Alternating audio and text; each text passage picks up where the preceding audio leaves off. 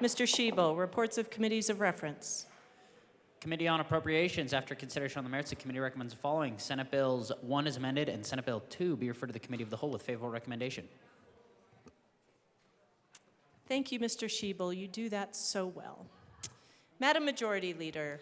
Madam Speaker, I move for a call of the House. Members, a call of the House has been requested. Can I see 10 hands? We have hit 10. The motion is properly sustained.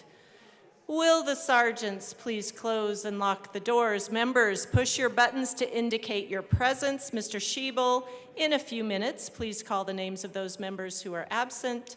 And will the sergeants please locate the members who are missing?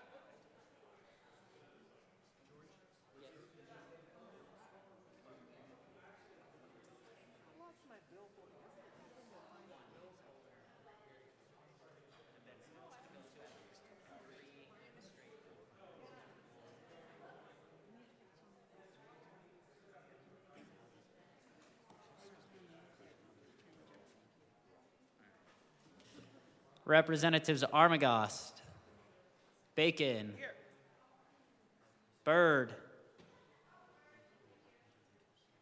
Bockenfeld,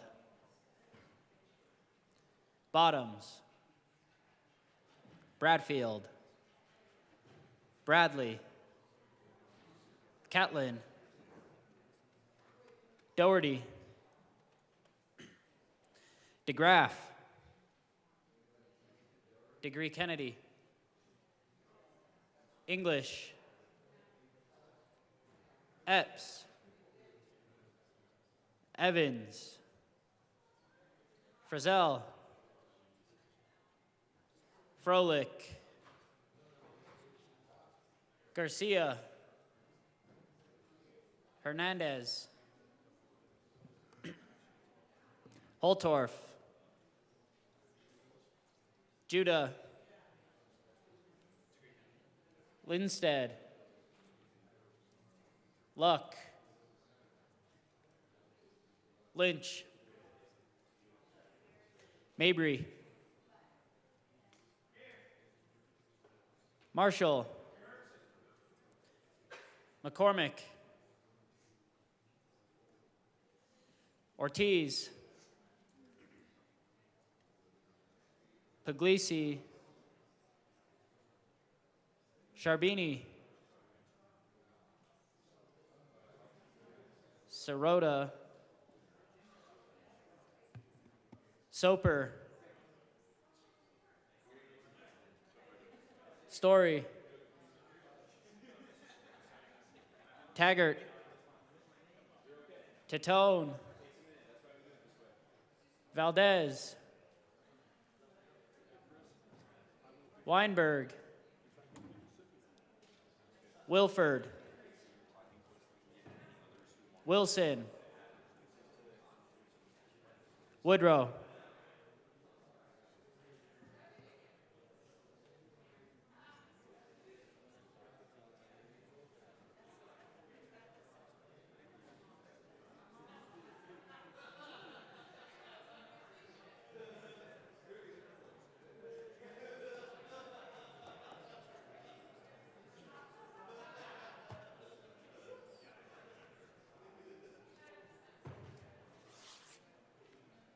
Robin, I think this is a small thing. No, I would love a recycle bin up here. Because I am constantly.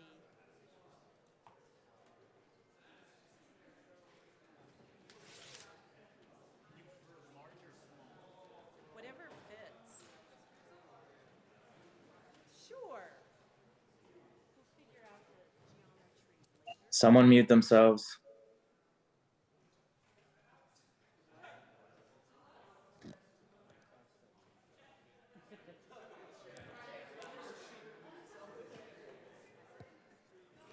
Thank you, Representative Ortiz.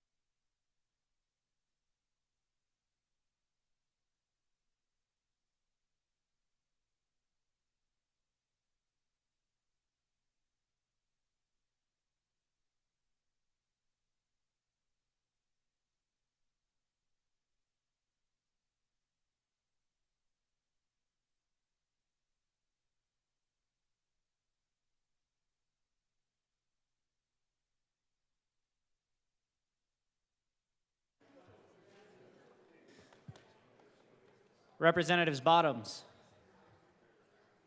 Bradfield, Bradley, Catlin, Doherty, DeGraff, English, Epps, Evans, Frizzell,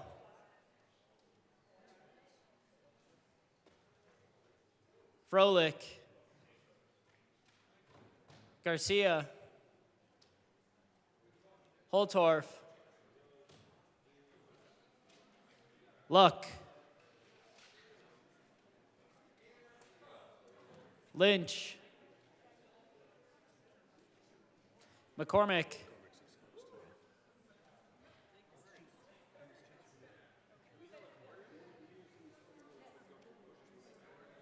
Puglisi,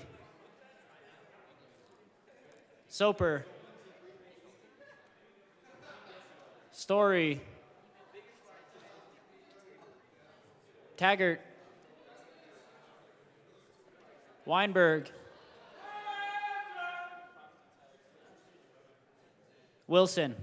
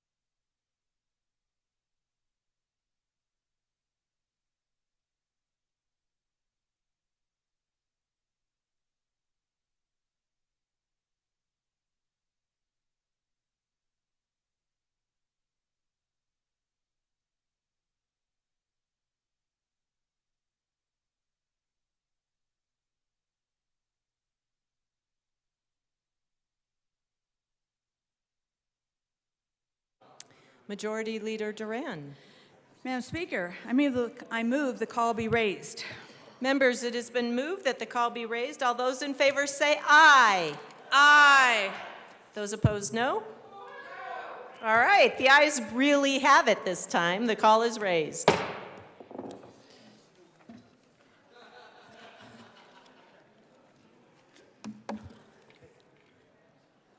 Mr. Schiebel? Oh, there we go. Madam Majority Leader. Thank you, Madam Speaker. I move the following bills be made special orders on Sunday, November 19th at 5:07. Senate bills 001, Senate Bill 003, and Senate Bill 002. If there is no objection, the bills as listed by the Majority Leader will be made special orders on Sunday, November 19th at 5:07 p.m. Assistant Majority Leader Bacon.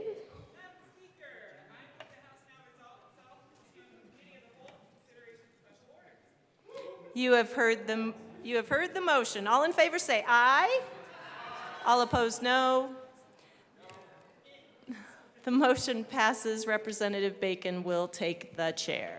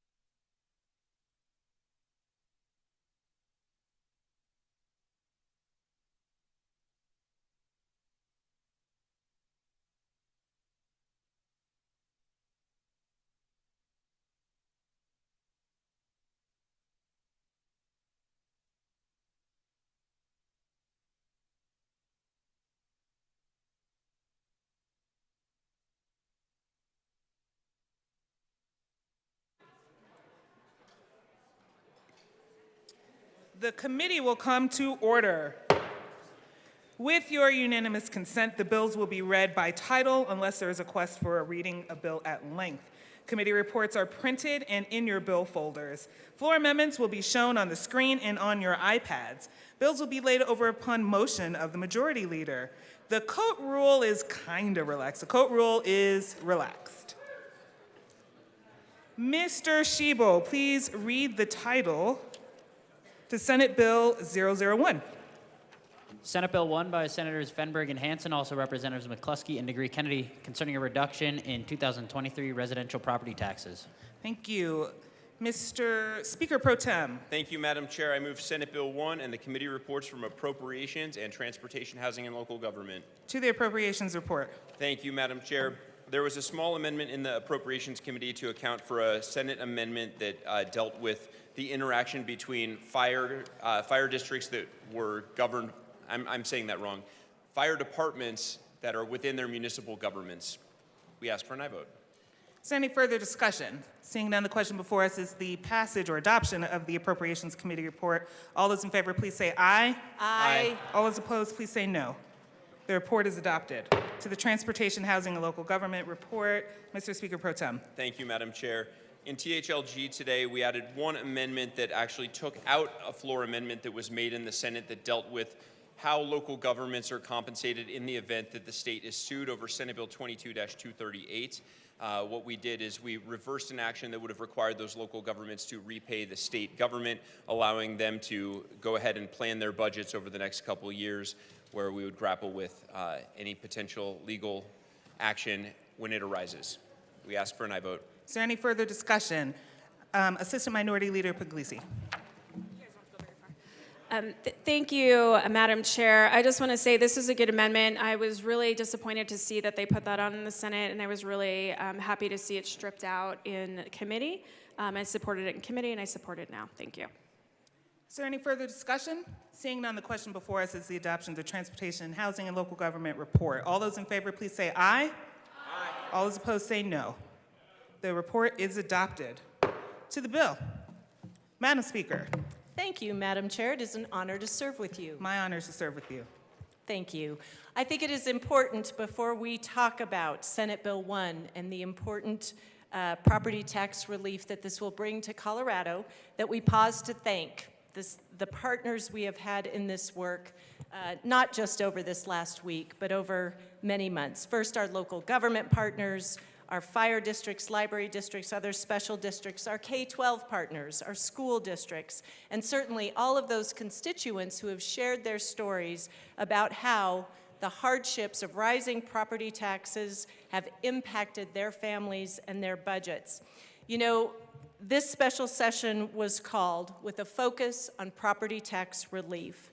And after spending this last week talking with our Republican colleagues, talking with these stakeholders, we believe that Senate Bill 1 is an appropriate, measured, and responsible approach to property tax relief. There are only two critical components that we can bring forward as a state. As we know, property taxes are really part of the local government, our school districts, our special districts, their fiscal structure, not ours. But the state does have two important levers: the residential assessment rate and the assessed value for taxation purposes.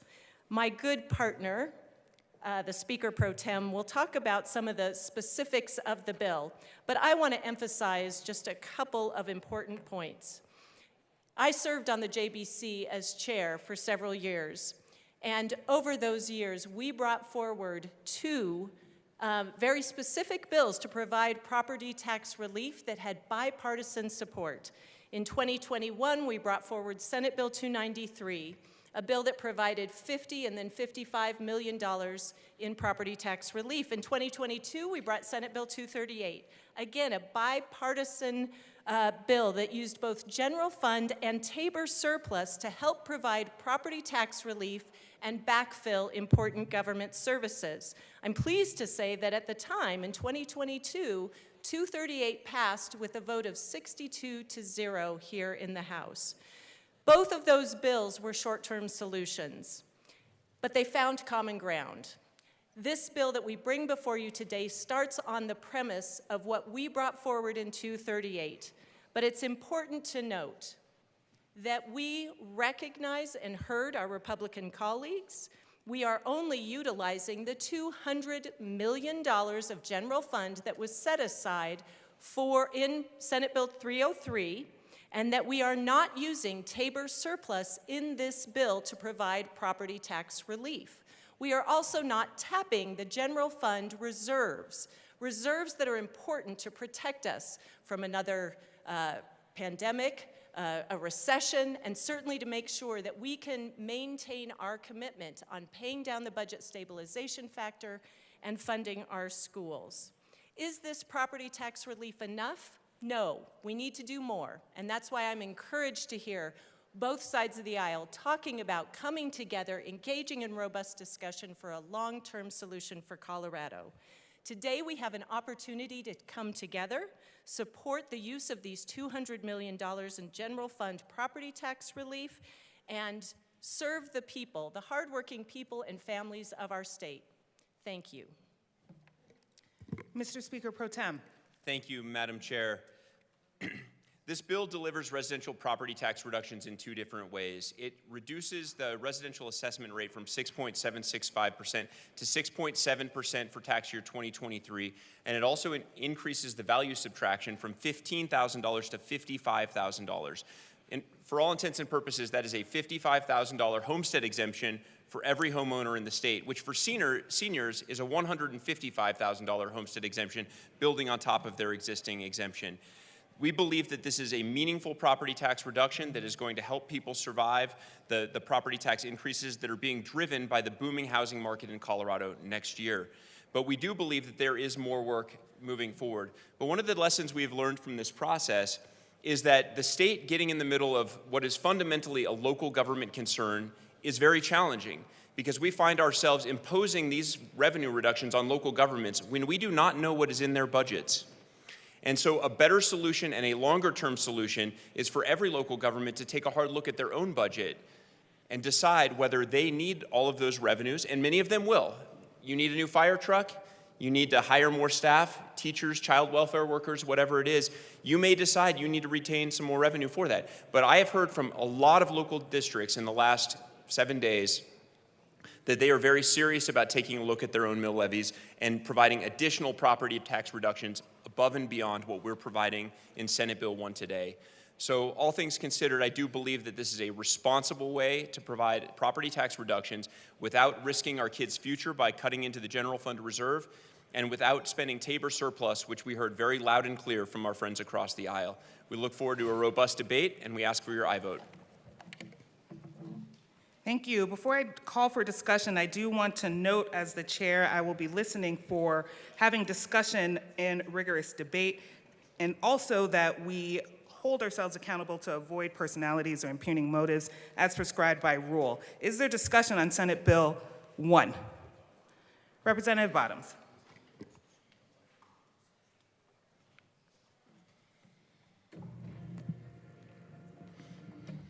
Thank you, Chair, for recognizing my constitutional right to speak from this well, which has not always been the case. To the bill, please. Yes, ma'am. So we just heard, there's two things really I want to address. We just heard that this does not touch Tabor. That is as patently false as you can get. Somebody come up here and explain to me where Senate Bill 22-238 got the money. Where did the money come from for 238? It was Tabor money that was set aside.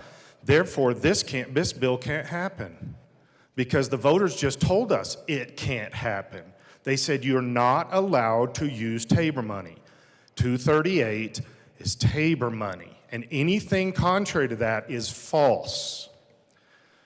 The reality of this is we're not allowed to do this. Another thing that is happening is these backfills. It's really interesting to me that all of the property owners are getting taxed. Many of them are going to be losing homes and all kinds of stuff. But what we're saying is all of the districts, and by the way, if you go to Tabor, Tabor actually says this, that there is a formula that addresses the mill levy. For us to ask these districts to lower the mill levy, actually Tabor already assesses for them that they have to. It's mandatory. It is mandatory according to Tabor. Read Tabor. I don't know if that's happening, but read Tabor. So now you're forcing these districts to do this. Now, interestingly, districts do not lose money. The districts are not going to have less money next year than they have this year. What the argument is, are they going to have less of an increase? No districts will have less money next year than they have this year. No districts. They will have less of an increase. But the taxpayers that are paying property taxes, they will have actual, real less money. And you cannot do this through Tabor. That goes against the will of the people, which is now the law. Keep that in mind because this becomes legal after it leaves this room. I strongly stand against this inappropriate and non-constitutional bill. Is there any further discussion? Representative Frizzell.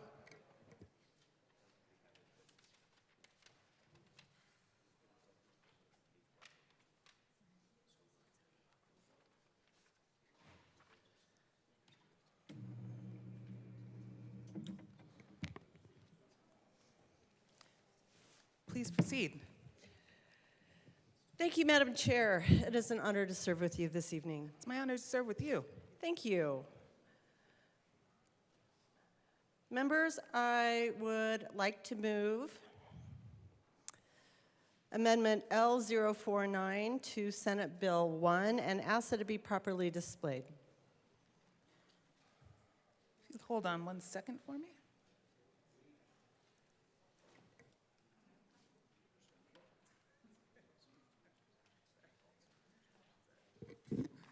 Okay, the amendment has been properly moved and displayed. Please proceed.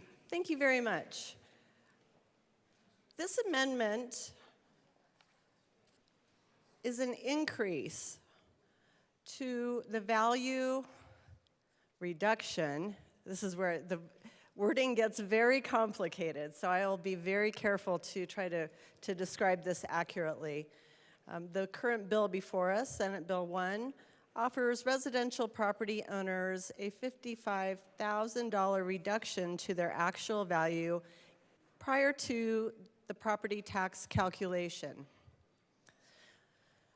This particular amendment would increase that $55,000 reduction and make it an $80,000 reduction to the actual value. It might not seem like a lot, $25,000, but it really does, every little bit helps. You know, one thing that I've heard time and time again, as we've had conversations over the last couple of days, and I've been enjoying all of your company here,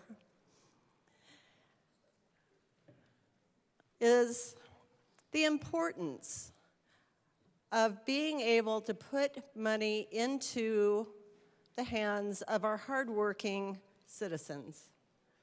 Putting that money into their hands so that they can use it and spend it the way they want to in ways that will benefit themselves and their families. Injecting that money into our Colorado economy. So this is, I think, a very simple ask, and candidly, I think it's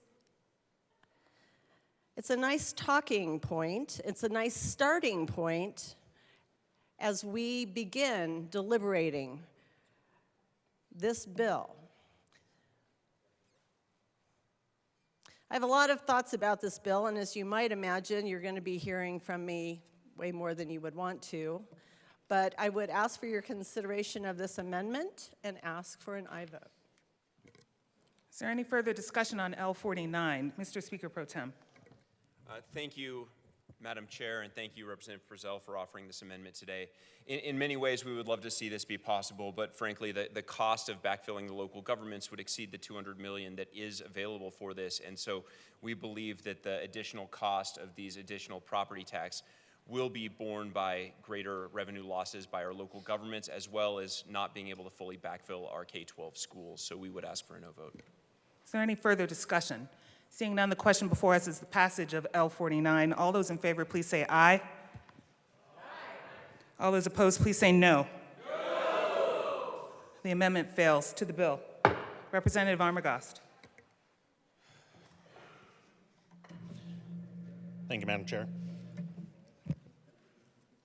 Well, in light of looking out for our taxpayers and giving them as much relief as we can, since we're going against what they already want and taking Tabor when 60% of our voters said they didn't want that to happen, I think the only good thing to do would be to try to compromise on this. So I would like to introduce, I move L50 to Senate Bill 001 and ask it to be properly displayed.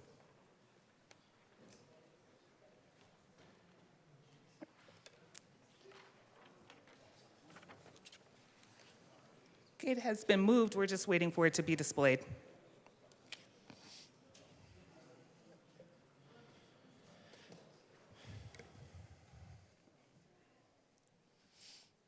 Please proceed to the amendment. Thank you, Madam Chair. So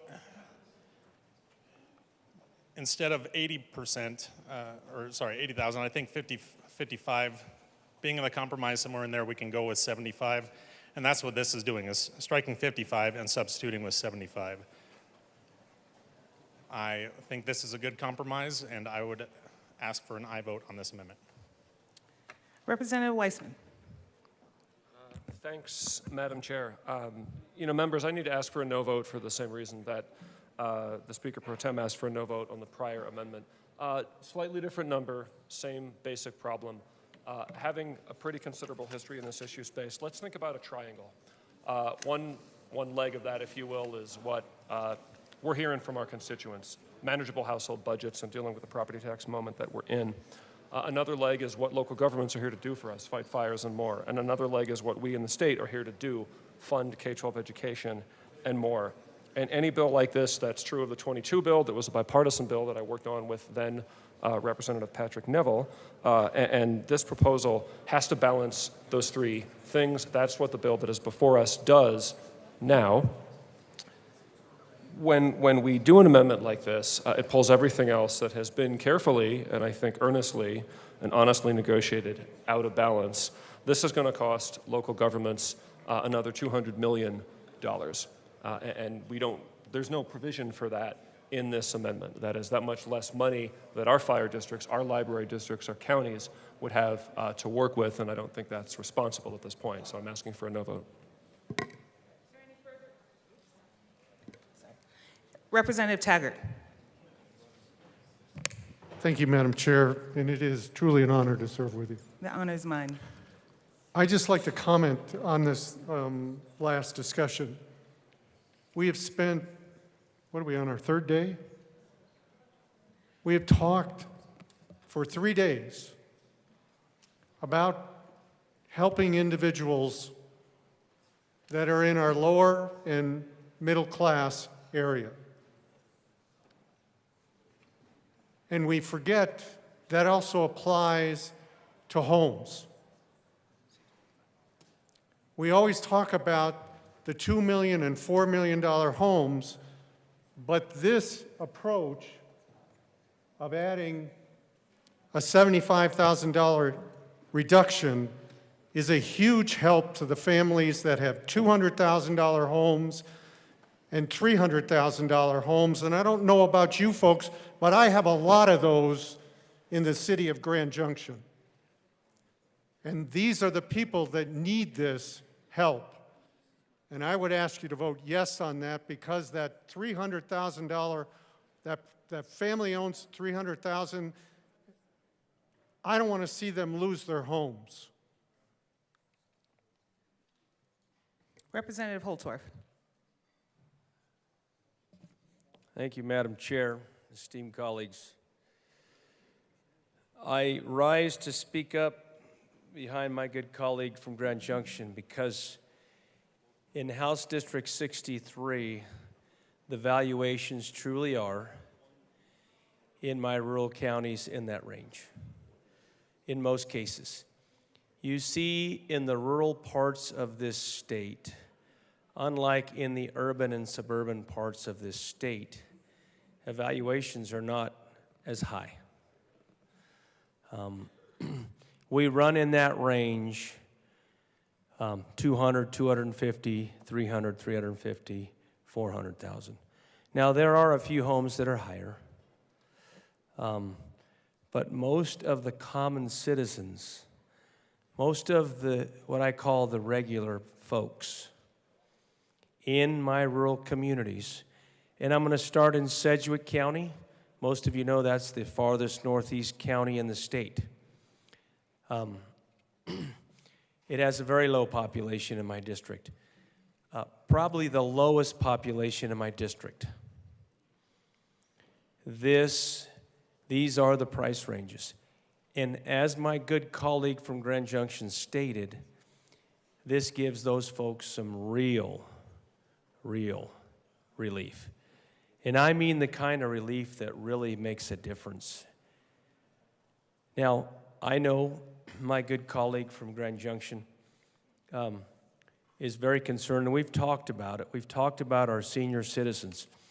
Most of you don't know that my mother's 88 years old.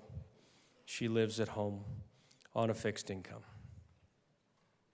Many of our mothers are that way, or our fathers, or our grandmothers and grandfathers, depending on that age. And this is really concerning to them. Now, one thing that most of you in the city may not realize, that many of the earners in rural Colorado have been, and many of them are low-income earners for a long time, and maybe most of their lives. So when they pay into Social Security, those Social Security benefits are not very high in their lives. Maybe they, and I will tell you, if you work for the school district or the county in my rural counties, you know, PARA is one of the best retirement plans in rural Colorado. And oh, by the way, the school districts and government employment is an important part of the fabric of rural Colorado. But here's the problem, ladies and gentlemen, it's not everybody. And most of the people in rural Colorado don't have that retirement income or that retirement revenue in reserve. So with this type of an amendment that's offered here, and I know, in no deference to the bill sponsors, I know that this has been staffed and studied and analyzed rigorously, and there's been a lot of input. But I don't think this component of analysis has been at the top of the discussion. Now, I don't need to, and I know Representative Bockenfeld is not here, and I'm going to speak for him. And if he doesn't want me to, you better say something, Bocky. Because if you go out to Kiowa County, which I used to represent, it's one of the farthest eastern counties, and if you want to get a little farther east than Kiowa County, you'll be in Kansas. It is very similar to Sedgwick County. It is the lowest population county in House District 56. I know because I used to represent it when it was House District 64. And they have very low income, and they have the same situation as Sedgwick County. Now, I'm going to go into Representative Winters. I'm going to talk about your county too, your district too. Because if you go to Baca County, it's not Baca County, it's Baca County. And you go to Walsh or Campo. Let's go to Campo, Colorado. I know many people have never been to Campo, Colorado. I have. It's a very small country community. And I will tell you that they have the same plight. Their home valuations aren't very high, but they also don't have this kind of income because of the economy. Many of you would almost think, how can people live out here?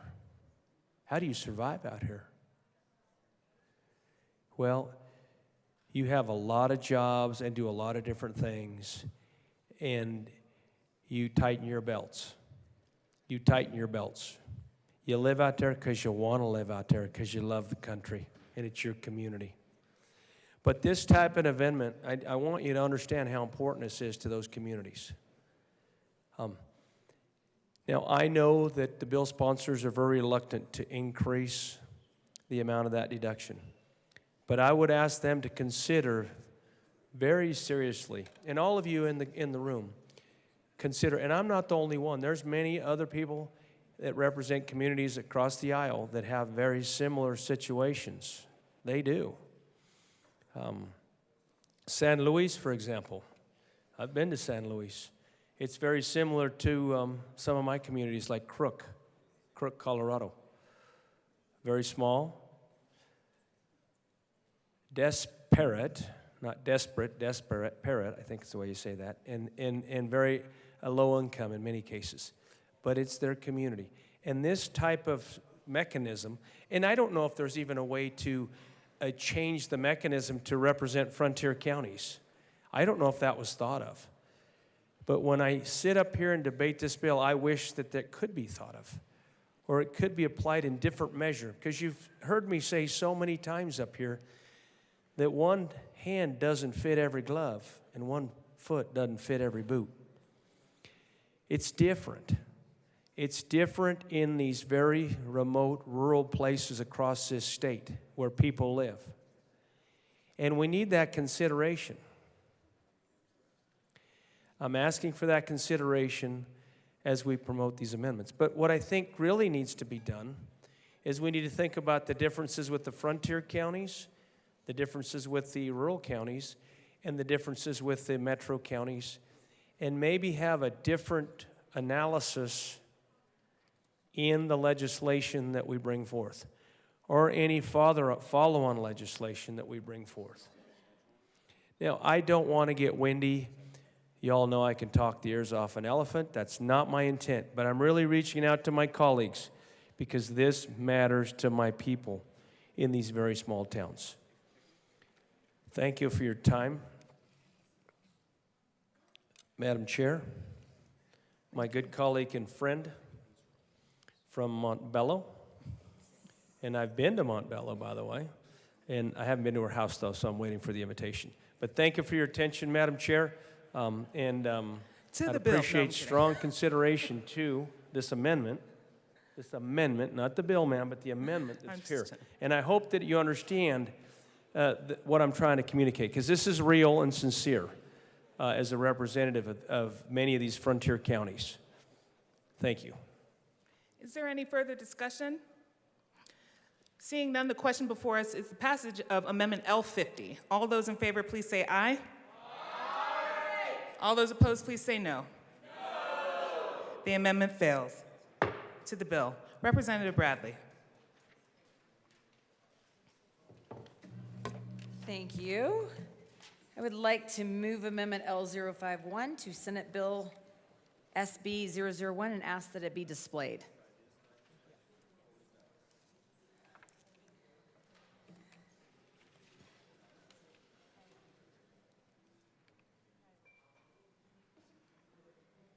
Thank you. It has been properly moved and is now displayed. Please proceed. Thank you. I'm proud of myself for doing that.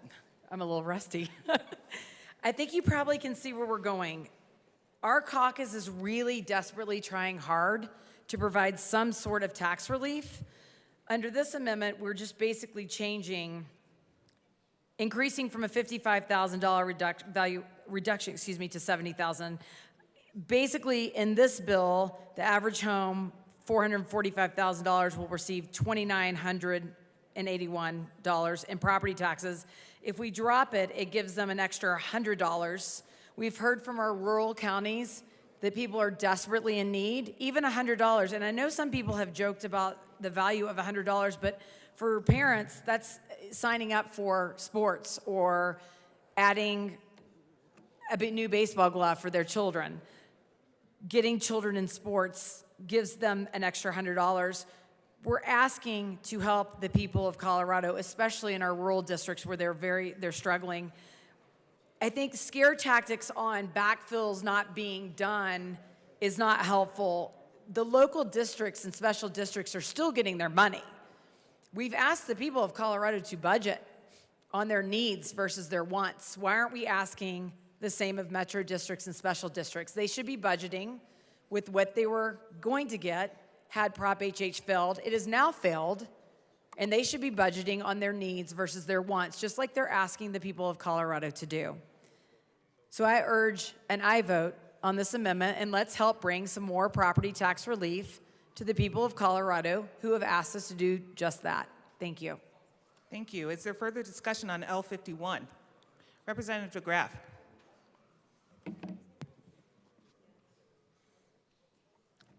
Thank you, Madam Chair. I agree.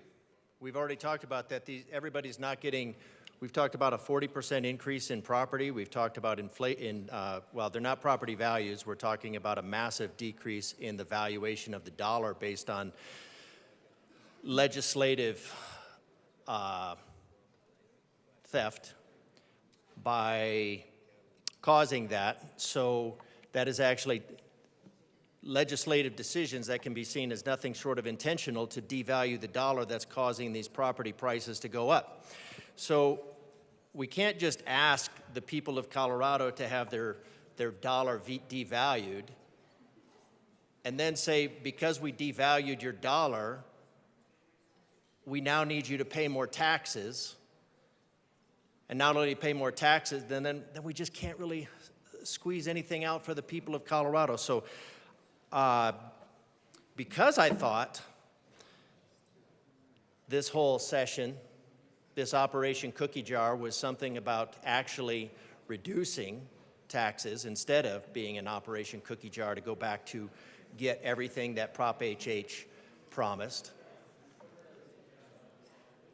then I think we ought to give the people some actual reprieve. So I'm in favor of this amendment. I ask for an aye vote. Is there any further discussions on L51? Seeing none, the question before us is the passage of L51. All those in favor, please say aye. Aye. All those opposed, please say no. No. The amendment fails. To the bill. Representative Evans. Members, I would ask that we bring our voices down a little bit. Thank you. Thank you, Madam Chair.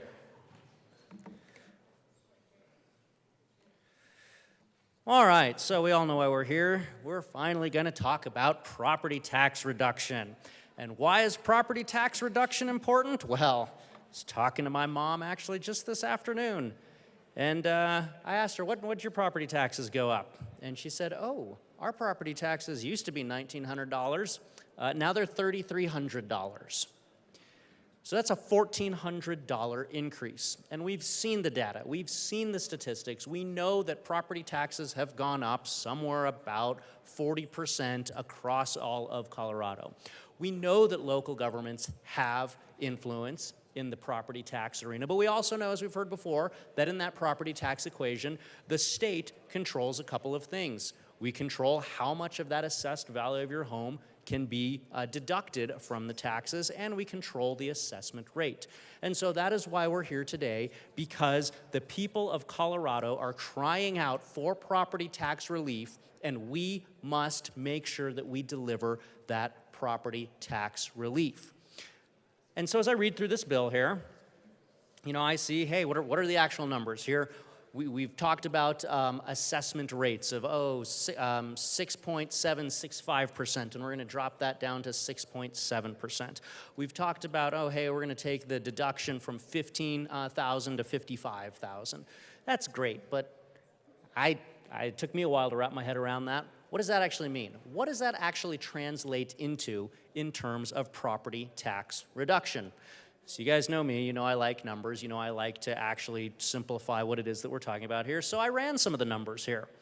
We all know the equation. It's the value of your home minus whatever the deduction is, times the assessment rate, times the mill levy obviously being set by all of the local taxing authorities.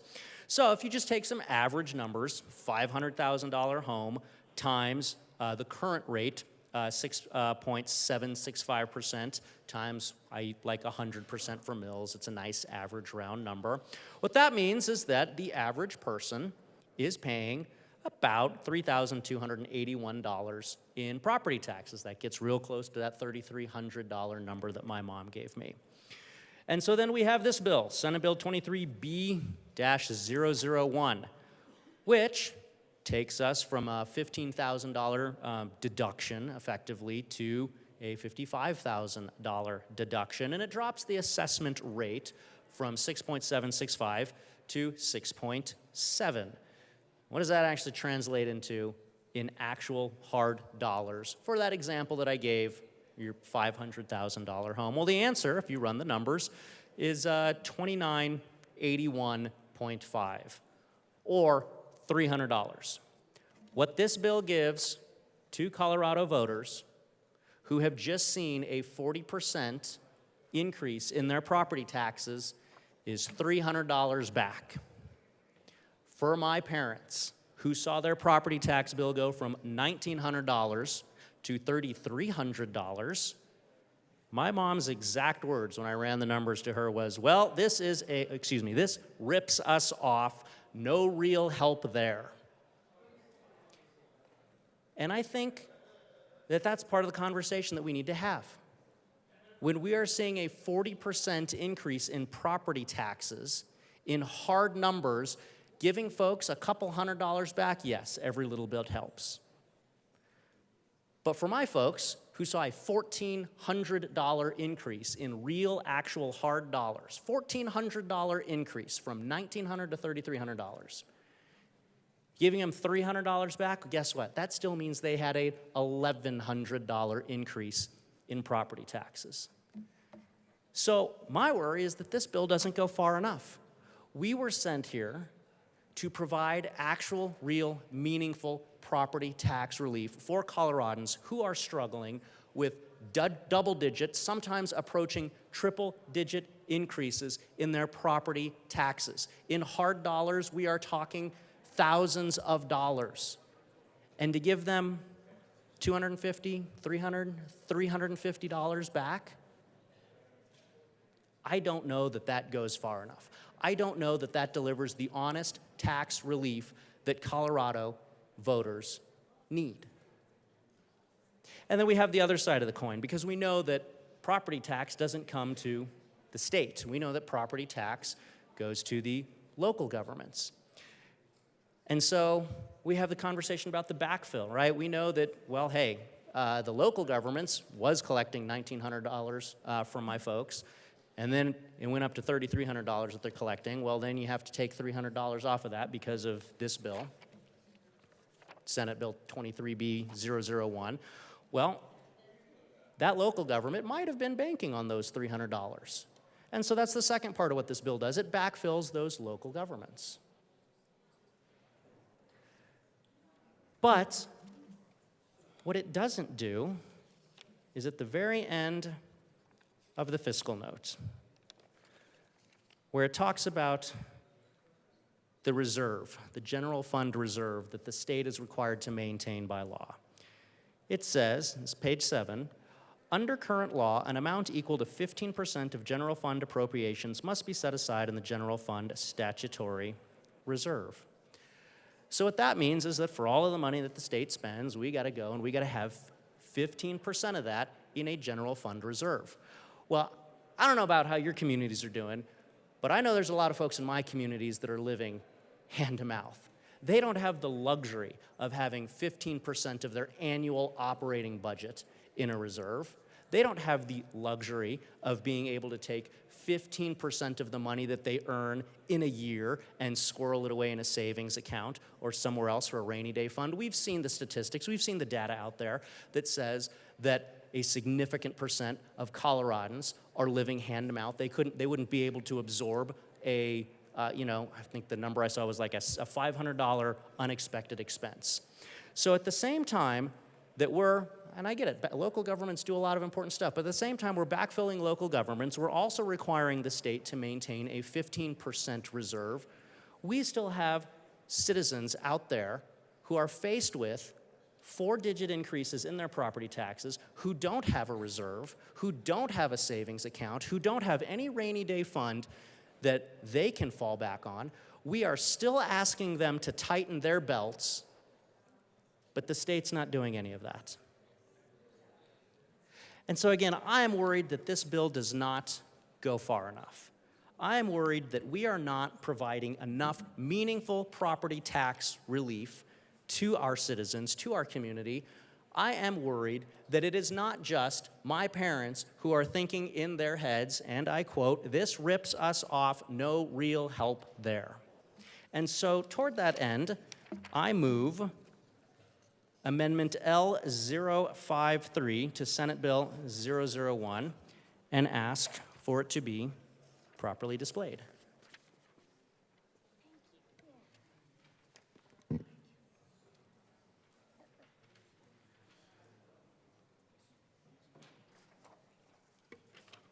Okay, Okay, that is a proper motion. L053 has been displayed. Please proceed. Thank you, Madam Chair. So what this amendment does is this is affecting the assessment rate. So we talked about, right now it's currently 6.765%. The bill lowers it to 6.7%. What this amendment does is it lowers it 0.4 of a percentage point down to 6.3%. So again, we talk about real hard dollars. What's the actual impact in real hard dollars? Right now, for $500,000 home, average mill levy of 100.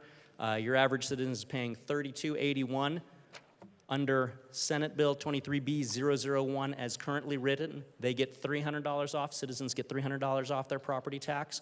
What this amendment does, by lowering that assessment rate another 0.4 of a point, it puts another $178 back in their pocket. It takes their total property tax bill from $29.81.5, again using average numbers for this bill, it takes it down to $2,803.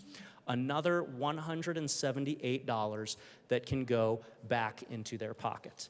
Well, can our governments afford that, you ask? We've heard that question. Will our local governments be able to afford that? Well, again, I'll point back to the example of my parents, right? They were paying $1,900. Now they're paying $3,300. This bill gives them $300 off.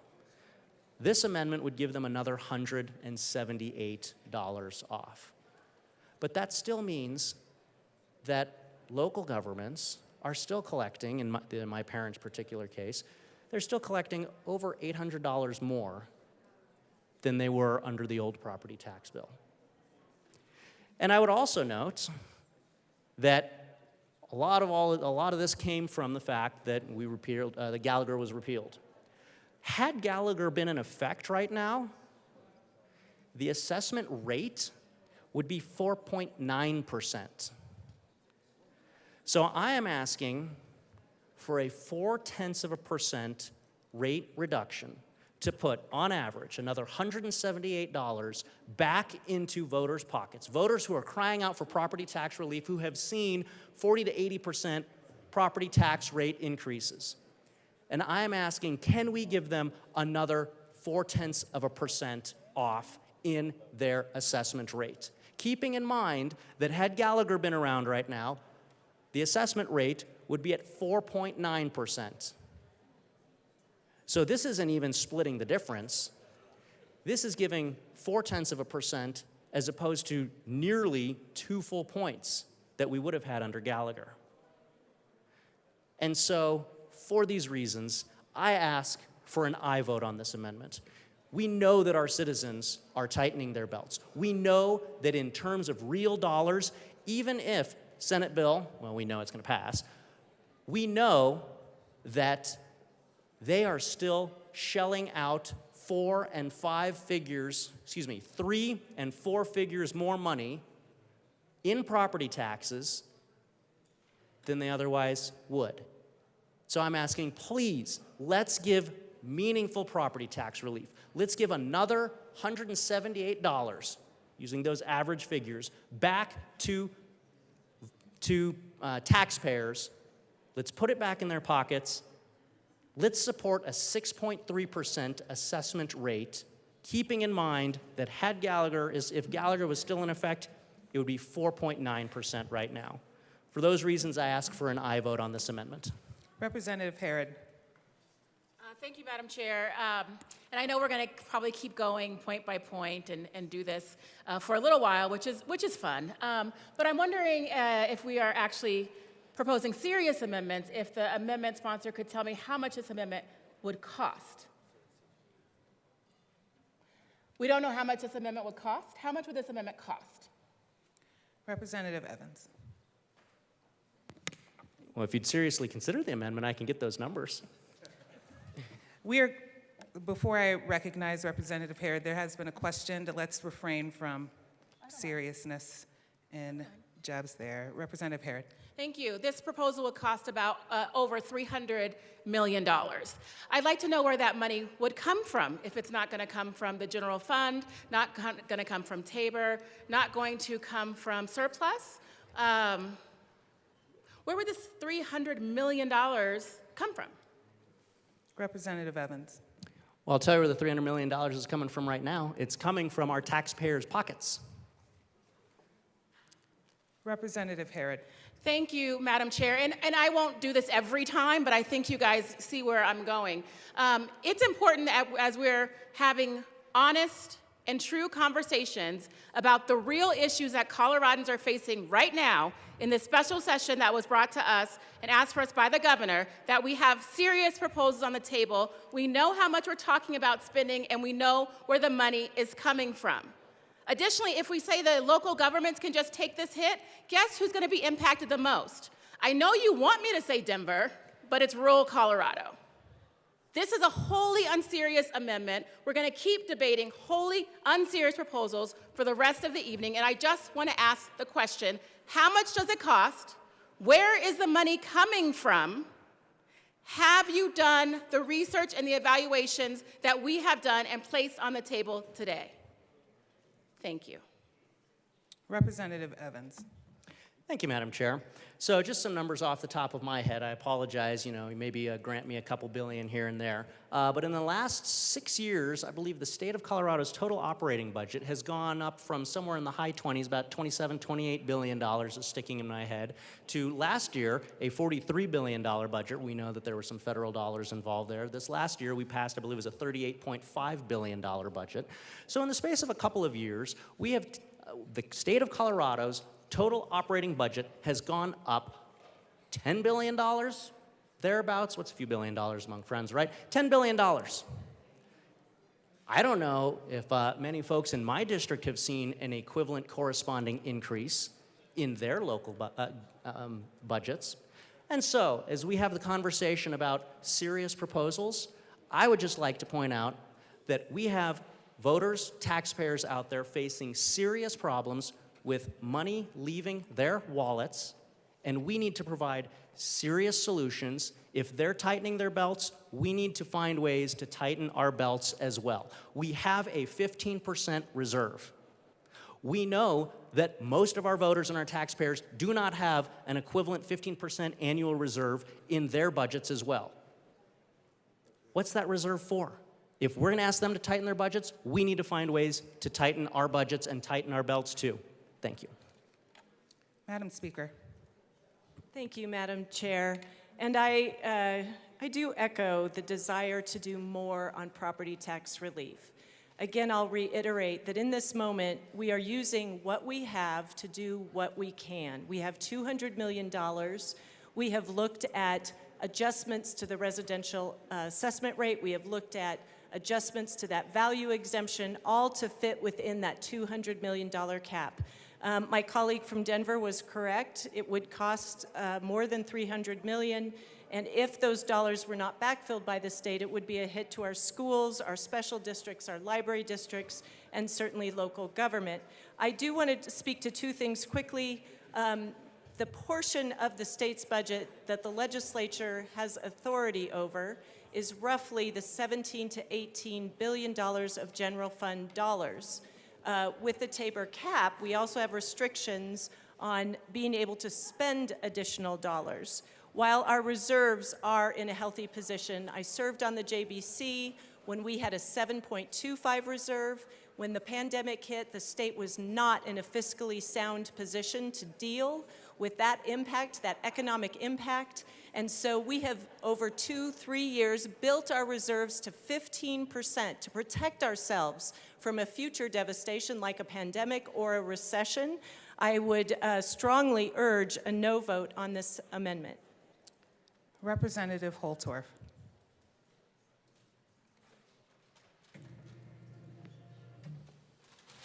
Thank you, Madam Chair. Now, I want members of this chamber to frame the debate in a little different way, because what has happened over the last several weeks and months is everyone has been thinking about the special districts, local districts, municipalities, and counties, and assessors. So we have built a piece of legislation around that framework. But here's where I feel we are failing, my colleagues, because I have always said we should legislate with real people from real places in real spaces in mind. Now, there was a question of where's the money coming from? Well, I already know the state has an extra $300 million, if that's the amount. It's sitting in our reserves. The governor has said, the JB has said, we always keep this reserves in case of a crisis. Well, guess what, ladies and gentlemen? We have a crisis in Colorado, and people need property tax relief. Now, I would argue, with that reserve, it's time to spend a little. And I know that 10 million, 100 million isn't much when we talk about a budget that's in excess of 39, 40 billion with a B. Now, does the governor want to do that? Of course not. With this, and so when we want to talk about serious amendments, ladies and gentlemen, this is a serious amendment. For people in my district, you reduce this thing by 0.4. That's real savings when they get that property tax assessment and then the bill from the county assessor, which comes out in January in Washington County. You can pay it in two parts in February, the first half, or you can pay it in full, or you can split it in two parts, or you can pay it in full. But there are people next year in 2024 in the state of Colorado who are going to be looking at that property tax bill, wondering how in the HE double hockey sticks they're going to pay that. And where do they go if they don't have that savings, if they don't have the 401k, or they don't have additional residual income? Like those seniors, where do they go? So I don't want to infer that someone's not bringing a serious amendment forward. There is, with my colleague here from Adams County, there is nobody more thoughtful numerically than that young man. And he is very thorough when he thinks about the things he needs to help the people in his district. Now, he might not have the exact numbers, but let's be genuine. There is money still in the state budget. There are reserves out there. And if we wanted to wash it all away, we could. Now, the reserves would disappear. Not all of them, but a significant portion may. But is this the time to do that? I support bringing real relief to real people and real places. And think about that little grandmother in Sedgwick County, in the city of Julesburg. Well, actually, we have negative growth in that county, so I can't use that example. In fact, talking with the speaker, it's very difficult in my district to use any example except Weld County, perhaps. And thank you, Madam Speaker, for bringing that information to me. I'm more informed now because I was really worried, genuinely worried. But the Speaker brought me the part that backfills the local government that helps the government. But I go back to what about the people?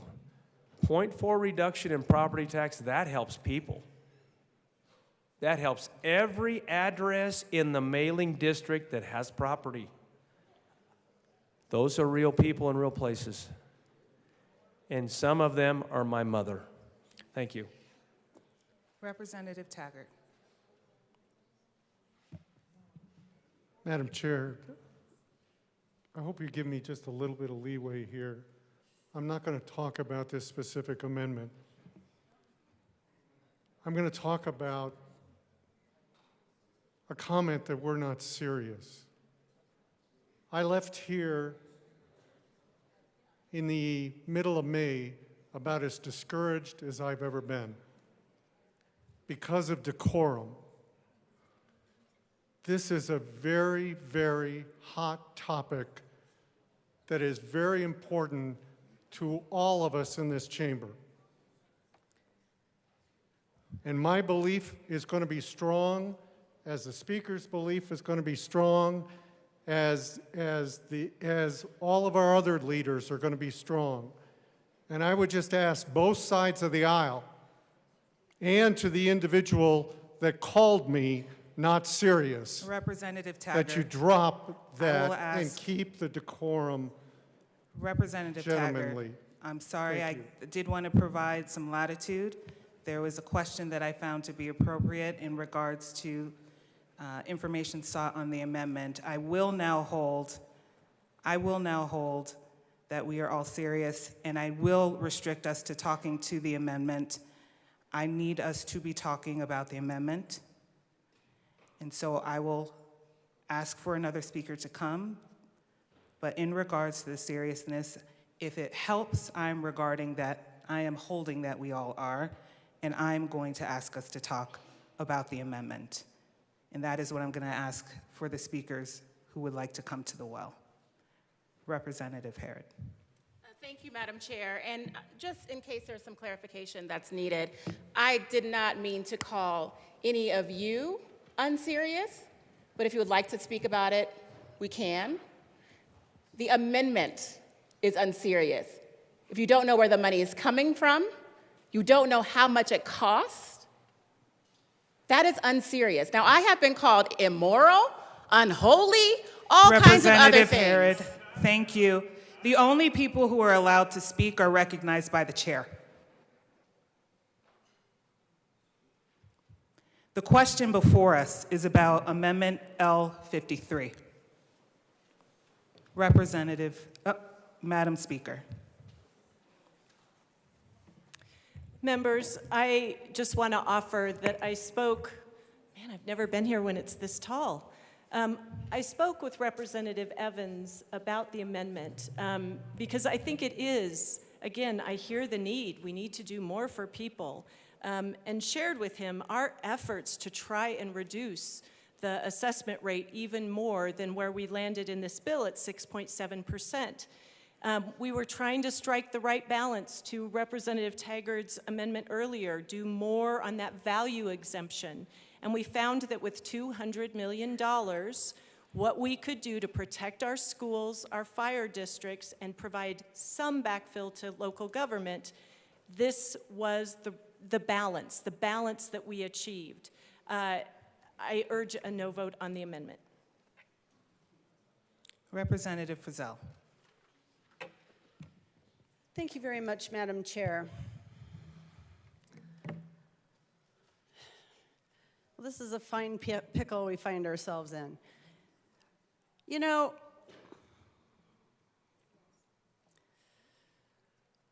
when the Gallagher Amendment to our Constitution was repealed, I was the sitting assessor in Douglas County. And I understood why there was a desire to change our property tax system. It wasn't perfect. It had a lot of problems and it needed to be adjusted. Apparently the solution was just to throw it out completely without replacing it, which was no solution, and here we are. And Madam Chair, I am going to get to the amendments. I appreciate your patience. So the amendment sponsors choice of 6.3%, could be 6.5%, 6.4%, 6.2%. The reality is if Gallagher were still in effect, that rate would have been floating down over time as our residential property market has exploded, candidly beyond anybody's comprehension.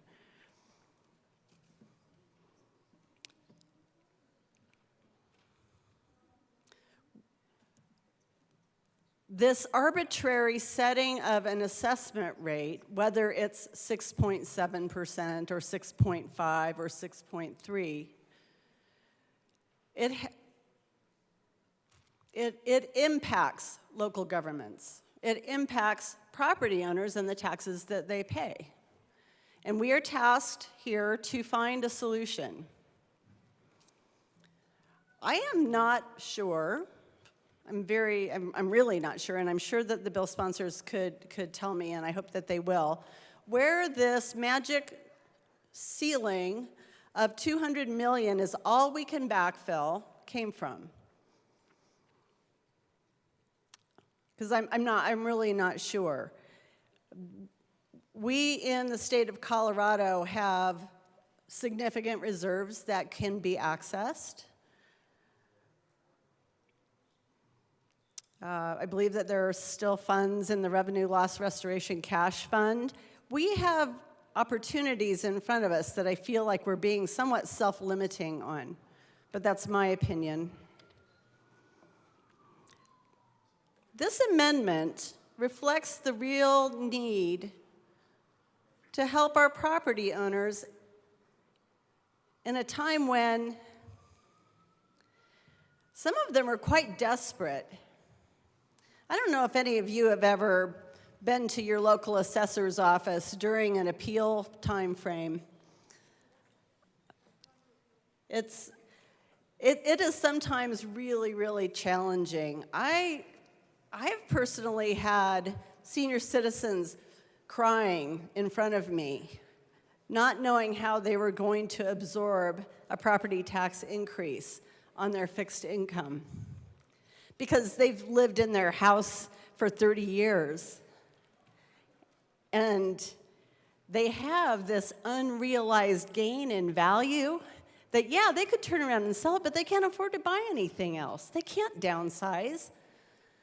They're stuck, and they feel so frightened. In talking to my assessor, the Douglas County assessor, this has been, I think you've heard me perhaps mention from the well, but they went from a typical reappraisal appeal rate of 3,000 appeals to over 30,000 appeals, with people screaming, crying. Whatever happens, at the end of the day, we have got to provide some relief, real, meaningful relief. And I'm very, very disappointed if the good representative from Denver does not feel that my caucus is serious. Representative Frizzell, please speak to the amendment. But this amendment is serious. It's serious for the people that we serve. If you don't think that we are trying to find solutions, we are.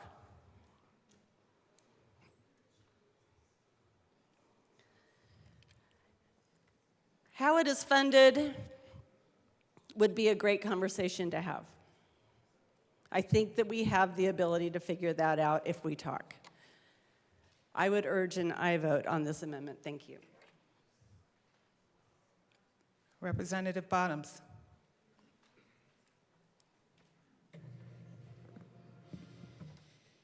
Thank you, Madam Chair. I do like this amendment a lot. I wish it was Gallagher numbers. I wish we could take a real actual approach to this and get it down to the 4% range. But just to clarify, I'm pretty sure everybody in this room knows this, but I just want to clarify it again. So the numbers that were thrown out a little bit ago, that this is $300 million cut. The $300 million is a correct statement. The cut is not a true statement. The idea that anybody is actually getting cut $1 is not true. They're getting cut from increases already guaranteed increases that these districts are going to get. They're going to cut some of that back. Already increases. None of the property owners are getting any increases. They're getting 40 to 50% decreases, while the districts that already are guaranteed increases are going to be getting a $300 million less increase. When do we just say, why do we just keep giving and backfilling and giving and backfilling when the actual taxpayers are the ones taking the cut? Let's stop hurting the taxpayers and expect some of these districts to do without some stuff. That is not horrendous. Everybody else is not only not doing out without stuff, they are taking massive cuts and may have to do without their actual home. While these districts have a guaranteed increase. So to call it a cut's not true. It's a cut of increase at best. That's not a cut. I know that's political budget talk, but it's not a cut. It's less of an increase. They are all getting raises, just a little bit less of a raise. That's what's happening. Thank you. Representative Evans. Thank you, Madam Chair.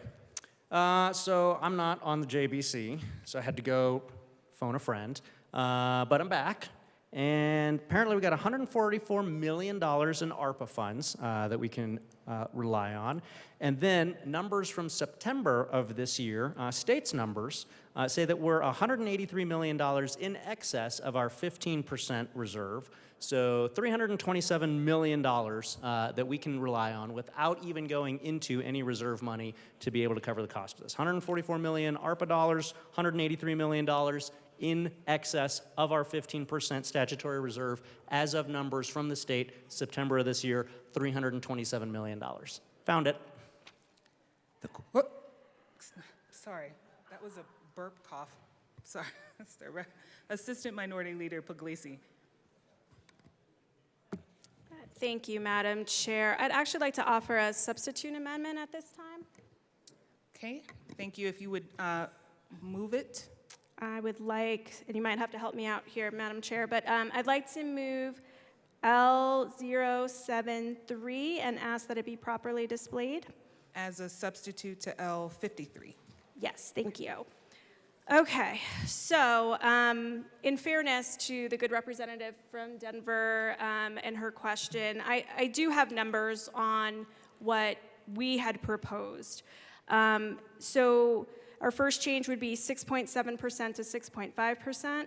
We would strike 55,000 and substitute it with 80,000 in exemption amount. And that would bring about a $1.372 billion in property tax relief to Coloradans across the state. It also would bring a larger backfill amount, which would be about $617.5 million. Which is lower than the backfill. It's actually, as I recall, it was about over $1.2 billion if we fully funded local governments under 238. We made that commitment, but we're not completely following through with that commitment. And then under this bill, we have $240 million under 238, which is Tabor refunds. And under this bill, there's also an additional $200 million. I think we can do better. I think we can give more property tax relief. As my good colleague from Weld County had stated, there are places that we can find that money. And because of the strong economy we're seeing right now, we're seeing an additional, it's forecasted over another $1 billion into state coffers. And so instead of us using that money for state government, we should be using that money to help property tax owners during this crisis. Thank you. Thank you, members. We are on Amendment L73. Is there any further discussion on Amendment L73? Seeing none, the question before us is the passage. What? Oh, I didn't hear you. I'm sorry. A division has been called on Amendment L73.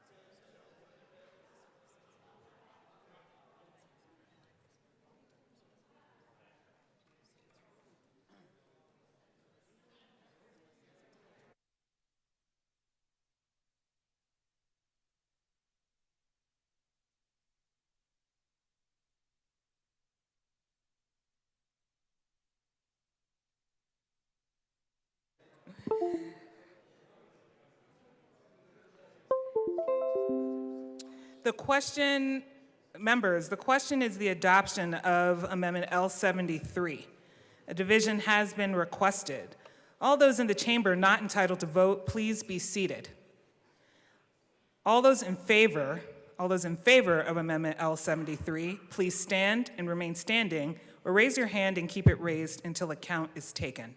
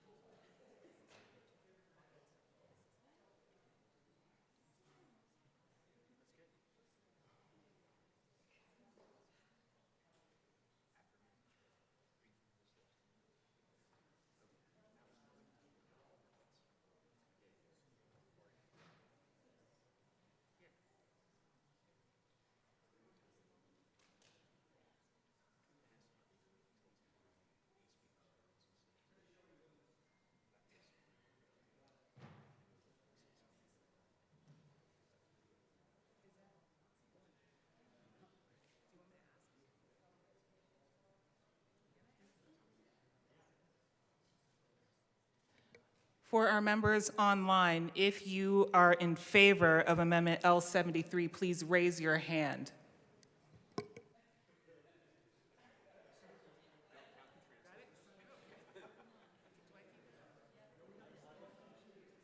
You may be seated, and you may lower your hand. All those opposed, please stand and remain standing in one place until the count is taken. All of those online, please raise your hand if you are opposed.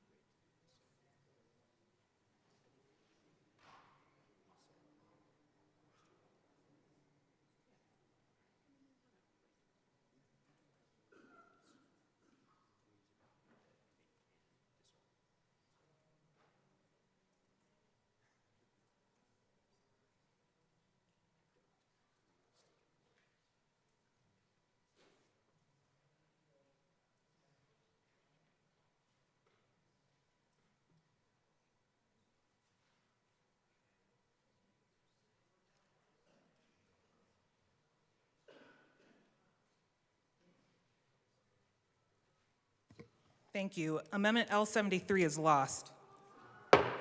Back to Amendment L53. Is there any further discussion? Representative DeGraff. All right, thank you, Madam Speaker. Chair. I just think it's interesting. I'm not going to speak on this one really long, but I think it's interesting that we were just looking at the numbers in 2016. We had a budget around $15 billion. Last year, about $38 billion. This coming year, $40 billion.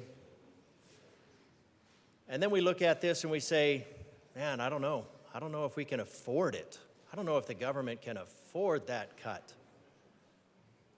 Where is that money going to come from? Where is that money going to come from the government? How are we not going to take that from the people?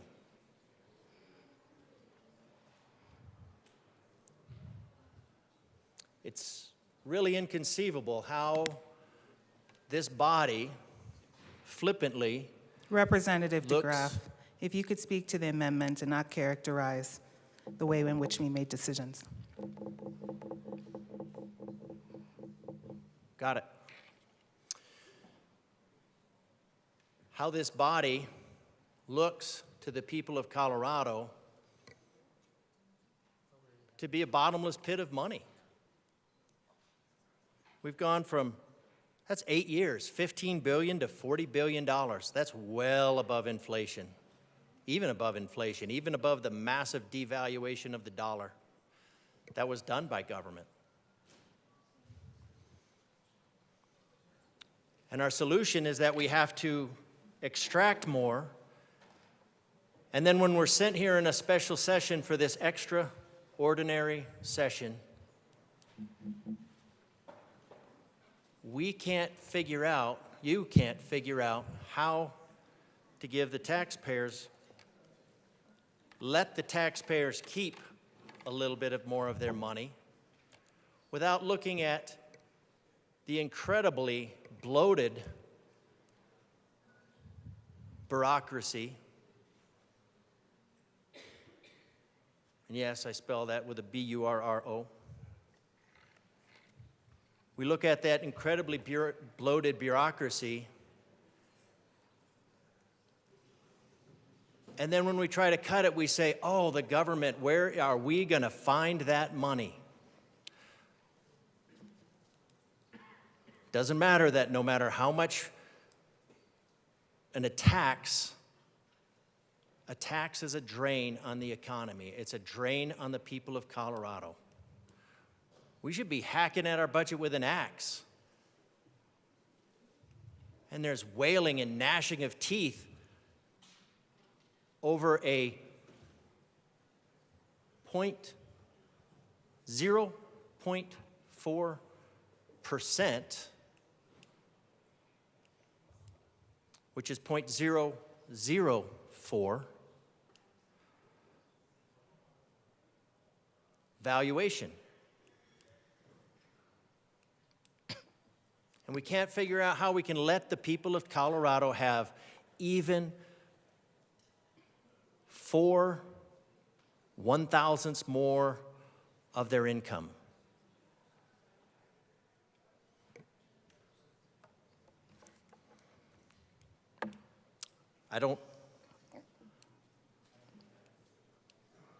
We worry about people sleeping under bridges, and then we force them to sleep under bridges. Over and over again. I would like to see a yes vote on this bill, on this amendment, just so the people of Colorado could have the wafer thin, and yes, that's a Monty Python reference, a wafer thin, a modicum of tax relief to justify why we're spending over $24,000 a day with no end in sight at this point.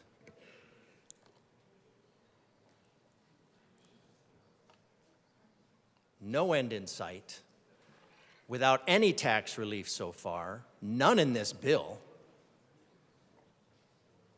Just give them a little break. Is there any further discussion on Amendment L53? Seeing none, the question before us is the passage of Amendment L53. All those in favor, please say aye. Aye. All those opposed say no. No. The amendment fails. To the bill. Mr. Minority Leader. Thank you, Madam Chair. All right, well, we came here to fix property tax, and this is the first time we've actually talked about that, so that's encouraging. The discouraging part is that right out of the chute, we see a defense for something other than why we were sent here by the people in saving the government money. So that just doesn't make any sense to me. And I am not a financial analyst, and I don't know the exact numbers, but I do know what we were sent here for, and we were sent here by the people to save the people money. Now, granted, part of that conversation is, where is the government going to get its money? But I think the first part of that conversation should be how we can save the people money. And it drives me crazy when we call it government money, but it's because it's really the people's money. It is the people's money. And so, in an environment where over the last 27 years, this government has increased its budget by over 57%, I think really the conversation, and hopefully we'll take this up in the regular session, is how do we constrain that growth so that the people can have some of their money. We can't cover that in 4 days. But one of the things I do know about is about small business, and I know that nothing in this bill did anything for small business and commercial property owners. Now, why would we be concerned about them? Those are not to be vilified entities. Those are the places people work. Those are the places where people go to make the money so that they can give it to the government. So I'm disappointed that the conversation that we've had over the last few days totally took out of the equation, what do we do about people that have commercial property? And why would we do that? Well, it's because those commercial businesses, if they can't afford to stay in their buildings, they can't afford to employ the people that can then pay the government money that then becomes government money, and then we defend the government. It gets kind of complicated, but I didn't see anything over the last few days that had to do with standing up for our small businesses and our commercial landholders. So, Madam Chair, I would like to move Amendment L058 and ask that it be displayed.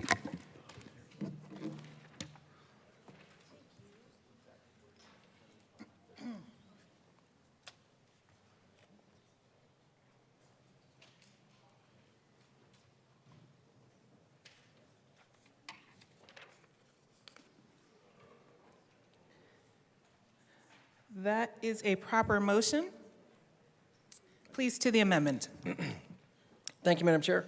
So this is part of the plan that we submitted in both the House and the Senate that took into consideration, not in a huge amount, but reduced the percentage of the valuation for commercial properties. We believe this was essential. Now, the numbers to be ran on it, seriously, I don't know. But seriously, I am standing up here for those small businesses that have worked hard throughout the years. I'm one of them, and have been able to purchase their own business, purchase their own building, and flourish. And what I do with that is I employ people and allow folks to have an income.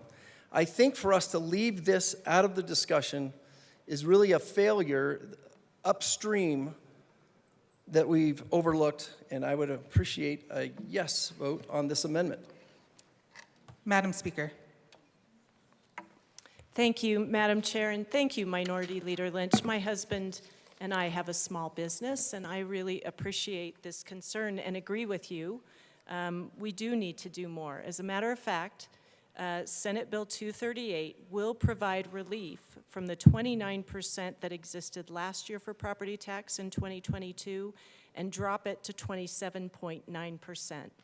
We could not find space in the $200 million to provide relief beyond what we were able to do for residential. And I believe that residential is the priority, our hardworking families.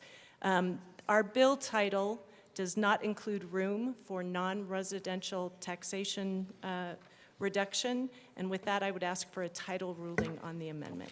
The committee will go into a brief recess.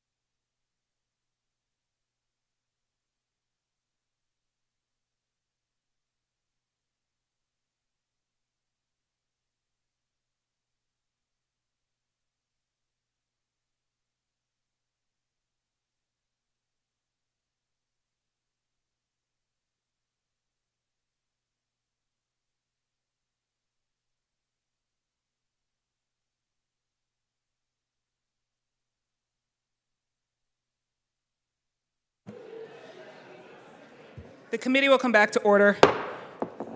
Amendment L58 does not fit under the scope of the title as ruled by the chair. To the bill. Representative DeGraff. Thank you, Madam Chair. I didn't want to be presumptuous.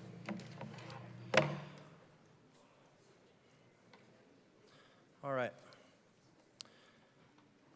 One thing I noticed, we're not really hearing from the taxpayers. And I got this good email. Dear Representative, you probably all got it. I hope you already got it. I sent the email below because I have experience appealing property taxes that are out of control. Instead of listening to you and your constituents, you'll put forward Proposition HH that voters rejected.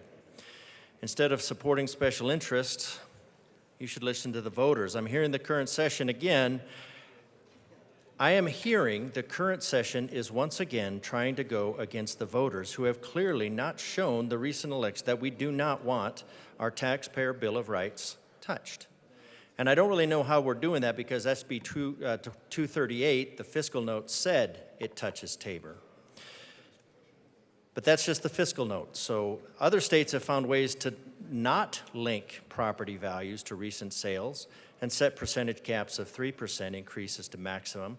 However, Colorado property tax values are too expensive because of recent increases. Mine went up 49% in 2021 and 63.6% in 23. That's almost a 113% increase, which is more than double the value. We need to cut property values by half as a starting point. Please read my suggestions below and take them into consideration. So, and then she goes on to, in 2021, my property value went up 49%, from 200 to 298. I appealed the valuation, and it was a horrible experience. I appealed to the Board of Equalization, and they did not change anything. This stage is a complete waste of time. They usually just rubber stamp what the assessor has. The intent was just to make the homeowner spend more time to get discouraged after 2 appeals. This is a fraud. Then I appealed to the State Board of Assessment of Appeals. So here's an issue. We're asking people to appeal how much money they have to a state that has an insatiable desire for more money.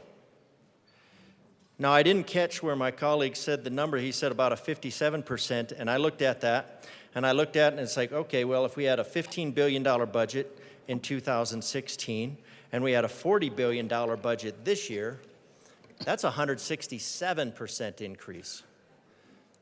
Now, I get it. Our population has grown. I'm not sure if our population has grown by 167%. I don't think it's grown 167%. Now, I know we have the land bills to take control over that and cram people in as tight a space as possible, but it hasn't grown 167%, but somehow our budget did.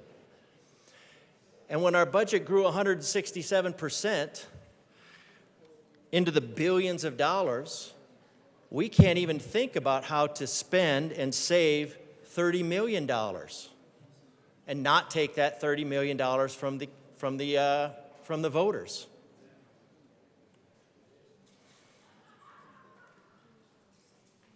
One of the things that discriminates the poor is the assessment of the taxpayer. This discriminates against poor, minorities, and the elderly. And we talked, and we had, and my colleague a little bit earlier was saying, what? You have elderly, they can't move because of property taxes. We have a portability issue that's been blocked for years on end. And we have elderly that are looking at losing their homes. Now, I know on Uncle Carl's top 10 list of destroying the middle class, let's see, which one is that? That's, number 3. It's abolition of inheritance. So today we've covered abolition of property, creating a progressive or graduated income tax, and the abolition of inheritance. We're on our way. We're not coming for you yet. We're getting there as fast as we can. The hearing was completely one-sided, did not feel like it was an impartial process. Well, no kidding. Well, no kidding. I guess there's some cheers in the back room for getting to be California at some point in the nearest future as possible. Representative DeGraff. I was Thank just, you. I have know, a fan. But if you It's could good to have return a to the fan. bill. Thank you. It's just nice to know somebody was paying attention, Madam Chair. The hearing was completely one-sided. The whole process was a sham. This is what our taxpayers feel about our government. It's a growing beast.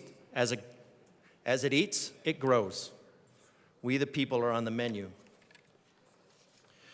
So, I had an interesting conversation today with the author of Tabor. And some of these issues are taken care of. And now we've got this convoluted process where we have a state assessment rate, and we've taken this process and we said we're going to deal with property taxes, which we're not, when all that we can do is do the state assessment rate, and we have approximately a 40%. Well, if we look at this thing with Tabor, which is it's inconveniently in the Constitution of Colorado, something that everybody swore to support and uphold. Now, I know there's some counties that say they were debruced, and according to the author of the Tabor, that can't happen because that would take a constitutional amendment, which would require voting on by two-thirds of the House, two-thirds of the Senate to get it on the ballot measure, or a petition, none of which was done in these counties that presumably are debruced, and then they lose the overall cap. Now, it hasn't been a problem really up until now because the growth has never been double digits. But if we look at the annual percentage change in each district's property tax revenue equals inflation in the prior calendar year plus annual actual local growth adjusted for property tax revenue. Changes approved by voters after 1991 and A and B. Now again, the election provision may approve a delay of up to 4 years, but that was not an exemption. It gave a phase-in. So doing the math, if you have a 40% increase in valuation in 1 year, that doesn't change the spending caps. And that would require approximately a 30% decrease in valuation. Now, every county, so here's the beauty of it, every county is different. They all have different valuations, and they're going to all have different mill rates. But now, we're going to try to pull this all the way up to the top. So if this is true, then we have a constitutional problem. Because we're going to pass something here, and if it was actual cuts, that'd be fantastic. But these counties are going to have an actual problem because they're thinking that they don't have to abide by the Constitution. And this is in the Constitution's Article 10, Section 20, Paragraph 7B. So you can't increase the spending beyond inflation and growth, and that applies to every county, and the people of Colorado should know it. So what has to happen? Well, their mill rates, if they went up by 40%, their mill rate has to go down 30%. Now that doesn't, and that's where the spending cap, and that's the maximum of the spending.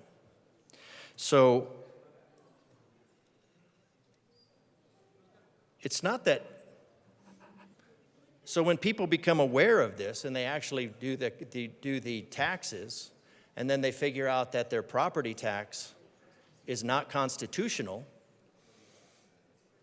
it'll be a little bit of a problem if that's the determination, because then they don't have to pay it. And if they all revolt like they did in California in 1978 to pay their taxes, then we have a really big problem. But we're bypassing all this Tabor, and we're just treating all this Tabor money like it's a surplus, when really it's just, again, it's extracted by the threat of force from Colorado taxpayers. I have not been corrected on that. I guess it's funny that it's extracted at the threat of force. Our Democrat colleagues think that's funny. Representative DeGraff.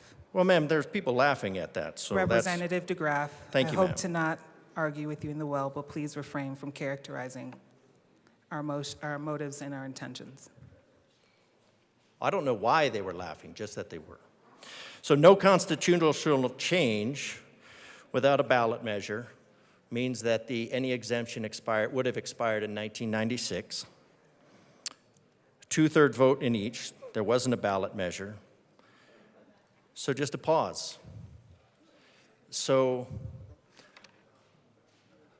on the bill, I think we're going to have, I hope we're going to have a constitutional challenge to this entire thing, and then we're basing all of our decision-making here today, because that's an overall spending increase cap. It doesn't really matter what the valuation is.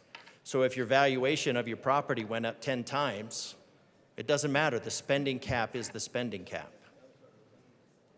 And so I hope the people of Colorado will consider a challenge, maybe go to hh-no.com, learn more about it, and have a constitutional challenge to this.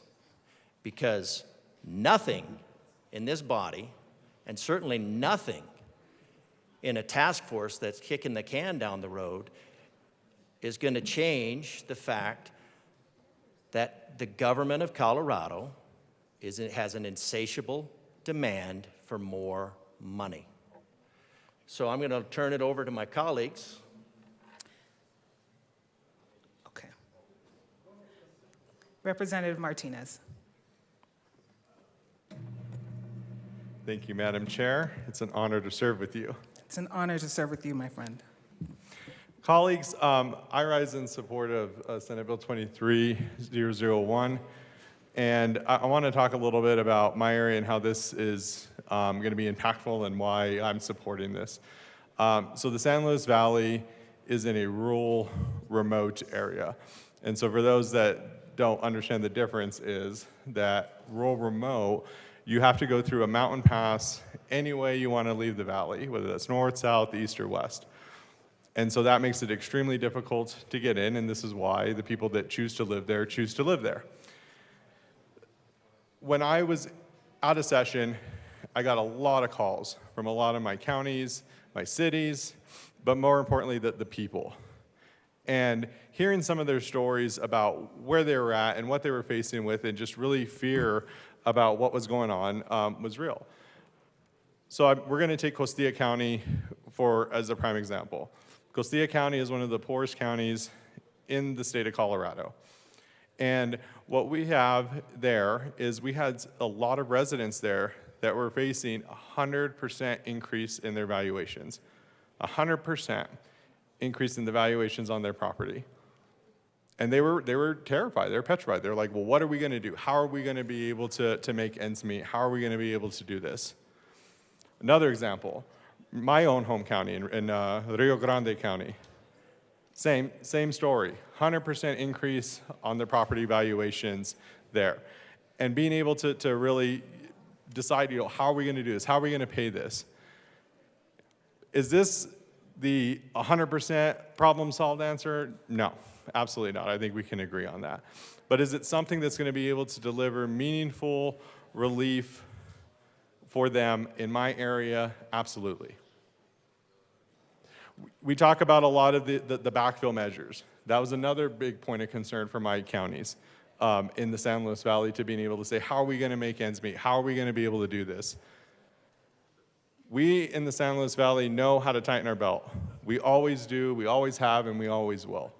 We do more with less because that's who we are. We're a resilient people that come from here. And again, it's because we are the start where Colorado started. And we want to be there. We want to continue on. A lot of these special districts and counties have mills on the books, and they have approved to being able to collect more. And before any of this happened, they have chosen not to. They've said, you know what? We don't have the money to be able to do this. Our citizens don't have the money to be able to do this, so we're going to do this on our own. We're going to reduce those mills to being able to help out. And without the backfill measure, we're asking them, okay, well, thanks for that. And now we want you to do even more. We want you to tighten that belt even tighter. Well, sometimes that's not possible. And there's services that aren't going to be able to be rendered. We can't call for help or support from somewhere else because, again, you have to go over a mountain pass anywhere to get over there. And going over Levita Pass in the winter, Wolf Creek Pass in the winter, it's treacherous. I don't want to see them having to do this. I don't want to see them having their services cut. But I also want to make sure that the citizens in my district are getting relief. Again, this is not the 100% end-all be-all. There's still a need. There's still work to be done. But this is something that we can do within our boundaries to being able to deliver relief in our area that's going to be impactful. So again, I rise in support of Senate Bill 23001 because this is going to be impactful for the San Luis Valley. It's going to be impactful for the people there, and I hope that you do as well. Thank you. Representative Brown.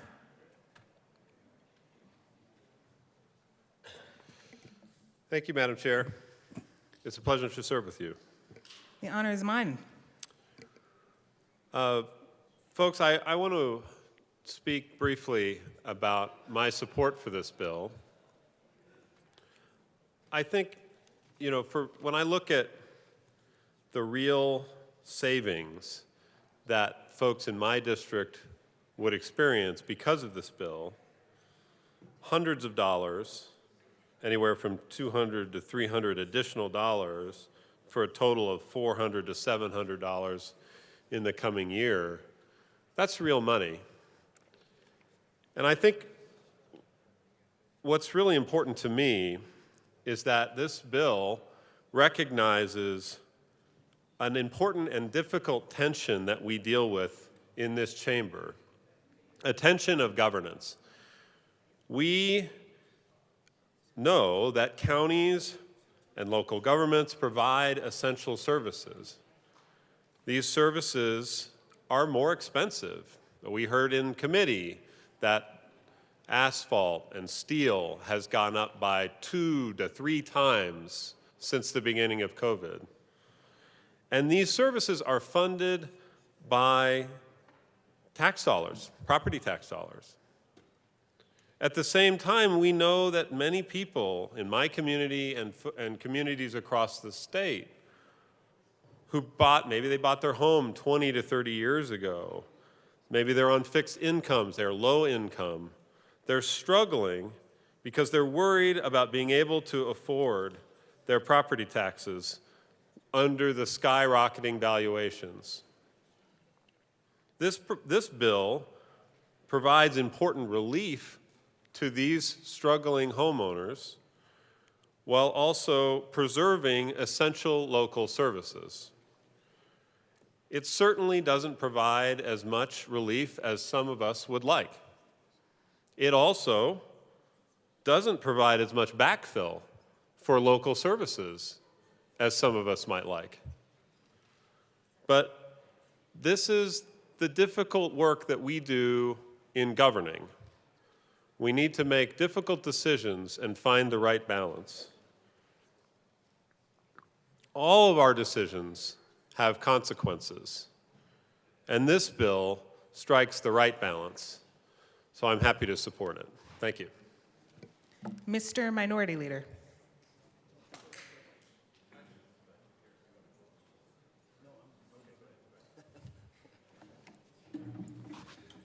Thank you, Madam Chair.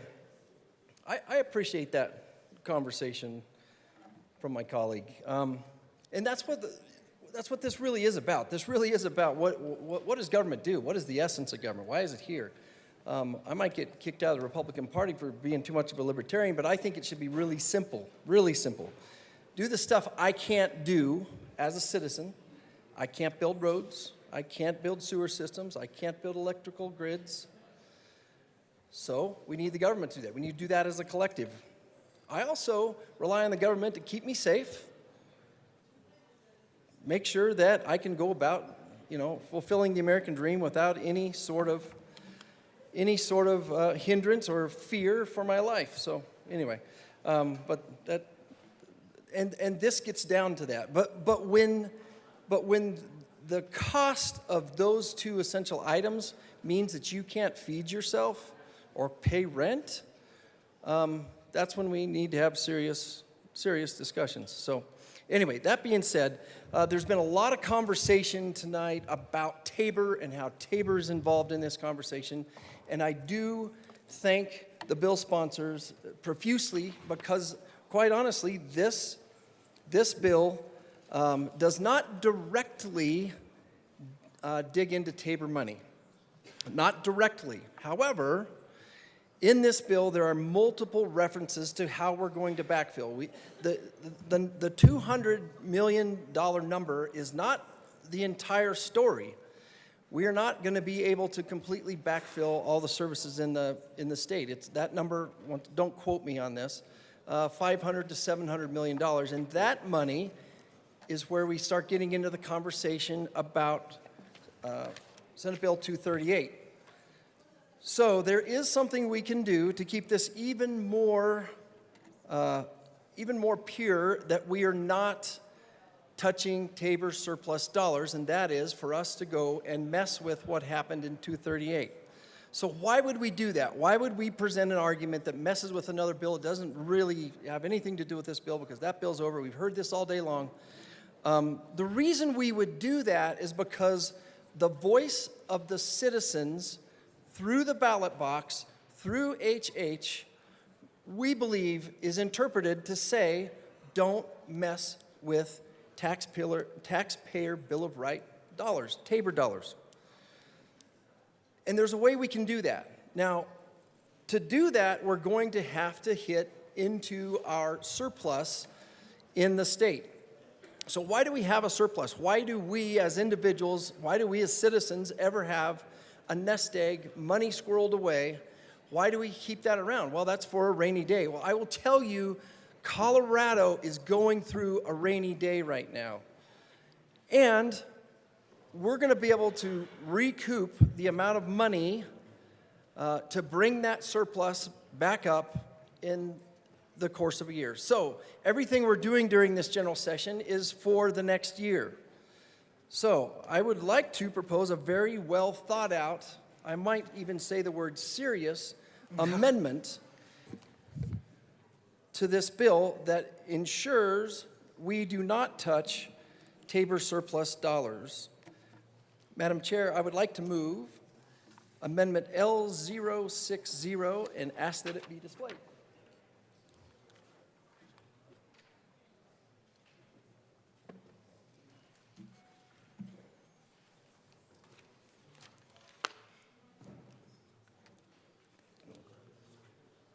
The amendment has been moved and is properly displayed. Thank you, Madam Chair. So as we walk through this amendment, what it basically does is just make sure, as we strike the words from additional state revenues for the state fiscal year commencing on July 1, 2022, so this is where we're actually referring back to Senate Bill 238, and it explicitly states, well, if you can read it.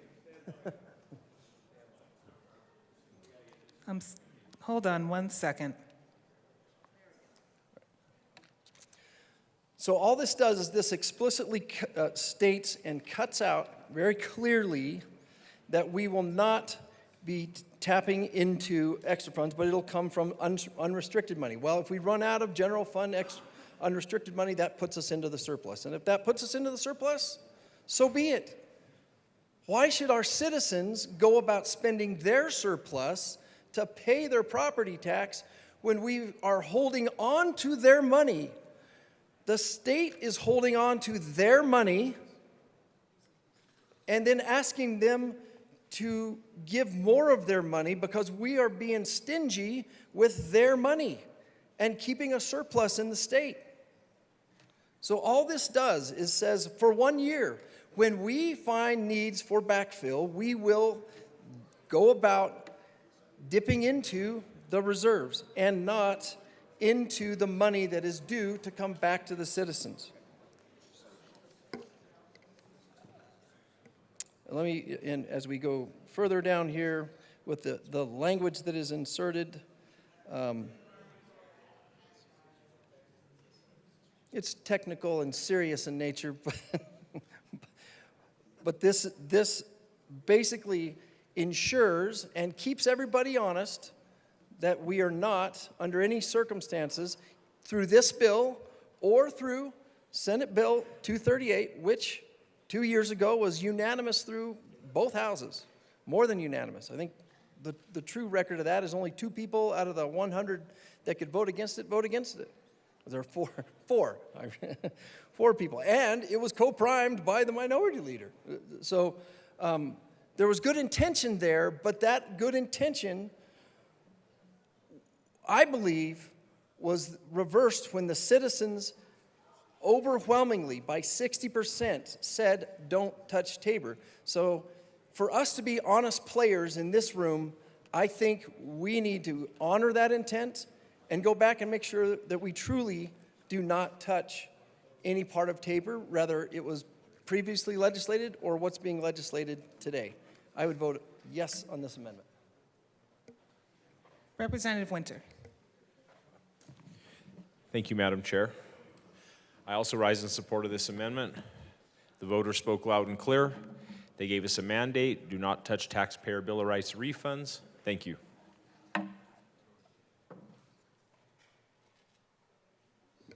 Representative Holtorf. Thank you, Madam Chair. I do want to echo the words of my minority leader.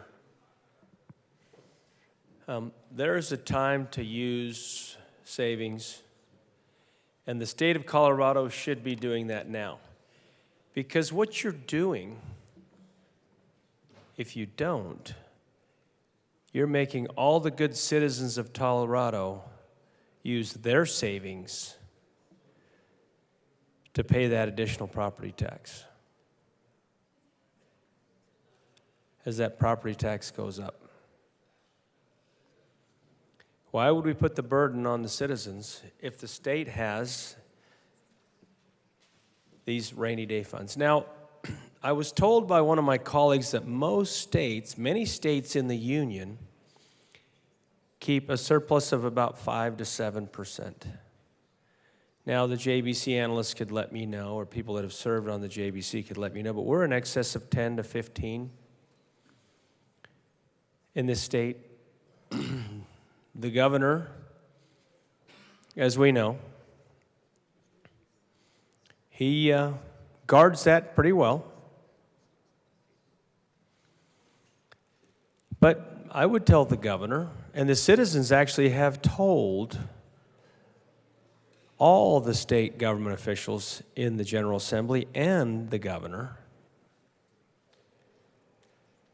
that they don't want the taxpayer Bill of Rights funds. They want them returned. They don't want them to be used.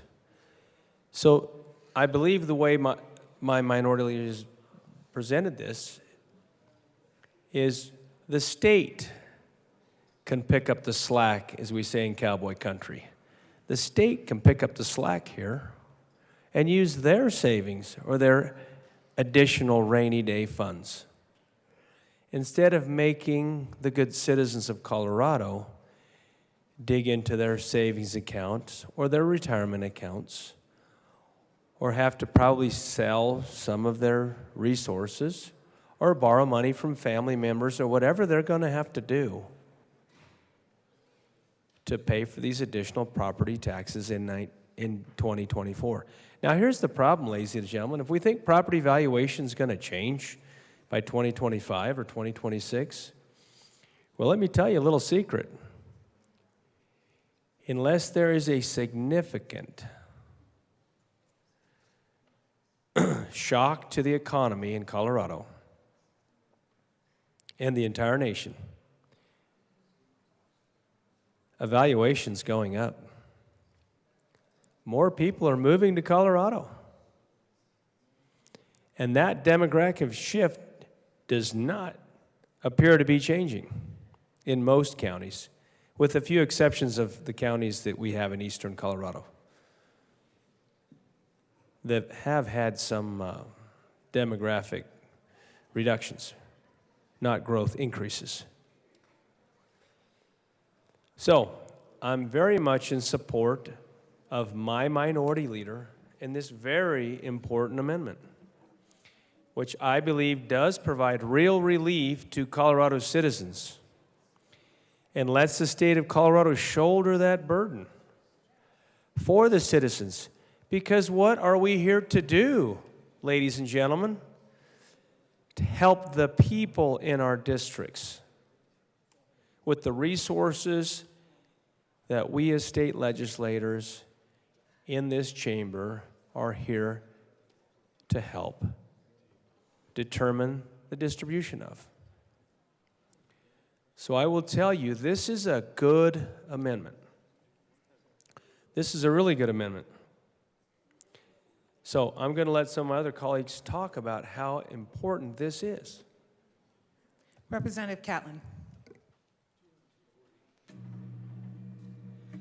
Thank you, Madam Chair. It's an honor to serve with you. It's my honor to serve with you. Thank you. Members, I'm here to voice my support for this amendment. But one of the things that I think about in the businesses that I've been in, you know, I was in the real estate industry and I had escrow accounts. And in my opinion, Tabor is like an escrow account in the state of Colorado. It belongs to the people, and we are fiduciaries taking care of it for them. I couldn't spend escrow money.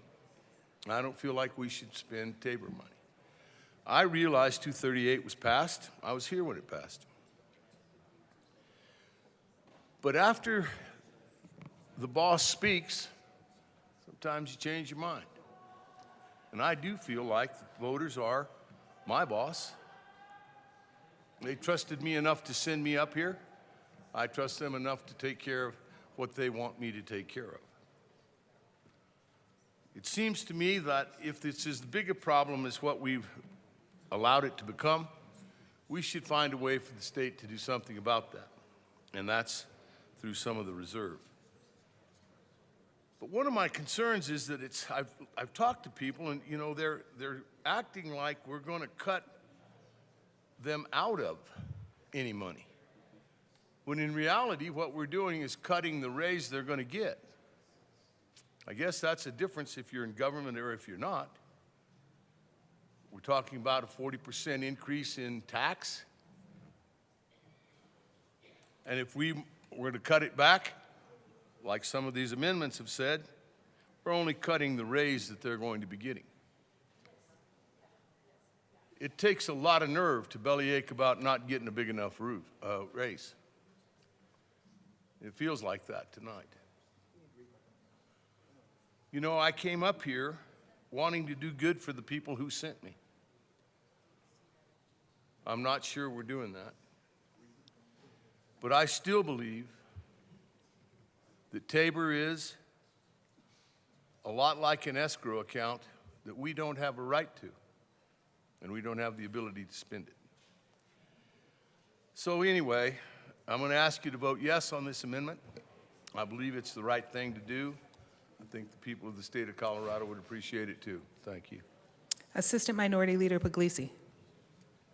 Thank you, Madam Chair. Always hard to follow my colleague from Montrose County. I do want to talk a little bit about where the money could come from. So if we were to take the $240 million for backfill, not from Tabor refunds, as the people of Colorado have told us, we have $183 million in excess of the 15% revenue cap. So that would help alleviate that number. We have $144 million in the revenue loss restoration cash fund, which we also use portion of that for rental assistance. So if we can use it for rental assistance, we can also use it for property tax relief and local government backfill without using Tabor refunds. And then the state is projecting about a $1.5 billion forecast in additional revenue coming to the state. In addition to that, we have fund balances in numerous accounts throughout the state. So to say we can't find $240 million outside of Tabor refunds is not accurate, and I'm happy to go through those numbers with anyone who's interested. I support this amendment and urge you all to support this amendment and listen to the voices of the people and not use their Tabor refunds for property tax relief. Thank you. Is there any further discussion on Amendment L60? Representative Weissman. Thank you, Madam Chair. Worthwhile discussion that we're having here. I strongly am going to urge a no vote, frankly, in the name of fiscal responsibility. We have had a lot of changeover in the body due to just term limits and whatnot. I have been here long enough to have been through the COVID recession and see what that did. Closely follow a lot of the JBC work, how they briefed down, how our colleagues on the JBC had to cut over $3 billion from 2 fiscal years of budgets, and during that time the reserves dropped to below 3%.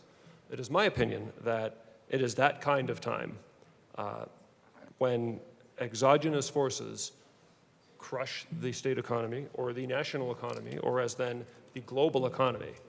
That's what reserves are for. What we're talking about here is making a policy choice in less dire economic conditions. Now, we're making important policy choices here. That's why it's a special session. But I do not believe that this fits within what we have really ever done in memory with reserves. Did some digging. It is my understanding that since at least the early 90s, when we have gone into the statutory section that we're talking about here and moved the number lower, it has been for one reason only, and that is in response to an expectation by our staff economists of diminished revenues. That is not the moment that we are in. I think not by a long shot. It is the work of many years, many JBCs, in a bipartisan way to build our reserve up. Frankly, I think some bond rating agencies might like to see it higher. I heard the figure 19% used on the floor of the Senate last night when I was over there following this debate. By diminishing the reserve, by starting to change precedent here, 30 years of bipartisan precedent. Remember, a party that's not my party had majority control in the 90s. They didn't vary from this trend that I'm talking about. There was a bipartisan decision, basically unanimous, as the minority leader alluded to, in a prior year to use a limited amount of Tabor surplus to help local governments do what they are here to do. Again, that was bipartisan in sponsorship and essentially unanimous in support. I understand that things have shifted around in terms of how people feel about that now, but that is the 100% reality from back then. I believe that decision should stand. I believe this is not an appropriate use of reserves. By that much more, it weakens our position should the economy turn down. It may get a bad look from credit rating agencies. That may cost the state more when we borrow money, as we often do. So for all these reasons, I think that this is the wrong way to fund what was already agreed to previously in a bipartisan and unanimous way. I ask for a no vote on the amendment.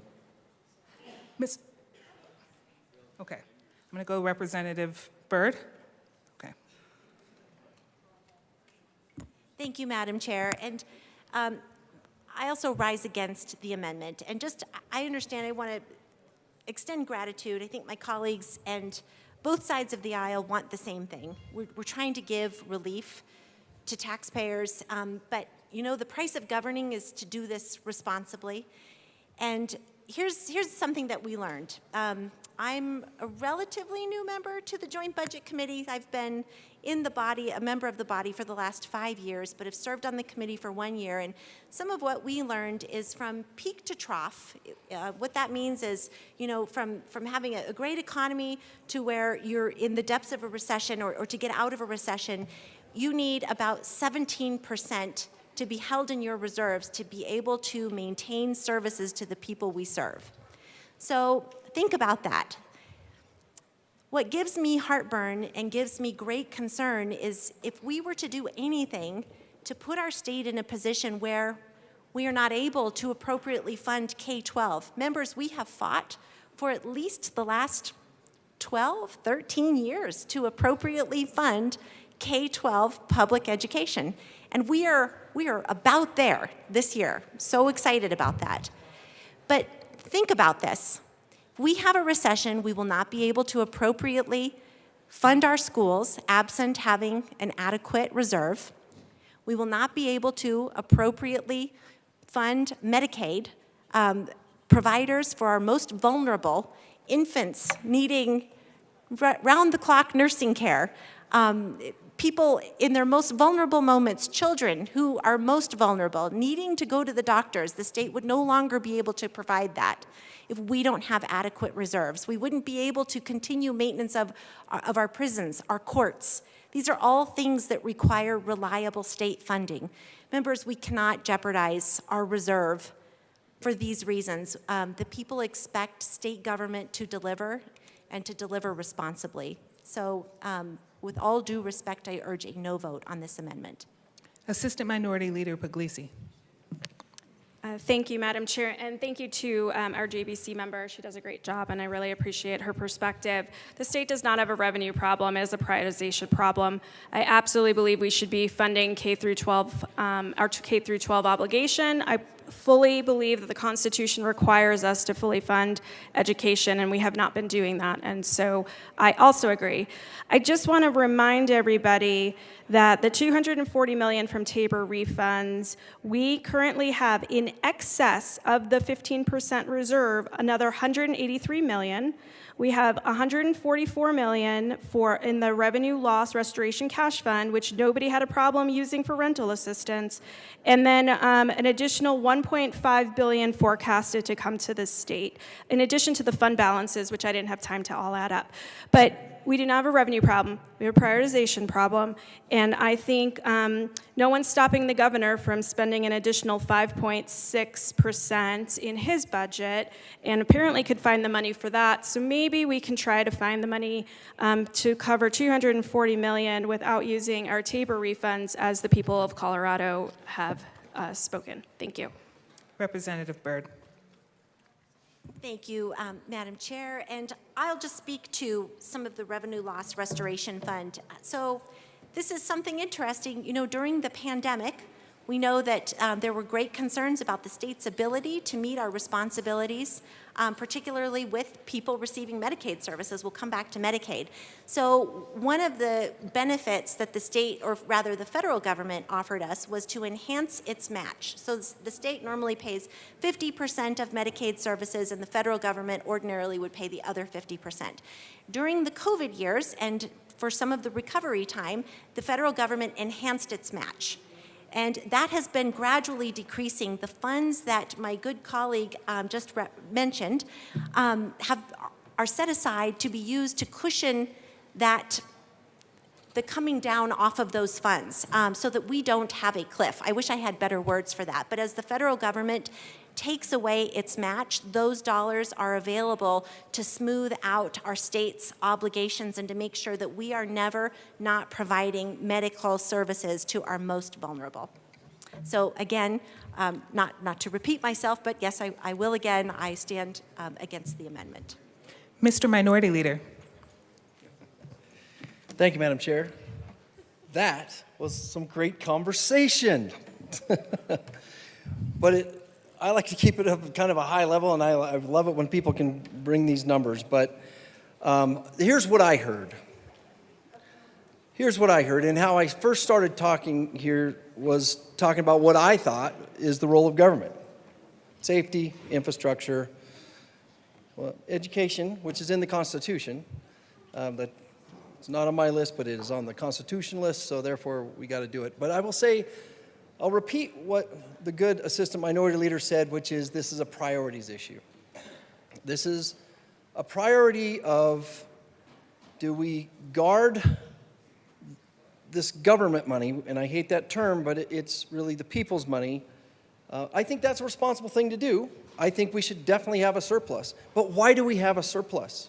Why, when we have the ability to make the lives of our citizens better by also, mind you, sticking with their will, which their will was to not touch Tabor, and we've discovered through this 3-day process where Tabor does get touched.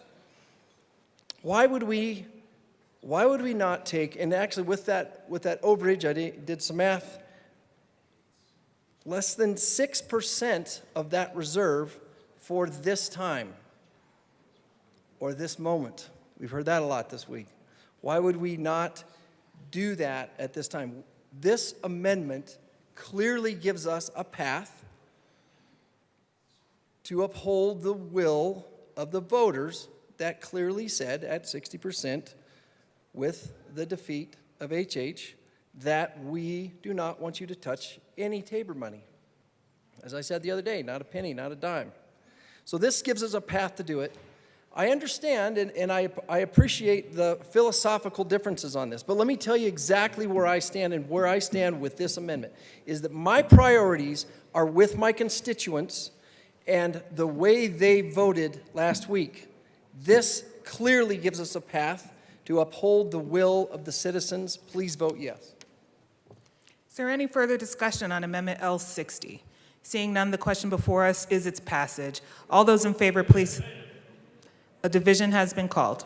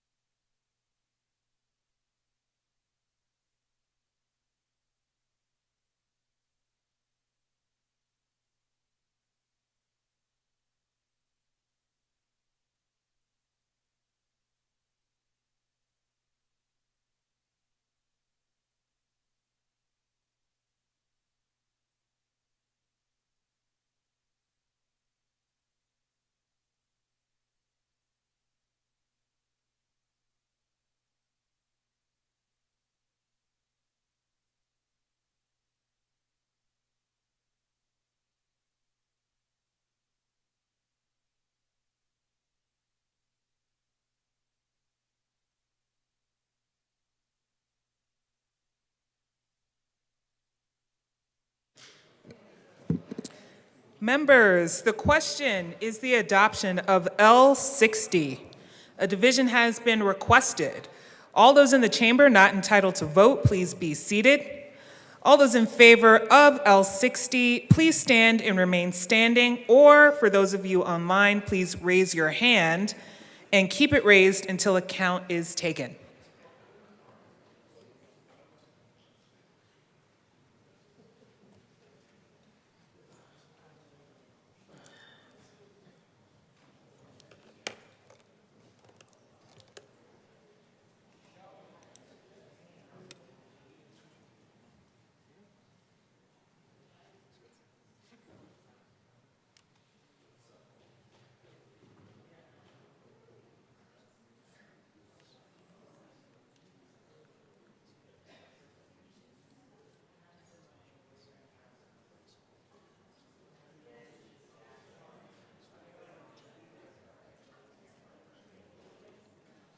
You may be seated. All those opposed, please stand and remain standing in one place until the count is taken. For those of you online, please raise your hand.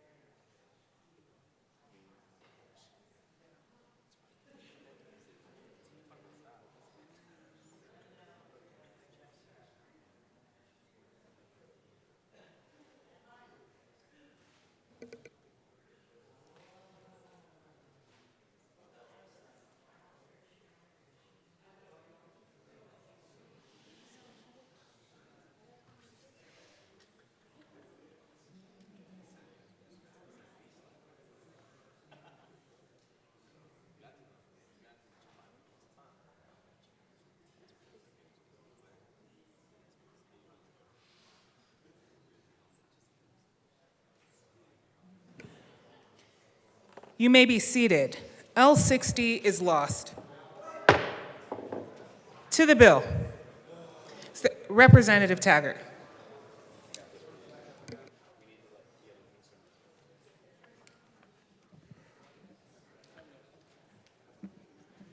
Let me begin. Oh, thank you, Madam Chair. I apologize. It's Go getting ahead. late. Okay. Let me start by first saying to the bill sponsors that I appreciate everything you've done and how difficult a subject this is. But I have to tell you, I go home very disappointed, if we ever go home. I go home disappointed for a couple major reasons. One, in this bill, there is absolutely nothing for my commercial constituents. And I understand the amendment didn't fit under the title. And I'm going to come back to this, but it did fit under the title of HB 1005 that got dismissed very quickly on.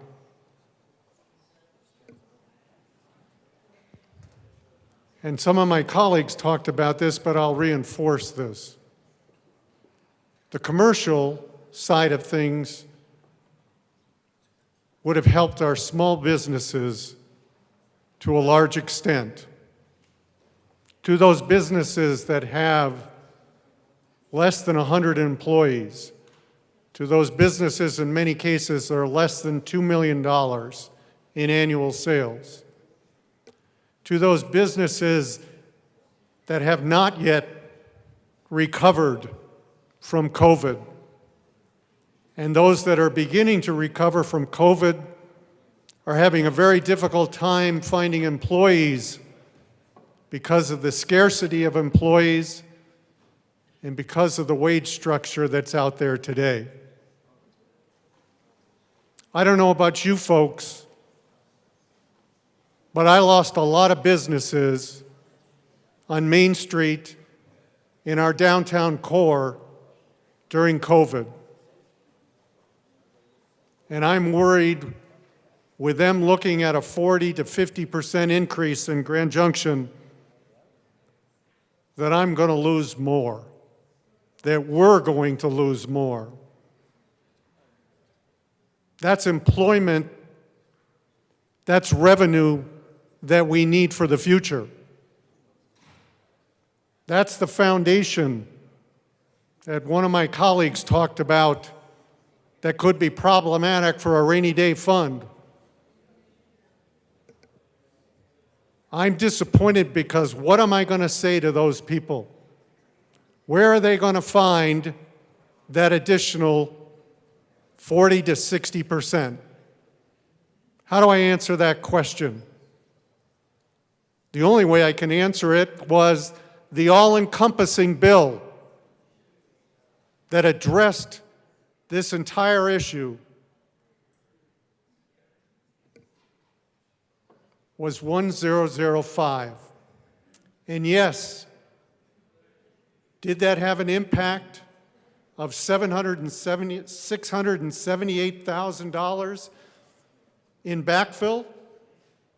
The answer is absolutely yes. But there are 65 of us in here, and I think we could have figured out where to get that $678,000. I've only been on JBC one day. But one thing I learned in that one day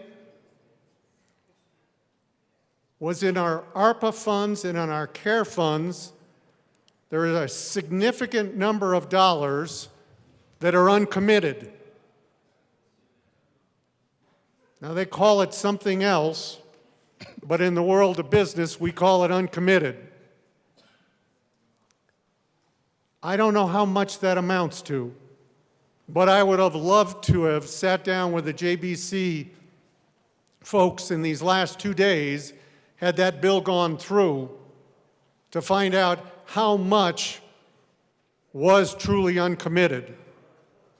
And could a good-sized chunk of that have come to this for at least helping our commercial businesses across the state? We had a bill, and we dismissed it in less than 40 minutes. Let me repeat that. We dismissed it in less than 40 minutes. And I know the minority leader, the assistant minority leader, Representative Fiscal, and members of the Senate had multiple stakeholder meetings across the state, and that's where that bill came from. And this body, through a committee, dismissed it in 40 minutes. Representative Taggart, I do appreciate the background of that bill, but we are here today to debate Senate Bill 1 and its passage or not. Thank you. I firmly believe, and we tried to do it through amendments. We couldn't get this, but I don't know how I'm going to face my commercial businesses that are small in Grand Junction when we don't address, through this bill,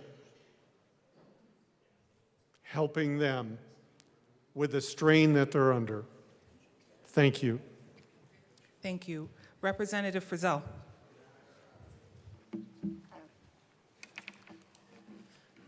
Thank you very much, Madam Chair.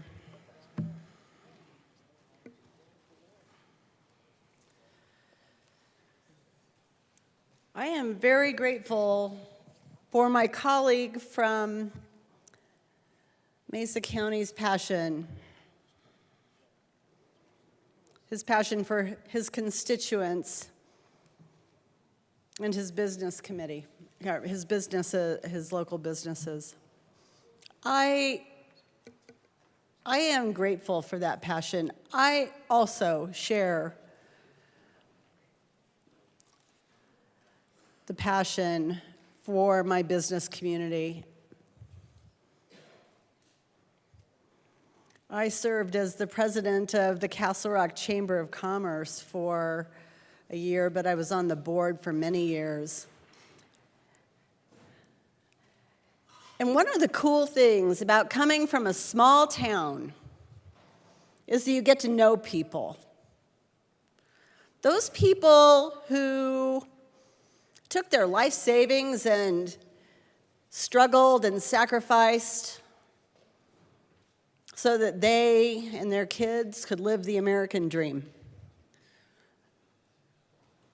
They could own a business that they could pass on and provide generational wealth. Although you may not know this little secret, owning a small business does not make you wealthy usually. I know, it's a shocking thing. It just doesn't.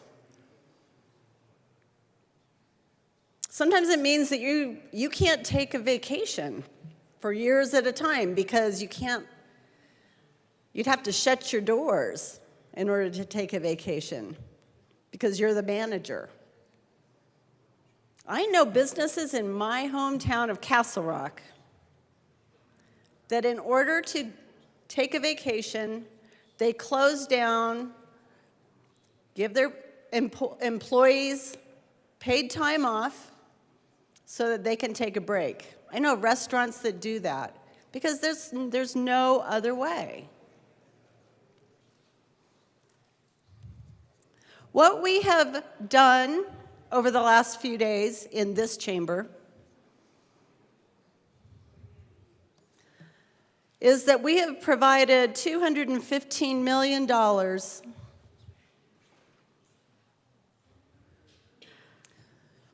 of earned income tax credit dollars and rent relief for less,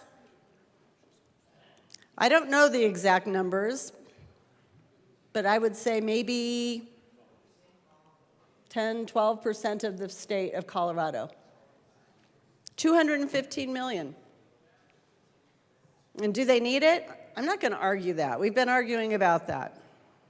But what I do want you to understand is that we are pledging less than that, 200 million, for property tax relief for 60%, those 60% of our population that own a home.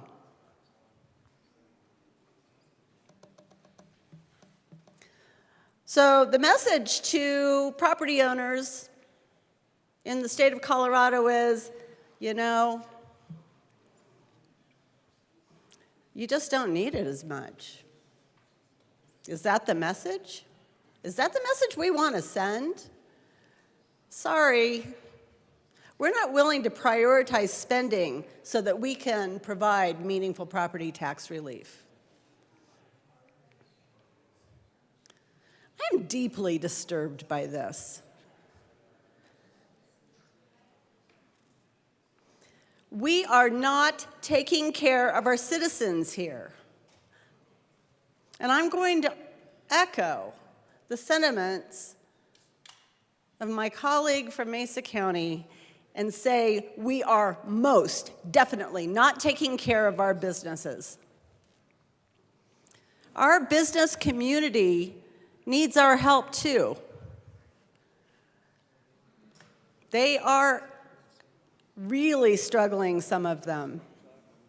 And I will tell you that while we've talked a lot about the property value increases experienced by our residential property owners, it's not unique. That increase is not unique to residential property owners. Our business community, our non-residential property owners, our commercial property owners are experiencing the same valuation increases, except their assessment rate is 4 times what a residential property owner is assessed at. 4 times. And typically their property is valued a whole lot more. I'm just going to refer to a white paper that was written by NavPoint, a gentleman named Colin Tedesco, kind of communicating to commercial property owners. They saw increases in the office commercial products. That was the lowest increase for 2023, and it was largely depressed by the city and county of Denver's issues, and I'll go into those in just a minute. But industrial properties in the state went up 79%. Retail went up 47%. That's a lot. That's a lot of money. And let's talk about the retail folks. These are small businesses generally. Maybe a franchise, maybe a coffee shop, maybe a clothing store. But the impacts of these valuation increases are going to eat their lunch. And this is why. You have, generally speaking, property owners for retail, office, and it may be a corporation, it may be somebody who just bought this place as an investment. But all of those small businesses are under a triple net lease. And what a triple net lease means is that all the expenses, by and large, are paid for by the tenant. One of the biggest expenses, one of the biggest components of that triple net lease payment is the property tax. It can be a really sweet deal if you own one of these buildings and you don't have to worry about the expenses because you get to pass them on to your tenants. But over the last 10 years, we have seen our commercial property values increase double digits every 2 years, every 2 years, every 2 years. And we're not just talking about 10% or 20%, we're talking about 30, 40%. And those tax increases get passed on to those businesses every 2 years. I challenge you. Go talk to one of your small businesses and ask them, do you have to pay the property taxes on this property? Is that hurting you? How's that going for you? I think you'd be really interested to hear their answers. I know businesses in my town that have closed their doors because they simply cannot pass all of their expenses along to their customers, and they'll go out of business.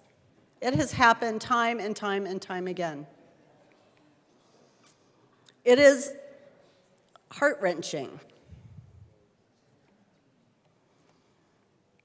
And it's not because they've mismanaged or they sell a bad product. It's because our property tax system is really messed up. And I'll 100% be the first to acknowledge that. It's really important that we understand what we're doing to our small business community. The other piece of it is we always talk about affordability in this chamber. This has been a really big topic of conversation. And we're talking a lot about, over the last several days, about the hardworking folks who need a hand up. The hardworking folks who are really falling farther and farther behind economically. And one of the reasons for that is because our cost of living keeps increasing. And one of the reasons for that is the cost of goods and services in this state is out of control. It's out of control.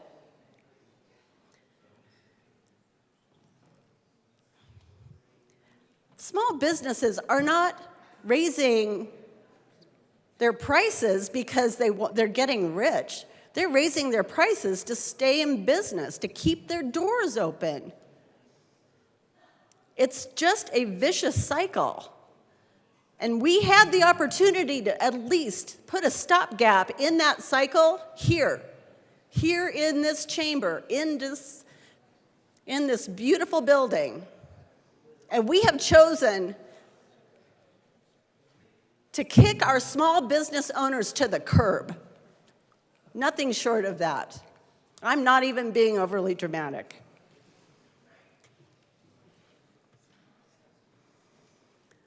So let's talk about Denver.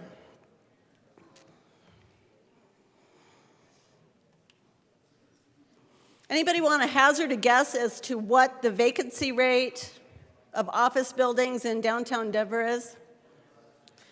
Representative Frizzell, I'm going to ask that you make a connection to residential property taxes. Thank you, Madam Chair.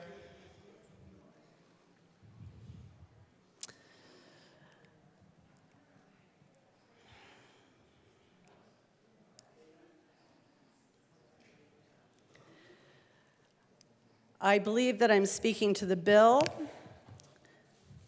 and a deficiency in the bill. I believe the governor's orders, while specifically calling out residential property, also spoke to other property taxes as well. I understand. The title of this bill is about a reduction in residential property taxes. So I'm sure you can make the connections. I just want to be sure we're also talking about that.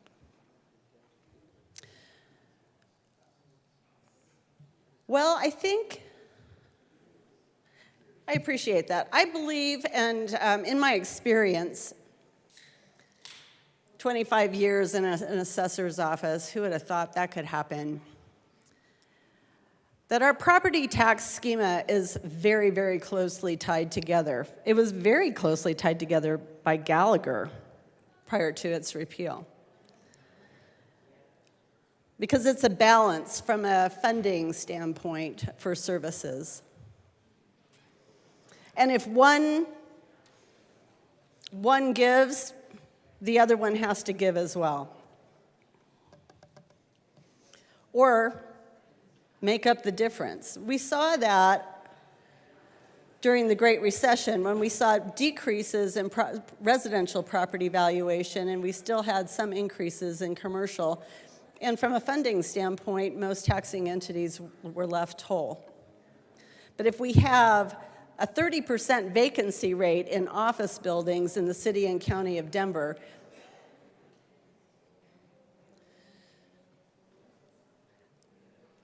it's going to be really hard to pay residential property taxes if you've lost your job because the company that you were working for went under from too much of a tax burden. It's going to be really hard to pay those residential property taxes. Maybe you're going to have to move to another state.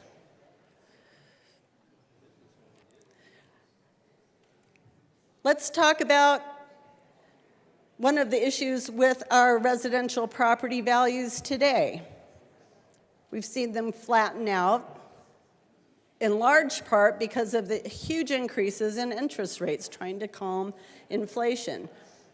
Well, that's great, but at the same time, if you're a commercial property owner or you happen to own hundreds of thousands of square feet in an office building,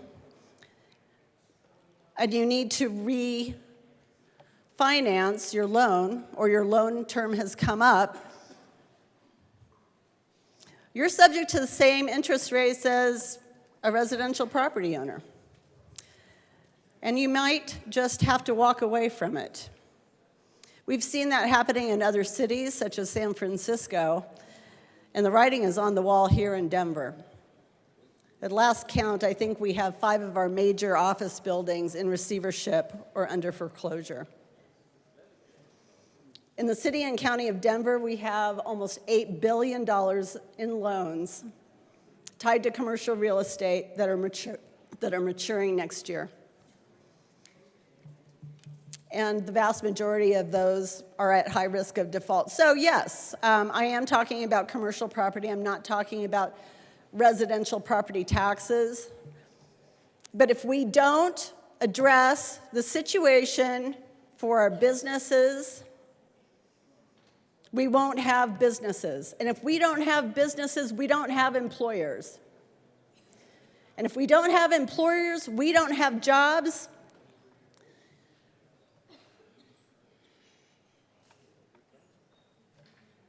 So what's left? I'm going to say this again. We are not, with this legislation, taking care of our citizens. We're not taking care of our citizens. We're not taking care of our business community. And I'm going to finish. I'm sure you're very disappointed in that. With something that I think is really important to say. We cannot legislate the poor into prosperity by legislating the wealthy out of prosperity. And ladies and gentlemen, by refusing to acknowledge commercial property owners and our business owners, we are doing just that. And I know you're interested in my opinion on how I'm going to vote on this bill. I urge a no vote, because that's what I'm doing. Thank you. Representative Weinberg.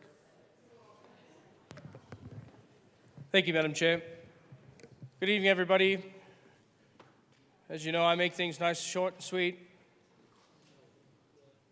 My city has spoken to me very diligently about what relief is necessary for them. And with this bill as a whole, they do not feel like they are getting it. I truly do appreciate the bill sponsors for their efforts, but this is not enough for what we've been called to do down here during this special session. There is dire need for real relief across the state for our citizens. I would have expected in my first special session, at minimum, a dialogue, a conversation, a debate, and at least being brought to the table. I don't feel that that has been done. I too had a bill to help a certain demographic in my district, specifically disabled veterans and the seniors of our community. And I believe Representative Taggart got 40 minutes on him. I believe mine was 20 minutes, and it was down the toilet.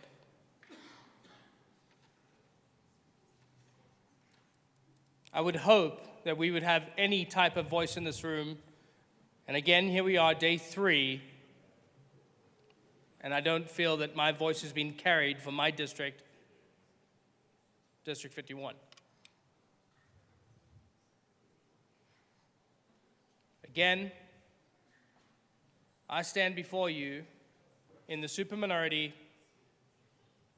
as a House Republican with zero input onto the majority of these bills that have been put forth. And I thought that there at minimum could be some type of bipartisanship with ideas coming from both ends of the aisle, regardless of who's in the majority and who's in the minority. Thank you for your time. Representative Holtorf.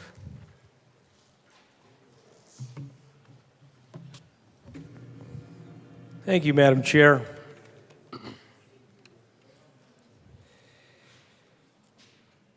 When we started this extraordinary special session, the very beginning, in the first 20 minutes, there was a speech given that talked about bipartisanship.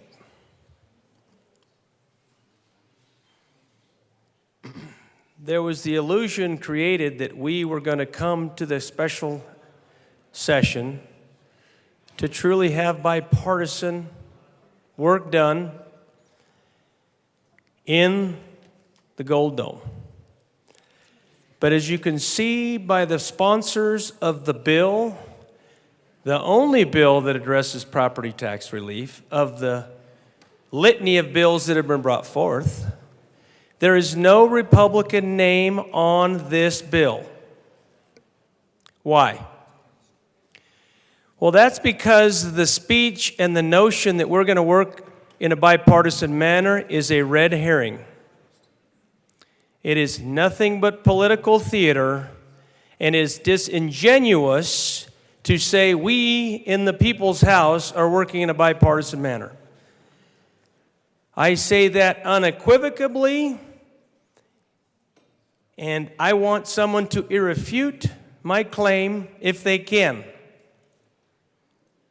If we were working, Madam Chair, in a bipartisan manner, we would have a Republican or two on a piece of legislation that did meet the Democrats' goals and also matched or considered or added some of the Republicans' goals to the solution.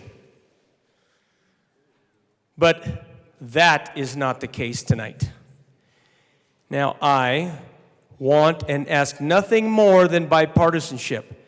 I have spoken with the bill sponsor many times about this and extended my hand in good faith. Now, truly, my colleagues, and I have many colleagues here that are much more qualified than me, and I would ask that they be at the table. Now, earlier we had a claim that where would we find the money from a JBC member? Well, Madam Chair, I'm going to talk about where the money is. So pay attention for those of you that are in JBC. And I'm not. But there's a lot of money in the state treasury. There's money to fix this, in a way that meets the citizens' needs. So let me begin.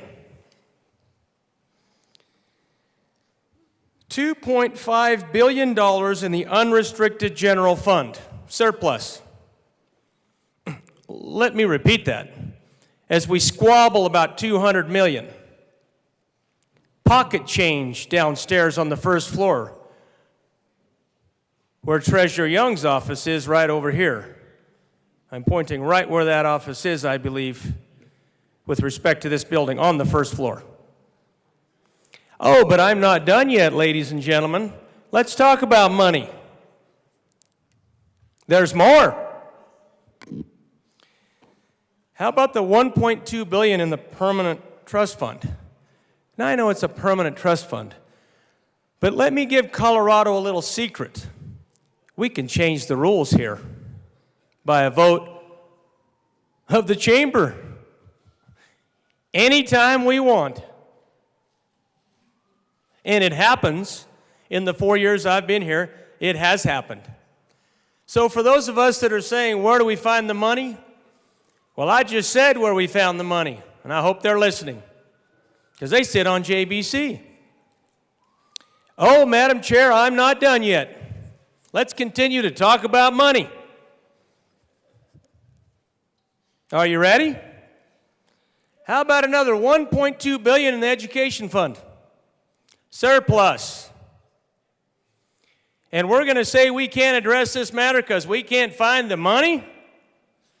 Well, that's a bunch of horse hooey where I'm from. Close. That's unprofessional. Please hold on to those comments. Because I want to maintain the integrity and respect of this institution. I support the Speaker's desires for that. Even though I am passionate and my voice is raising, I'm trying to be very professional. Because it's not an issue of money. And I'm not trying to pick on anybody. We have money available. Now, I'm going to change to a different theme, and I don't want to be up here all night. Page 2. We talk about the people's house. I remember many years when a man I respect greatly, when I first met him, he was Majority Leader Alec Garnett. Then he became Speaker Alec Garnett. And there's a lot of things I appreciated about his leadership and his vision. He talked about the people's house, how this is the people's house, and we represent the people. Well, let me correlate that to another little fact that I believe. If this is the people's house, what we talk about now is the people's money in the people's house. Now, is it government's money and this the government's house? Or is this the people's house and we're talking about the people's money? Because I feel it is the latter. Now that I've solved the problem about the money, and I've solved the argument about whose money it is, let me continue. I'm almost finished. The people said, we do not want Proposition HH. Well, I will say that the people do not want Proposition HH light.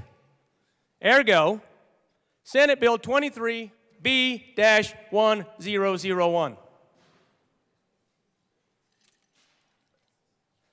So I must be a no on this bill because I'm here to represent the people and the will of the people in the people's house, having great respect for the people's money. This is not the government's house and it's not the government's money. Page 4, I'm almost finished. Please bear with me because I went back and did a little bit cowboy math. I did a little cowboy math and I had to take off my boots. Now, according to JBC analysts in this very building, one proposal, Senate Bill 005, would have provided $1.18 billion in relief. The bill that we look at right now, Senate Bill 23B-1001, 001, provides $434 million in relief.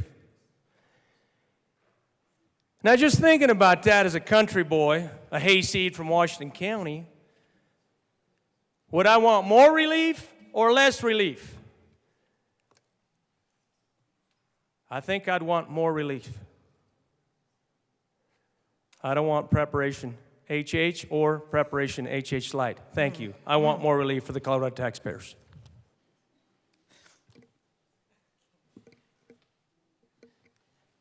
Representative Luck. Thank you, Madam Chair. Seek first to understand. I am trying to understand, and so I have some questions for the bill sponsors. It seems that you're on the hot seat all alone. Sorry about that. I do math on paper. I leave my shoes on, so I guess I don't do cowboy math. But so here's where I'm at. We have a taxpayer. Let's call them Bob. Bob, in 2022, had a $1,000 tax bill. Easy math, right? Easy math. Average increase in the state of taxes, property taxes, as I understand it, was 40%. So we're just going to go with the average. I understand that there's differences. Again, easy math. So for Mr. Bob, that means his property tax payment went up $400 in 2023 for a total obligation to the local governments of $1,400. Now, for him, $400 is quite significant, and we all agree with that. I haven't heard anybody who's like, no, it's fine. Bob he's good to go. That 40% doesn't impact him at all. So I look at the other side of the equation and I say, okay, we're having a lot of discussion about how to backfill local governments. My question is, how much should we backfill local governments? Now, I have some local governments who have been talking to me throughout the interim and said, we don't need this amount of money. We're getting a windfall here. And they've used, in some instances, the mechanisms in Senate Bill 108 from last session in order to minimize. We heard that from the good representative from the San Luis Valley, that there are some who have done that. But let's just say that inflation was 4%. Again, easy math. That's a 10-fold increase over their baseline costs for this property tax that Bob is having to pay, right?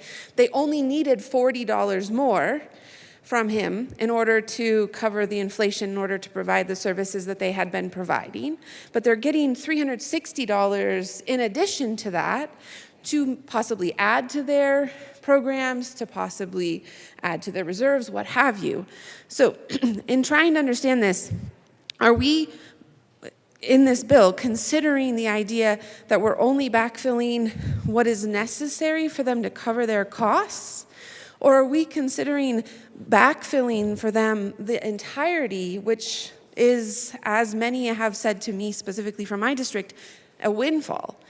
And if we are giving them a windfall, are we now setting up a situation wherein if the economy does turn down, if the housing market does shift down, which it seems to be, right? There are more and more, at least in my district, houses prices that are coming down. Then let's say in 2024, or I guess it would be in 2025's property tax assessment, now instead of a $1,400 tax liability, Bob is actually seeing a $900. So those local governments are being diminished by $500, and they got used to $360 extra. So now they're having to cut back services. So either they're not providing what they were providing for a 2-year period because we gave them a windfall, or they're asking to increase mills and increase taxes in order to bring that back up to where they were in this windfall season. So if you could just help me understand, that would be great.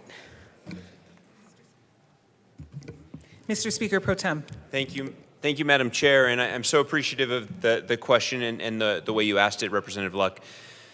I think that the challenge is that every local government is different. And it is very difficult for the state government to try to come up with a formula that does reimbursements that account for the variety of different needs of these local governments. And so I think that we are not doing a full backfill if there's growth of 40%. I think that the way the formula is set up is that for jurisdictions where the assessed value growth is less than 10%, those are the jurisdictions that get backfilled at 100%. From there, the backfill is 90% of if they're up to 15% growth. But any jurisdiction that grows more than 15% is not getting any backfill from the state for their cuts. Now, even with that formula, which is the best attempt we have had to come up with something that addresses the different needs of jurisdictions, is still a pretty blunt instrument for trying to address what can be very different. Because when you talk to the local governments, and I have had numerous stakeholder meetings with them over the last 9 days, which frankly is too short of a time to have the depth of conversation that needs to be had. What I have heard is a variety of different things. There are indeed a few jurisdictions that say, yeah, we do kind of see this as a windfall. We think that we're actively looking at reducing our own mill levies because we believe we're the ones that should do that, not the state. I've heard some other jurisdictions say, we've been really struggling for a long time. We have been deferring expenses that are much needed, and we've been waiting for this moment. We have been waiting for this time where our property tax revenues are finally growing so we can buy that fire truck that we've been waiting to buy, or so that we can give those raises to our employees that we've been waiting to give. And so I don't know a way to construct a formula that is precise enough to meet the specific needs of all those jurisdictions as much as they can. I think that Senate Bill 1 is an attempt to do the beginning of this, to make meaningful but still modest property tax reductions for homeowners. And as many people pointed out, it is true that this bill does not address non-residential. And that is not because we don't feel their pain. I have a coffee shop in my district where I have half my meetings over the summer, and they are very much struggling. And what they didn't like about Proposition HH is they only saved about $800 compared to some of the much, much larger companies in Colorado that may have saved millions on their property taxes. And so figuring out that balance is a really delicate dance. And so I won't say that the formula in Senate Bill 1 is as precise a tool as it would ideally be. I would say that I think this is the best the state can do if we are saying we're not going to use Tabor surplus dollars and if we're not going to use reserve dollars. And I understand there's some difference of opinion about the reserve, and I think that is a fair difference of opinion to have and a serious conversation that we can have. But I will tell you that the JBC has been striving to put in place a responsible reserve for many years so that we can weather a serious recession. And if there's one thing I know is that we don't know when the recession's going to hit, but they do always come eventually because that's the way the economy moves in these cycles. And so I think that when Moody's says we should have a 19% reserve so that we can weather a bad recession in Colorado, and we have a 15% reserve now, and we're talking about reducing that reserve, that is challenging. And so that is why what we did with this bill was we did try to move to the middle and address the concern we had heard of not using the Tabor surplus because people need those refunds as well. And so to your more specific question, Representative Luck, I think that the next step is for the local governments to pick up where we left off. And every local government in Colorado, and there are thousands with all the special districts in Colorado, needs to take a hard look at their budget and needs to have the conversations with their constituencies and say, can we do more? Or are we that jurisdiction that really needs that new fire truck right now? And they need to find that balance. So I think that is how we balance out the lack of precision that the state is able to do with our backfill formulas. Madam Speaker. Ditto. Representative Luck. Thank you, Madam Chair, and thank you for that very thorough explanation. I did want to follow up just for clarity. So in Bob's situation, because he's coming from a jurisdiction with a 40% increase, the bill that is currently being proposed wouldn't actually backfill for that. He would have had to come from a jurisdiction with 9% increase. And in that instance, then there's a coverage. Well, okay, that way, yeah. The second question I guess I have is, My understanding of Senate Bill 108 and the parameters around that would have required the local taxing districts to make those decisions related to mill levies in August. So if that's a correct understanding, then this burden is going to be on these individuals at least for this property taxing assessment season for presumably the next 2 years. I don't know if we can get clarity on that, or if there can be something added into this bill to allow them to have additional time to make those adjustments. And then third, with respect to the reserve, so I think in terms of family budget, because it's much easier, the state budget is overwhelming. My sense is we're encouraged to put a certain amount into an emergency reserve in our own families, right, to cover 6 months. 3 to 6 months is a general, good amount. And maybe the emergency you were expecting was your water heater breaking or your car breaking down or something of that nature. But because milk now costs twice as much or 3 times as much, your food budget is $200 in the hole. And so you have to ask yourself, is this the emergency that I was expecting to now be able to draw from these funds?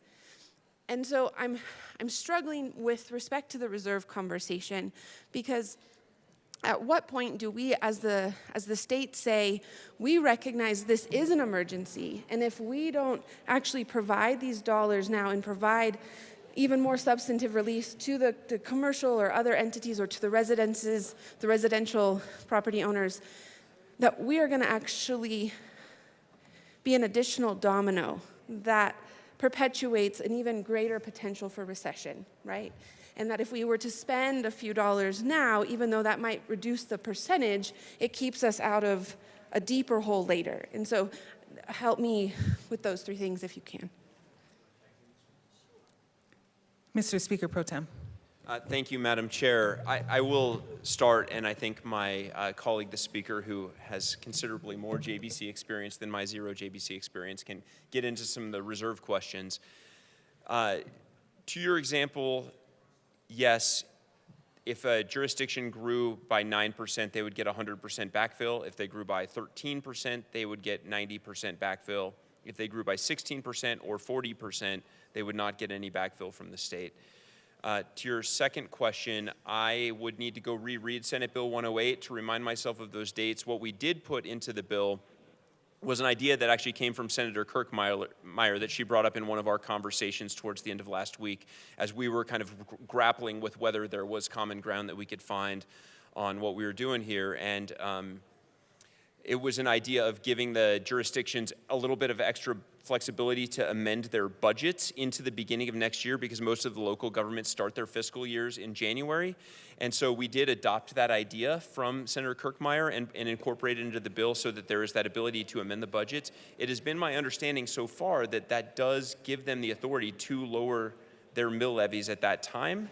But I'm more than happy to reread Senate Bill 108 and confirm that understanding, and of course talk to the sponsor of Senate Bill 108 as well. Madam Speaker. Thank you, Madam Chair. As to the reserves, so we looked back at what the occasions were when the state had tapped into reserves. And since 1993, I believe I have that number right, the only time the state went to the reserves is when there was a projection in the decline of projected revenue. So a recession would have certainly been that circumstance. The pandemic, a more recent one.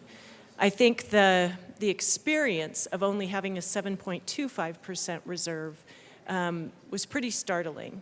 We had roughly a $1.4 billion reduction to the K-12 budget, half to what we contribute to higher education, $600 million, I believe. Those 2 cuts alone would certainly, they were dramatic at the time. Our reserves couldn't have covered them at 7.25. Even now, that would be the whole reserve, right? Or a significant portion or almost all of it.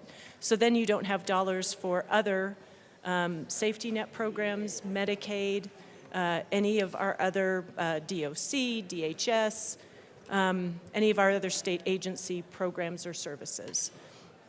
I will say that I have not spoken directly with the JBC. I don't have this information. I have heard from them that even at 15%, we are probably not as high as we should be to protect the state from a significant downturn.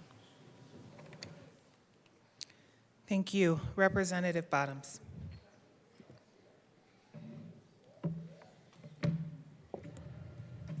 Thank you, Chair. I want to address a couple of things. One is the language, and I don't actually mean this pejoratively, but I don't think that most of us in this room understand that the districts don't arbitrarily decide what the mill levy is. Okay, that is mandated in the Constitution, Article 10, Section 27C. There is a formula that is worked out that includes property tax, and the more property tax goes up, the more mill levies have to go down. It's mandated in the Constitution. And they have to have these things turned in by December 15th. Their estimation of this has to be turned in by December 15th. So for us to say, well, maybe they can lower, they can't lower, the more property tax goes up and we don't address it. And here's another tricky little thing with this. If you actually backfill with Tabor money, their mill levies have to go down further. This is Constitution stuff.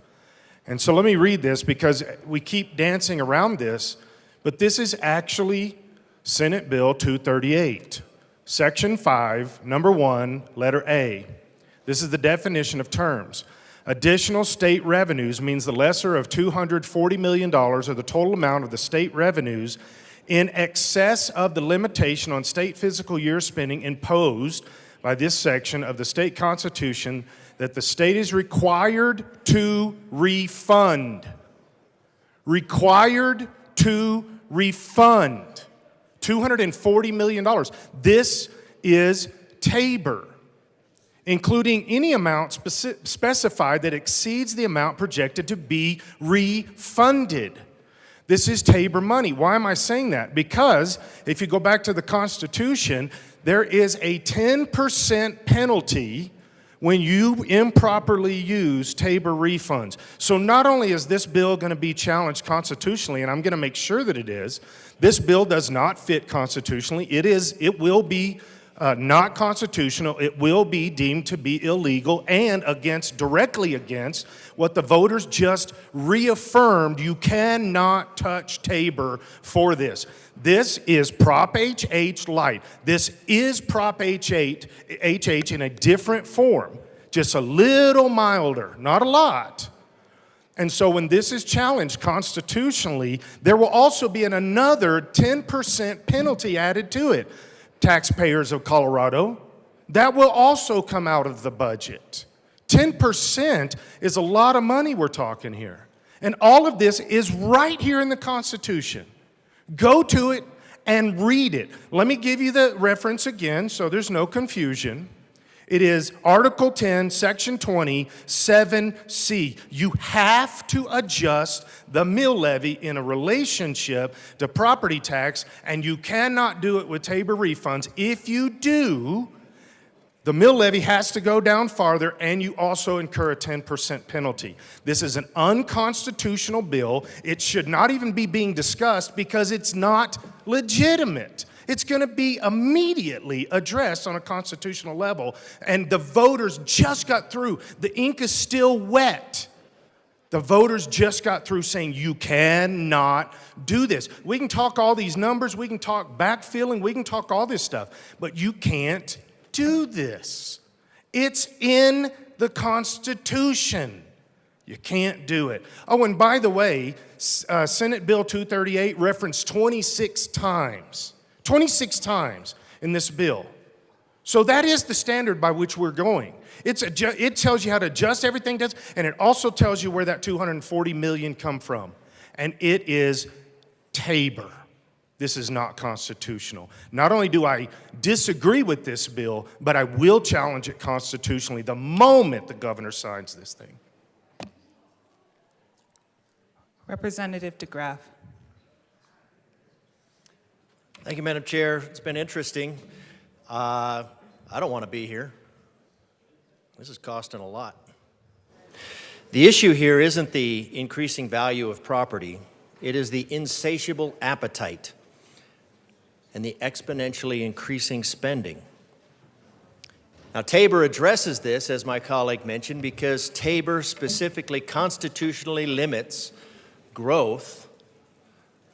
It limits that growth to inflation, the devaluation of currency, which our government is ensuring that occurs rapidly, largely through the superstitions around energy, climate gullibility, as it were. Addresses this by limiting growth to inflation, devaluation of currency, plus growth. Colorado, that's what your government is restricted to. Obviously, it had to go in the Constitution because look around this room. Nobody in this room is going to decrease their spending. Nobody's going to decrease the chokehold they have on your wallet. There's an adage, simple, if it can't go on forever, it won't. There are a lot of counties that decided that they thought they were opted out from the constitutional mandates of Tabor, and they're not. They just haven't seen this pain. So the constitutional requirement is that, so we heard that some of the counties are thinking that maybe possibly they ought to think about lowering their mill levy. And that's a great idea because it's constitutionally required. And so there is not this windfall, there is not this surplus, there's not, and it is going to be constitutionally challenged. If the mill levy is not adjusted, then there is a completely valid reason for every single person in Colorado to challenge the constitutionality of their property tax.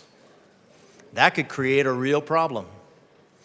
Because if everybody is required to only follow the laws that are constitutional and your property tax isn't constitutional, then you have a big crisis on your hands.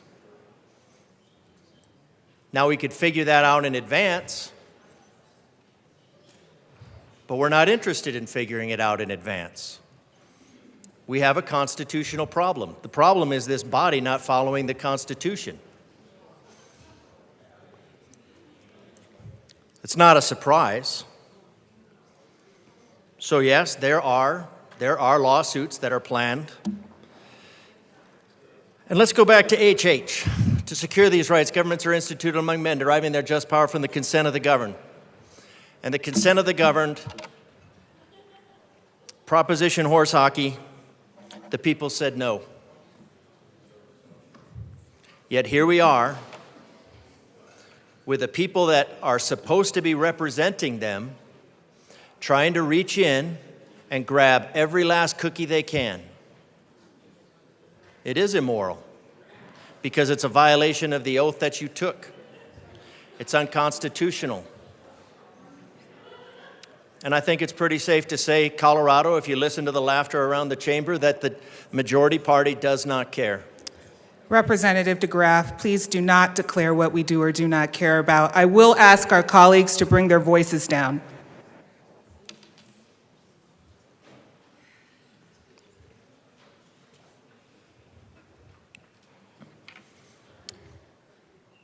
Thank you, Madam Chair. It just feels that there is not a level of seriousness about doing the people's business and giving them.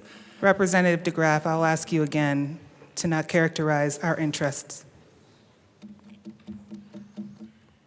What's going on here is unconstitutional.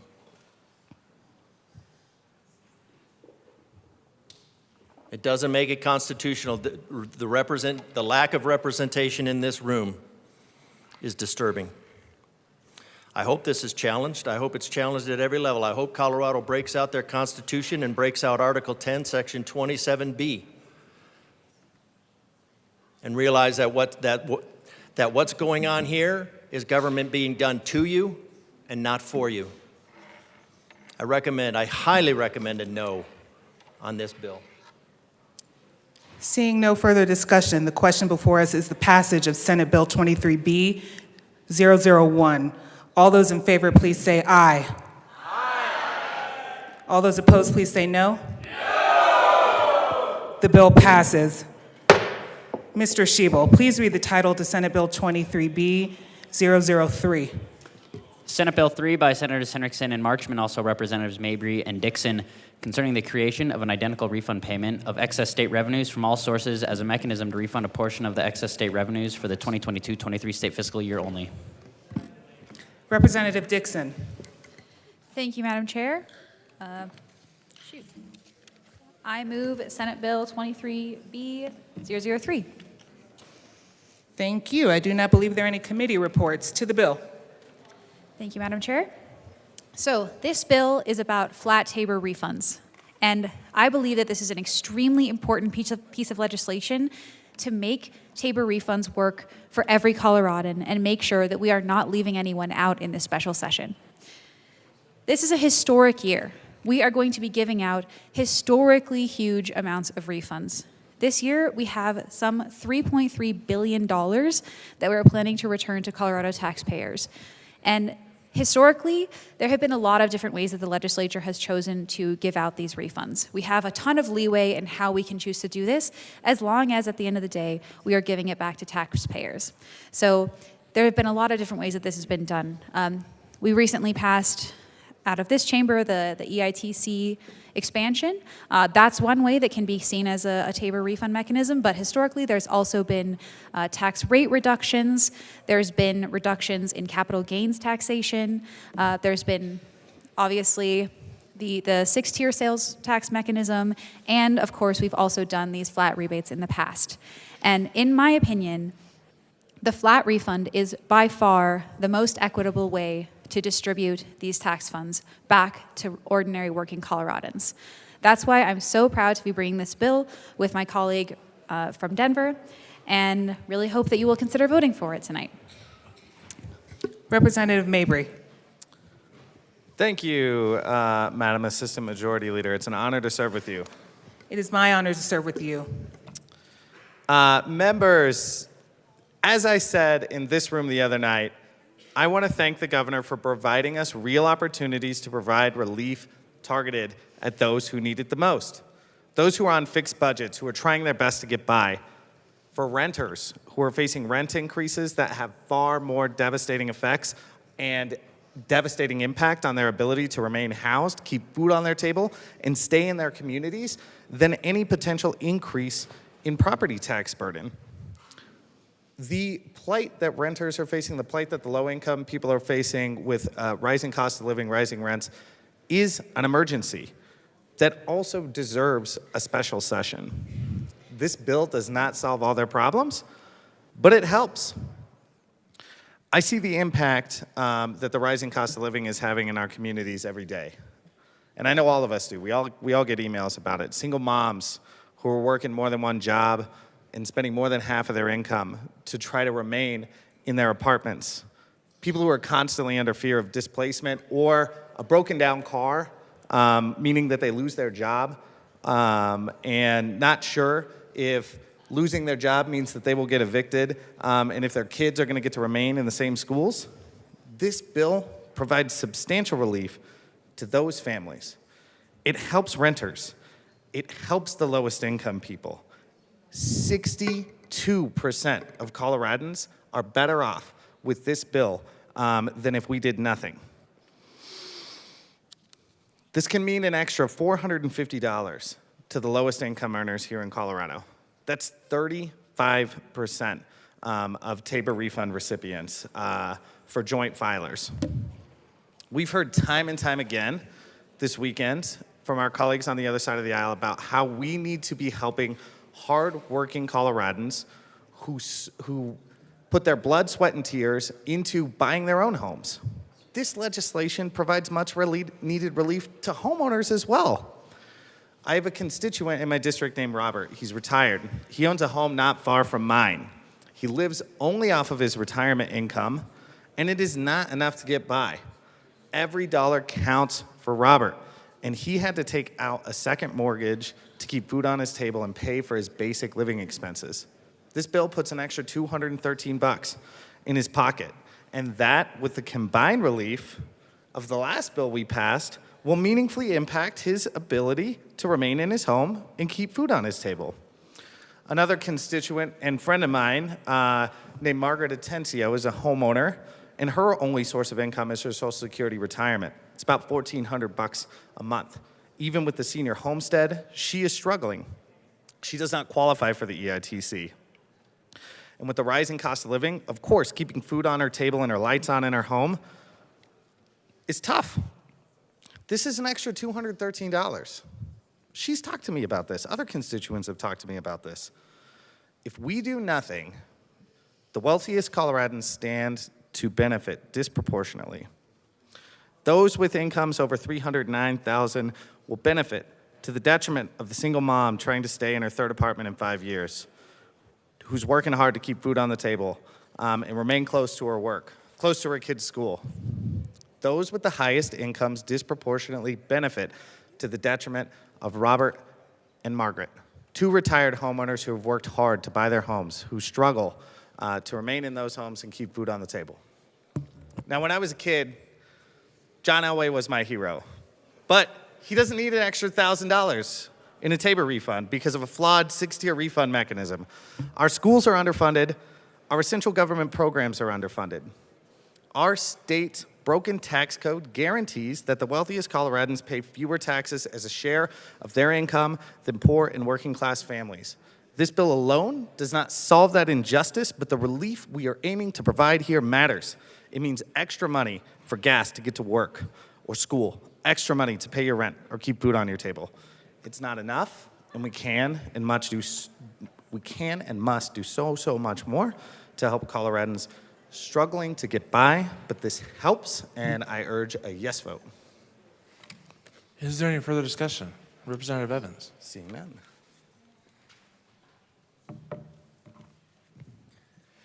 Thank you, Mr. Chair.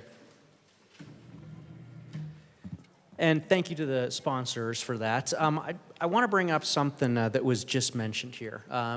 We heard this bill cast in terms of the wealthiest Coloradans versus struggling families, low-income Coloradans. And so that's what I want to structure my remarks around here, because of course we all want to help low-income Coloradans. Of course we want to help the folks who are struggling under the rising cost of living, rising taxes, rising property taxes, and who would benefit from having more of their money returned back to them. And that's my concern with this bill, is because I don't think that this bill will actually help 62% of Coloradans in the long term, and here's why. As the sponsors just explained, this bill implements a more progressive redistribution of Tabor refunds, Taxpayer Bill of Rights refunds. It takes more from the wealthy folks, and it gives it to the lower income folks. We just heard the phrase, wealthiest Coloradans need to pay more of their fair share, and you can see that on the fiscal note for this bill here, where it tells how much more and less money would be refunded to the individual folks under this bill if we implement this flat tax. Well, excuse me, not flat tax, this flat refund. Well, flat refund really means it's the inverse, because it's a refund. What it actually is accomplishing is a progressive tax, because we know we have a progressive tax structure. If you pay more in, but there's a flat refund, this is just another form of progressive taxation. And what that does, well, I'm looking at the article right here. It says California is the #1 state that wealthy Americans are moving away from. And so what we have to remember when we have this conversation about this bill is Colorado would not be implementing these policies in a vacuum. There's 49 other states in the country that people can choose to live in. And we know there comes a tipping point where folks, wealthy folks, decide, you know what, I have the means, I have the resources, I don't want to be in this state anymore that takes an increasing percentage out of my money and redistributes it. And so that's why I say I'm worried that this bill doesn't actually help 62% of Coloradans in the long term, because if it takes money from the wealthiest Coloradans, eventually those wealthiest Coloradans are going to get sick and tired of paying that extra money, and they're not going to want to stay in Colorado anymore because of that additional tax burden that is placed on them, or through a flat refund, that percentage of the money that they paid into the state's coffers that is not refunded to them. We have the stories. We know the statistics. I can tell you right here, because I'm looking at them. States that have that progressively large burden on the wealthy folks are losing income. They call it negative tax income migration. California is #1 in the nation. They're losing $343 million because the wealthy folks are leaving California. What does that mean? Well, that means that that tax base is lost, which means that the 62% of Coloradans that we just heard about in this bill, well, guess what? They're not going to be helped in the long term when those wealthy folks that are today under this proposition being able to fund that flat refund at its current rate, when those wealthy folks leave, that's money that's moving out of Colorado that won't be able to be refunded back to taxpayers.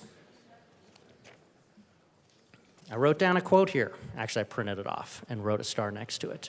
The mobility of higher skilled and higher income earners works against the efforts of progressive state and local tax system to achieve long-term redistribution of wealth. We heard those terms in committee. We talked about, in committee, it was brought up how the ultimate goal of this bill, of Senate Bill 23B-003, is to work toward implementing an increasingly gradated progressive tax system.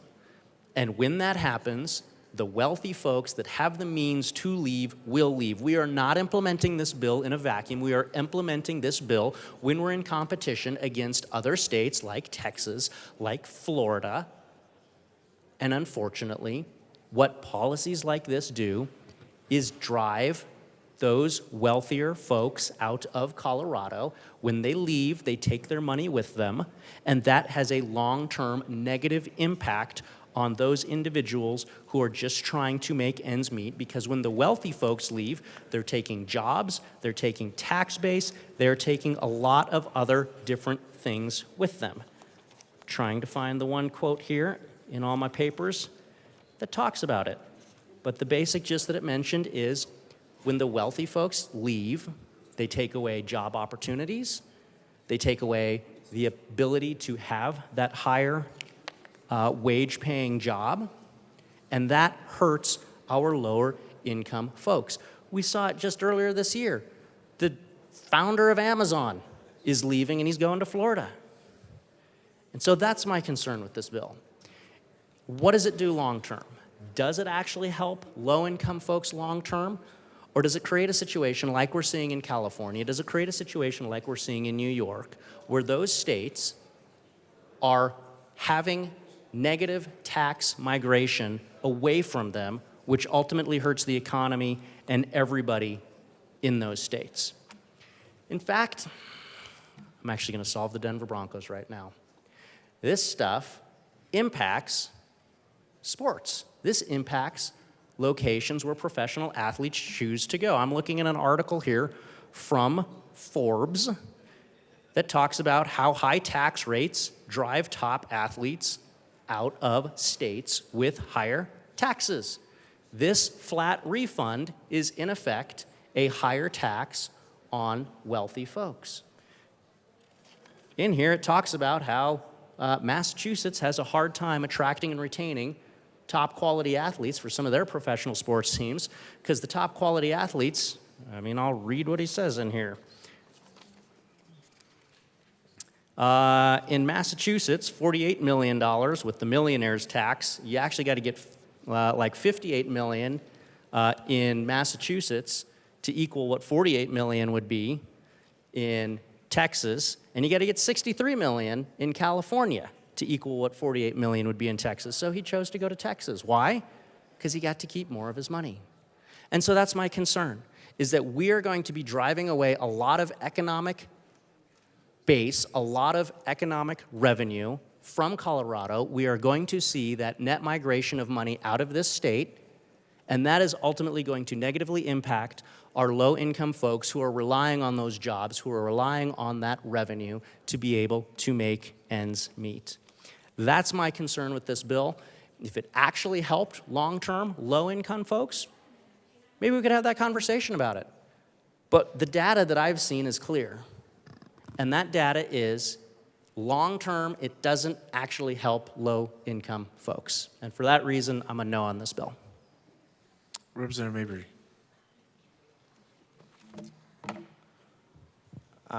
Thank you, Mr. Chair.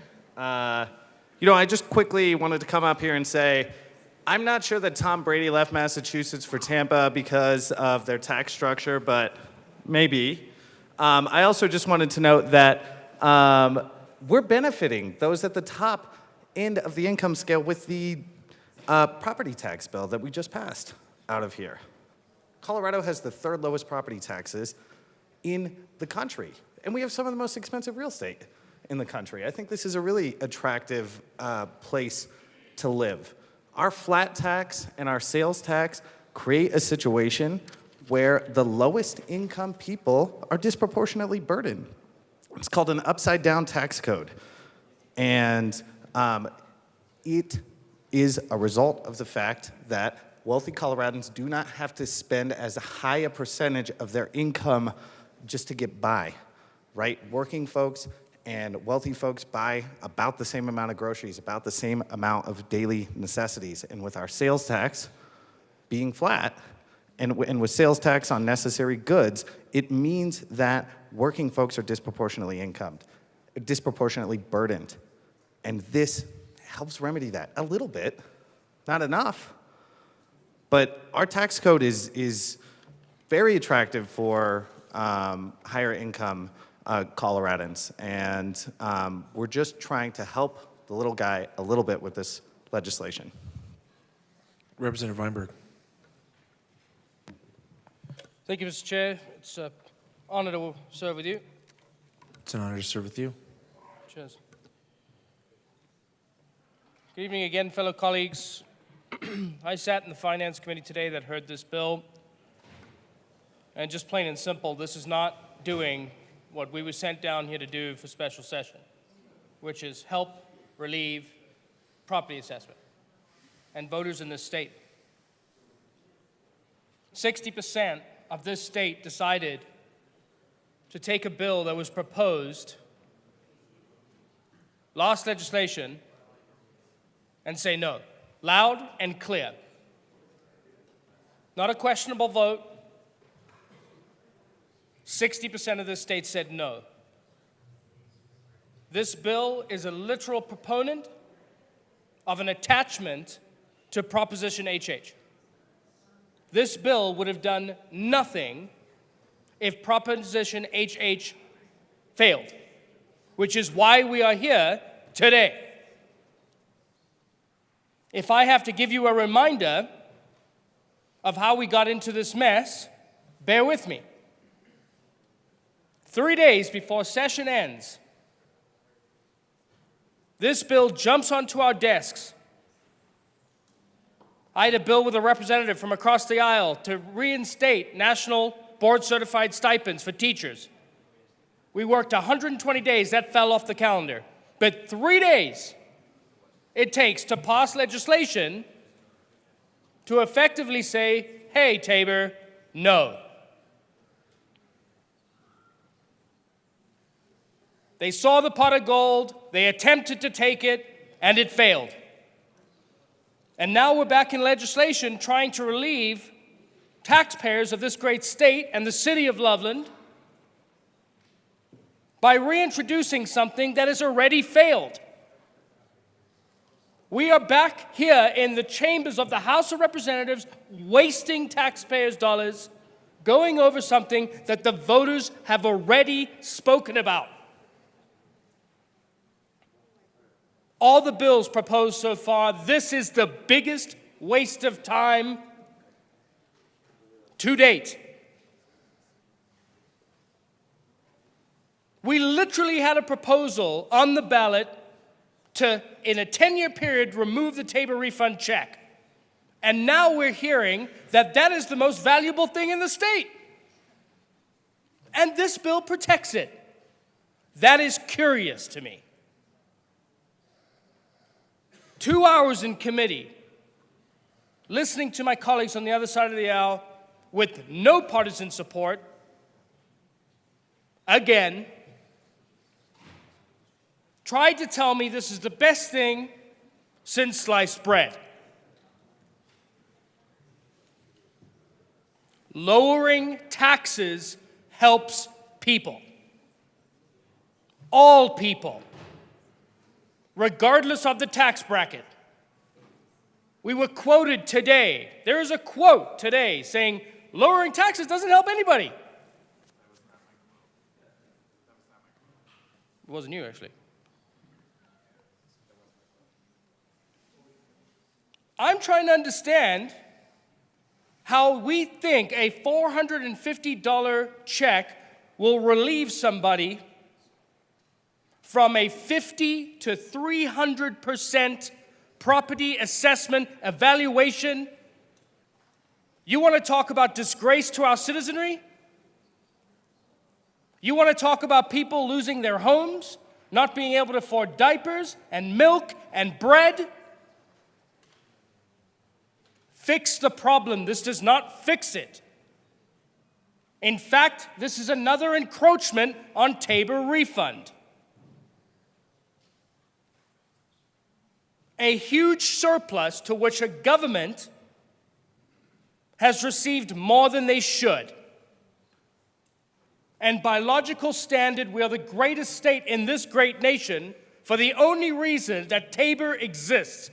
When the government is too large and wants to take what is yours, they are forced to give it back. And immediately a ballot measure goes on saying, we have to lower taxes. That is the most logical piece of legislation in the history of mankind.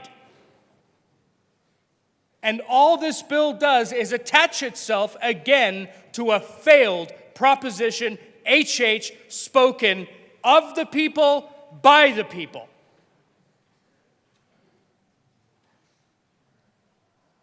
There are 65 of us in this room. 3 days to figure out before January 1st how we're going to help people in this state. And this is our idea?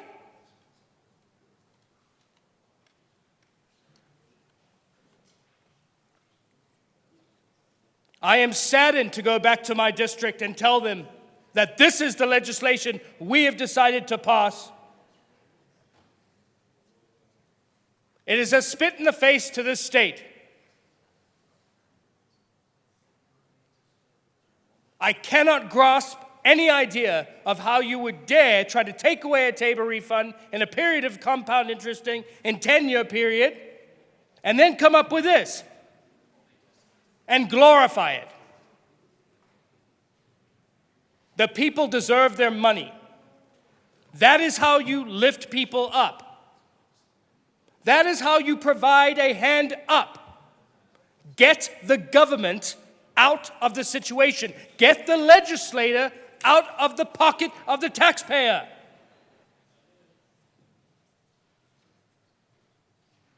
This is a far overreach and a far overstretch.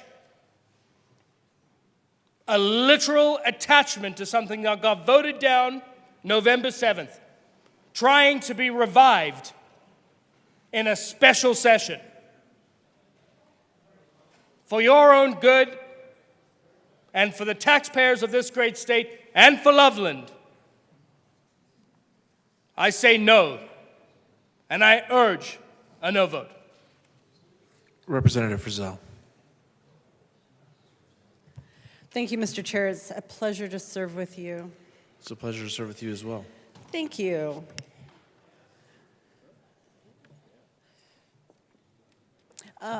So I too sit on the Finance Committee and had the great pleasure of hearing this bill this afternoon and came away with some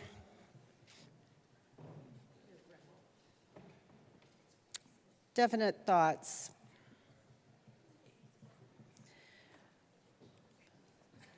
My impassioned colleague from Loveland said it really well. He described how in the last 3 days of session, when there were actually other very important bills to get through, we saw pass on our desks House Bill 1311, which normalized Tabor refunds.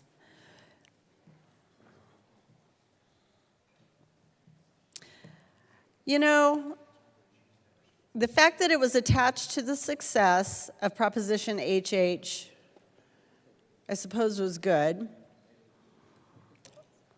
especially since HH did not pass. I'm disappointed to see this particular bill come back in this special, super duper special session. But we talked about a lot of things in committee today, which actually was good that we had this conversation. This bill, or this measure, this idea, was not stakeholdered appropriately when it was brought 3 days prior to the end of session.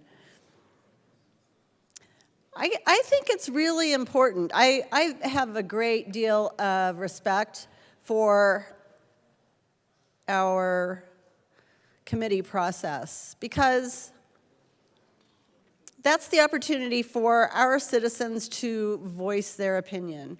That is the opportunity for them to come and look at us in the eye and tell us how a particular bill affects their life, how much they love us for coming up with a piece of legislation, how much they disdain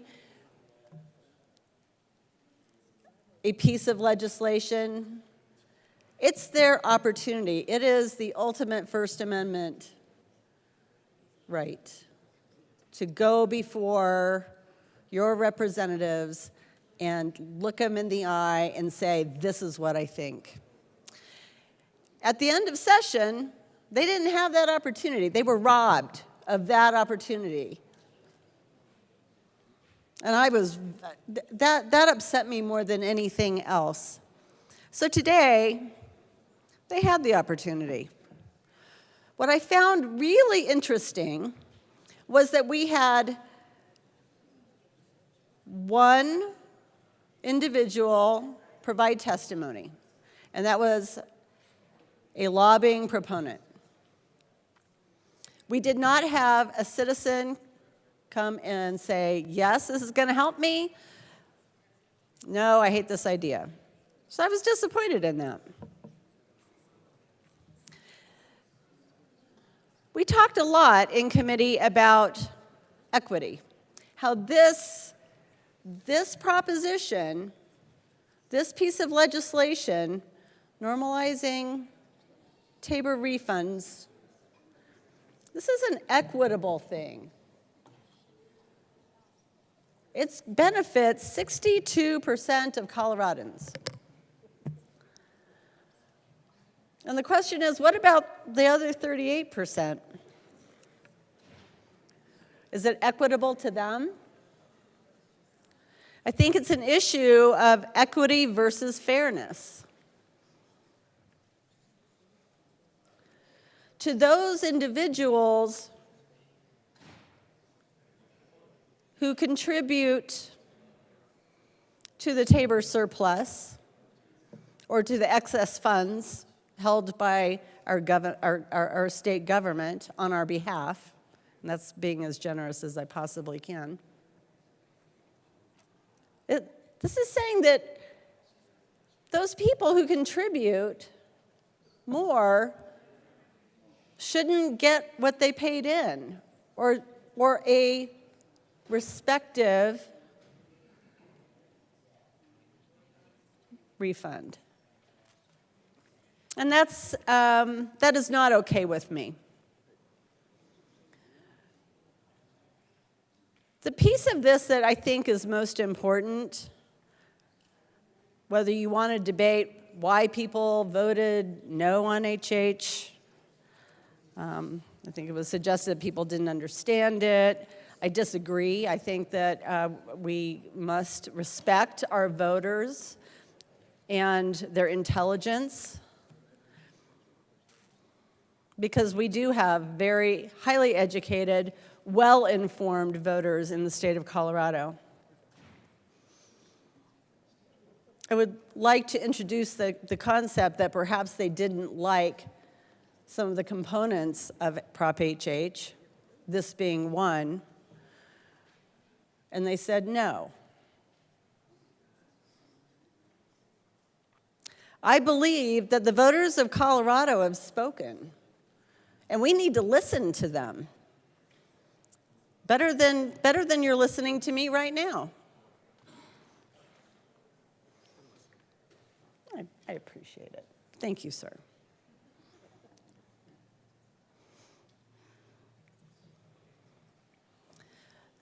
See, when people tell you, when they vote, that's them expressing their opinion, whether they show up to a committee meeting or not. They're being pretty clear. And I think it's incumbent upon this body to respect their opinion, to respect their voice, to respect their vote.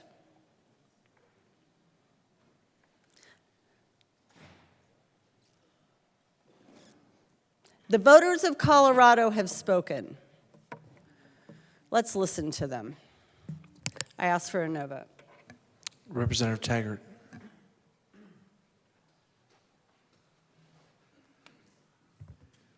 Thank you, Mr. Chair. It's an honor to serve with you. It's an honor to serve with you as well. Let me first acknowledge that in the governor's executive order, letter D does bring this to our attention. And let me read it. It says, concerning Tabor tax refund mechanisms only for 2023. So it is in this executive order, and I will acknowledge that. Here's where I have the problem, and I'm not going to go over what my fellow colleagues went over. I'm one of those individuals from a business standpoint and from a competitive athlete standpoint that I want to know the rules of the game before I get started.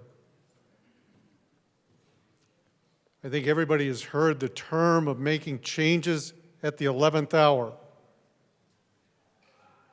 We're closing in on the 12th hour. We're closing in on December 1st here, and we're changing the rules of the game.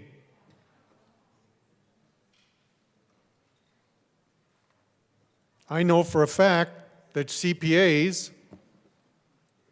have it on their desk what the rules are in relationship to the Tabor refunds, and they've had them since the first of the year, and they're working with their clients. And now we're going to change it at the 11th hour.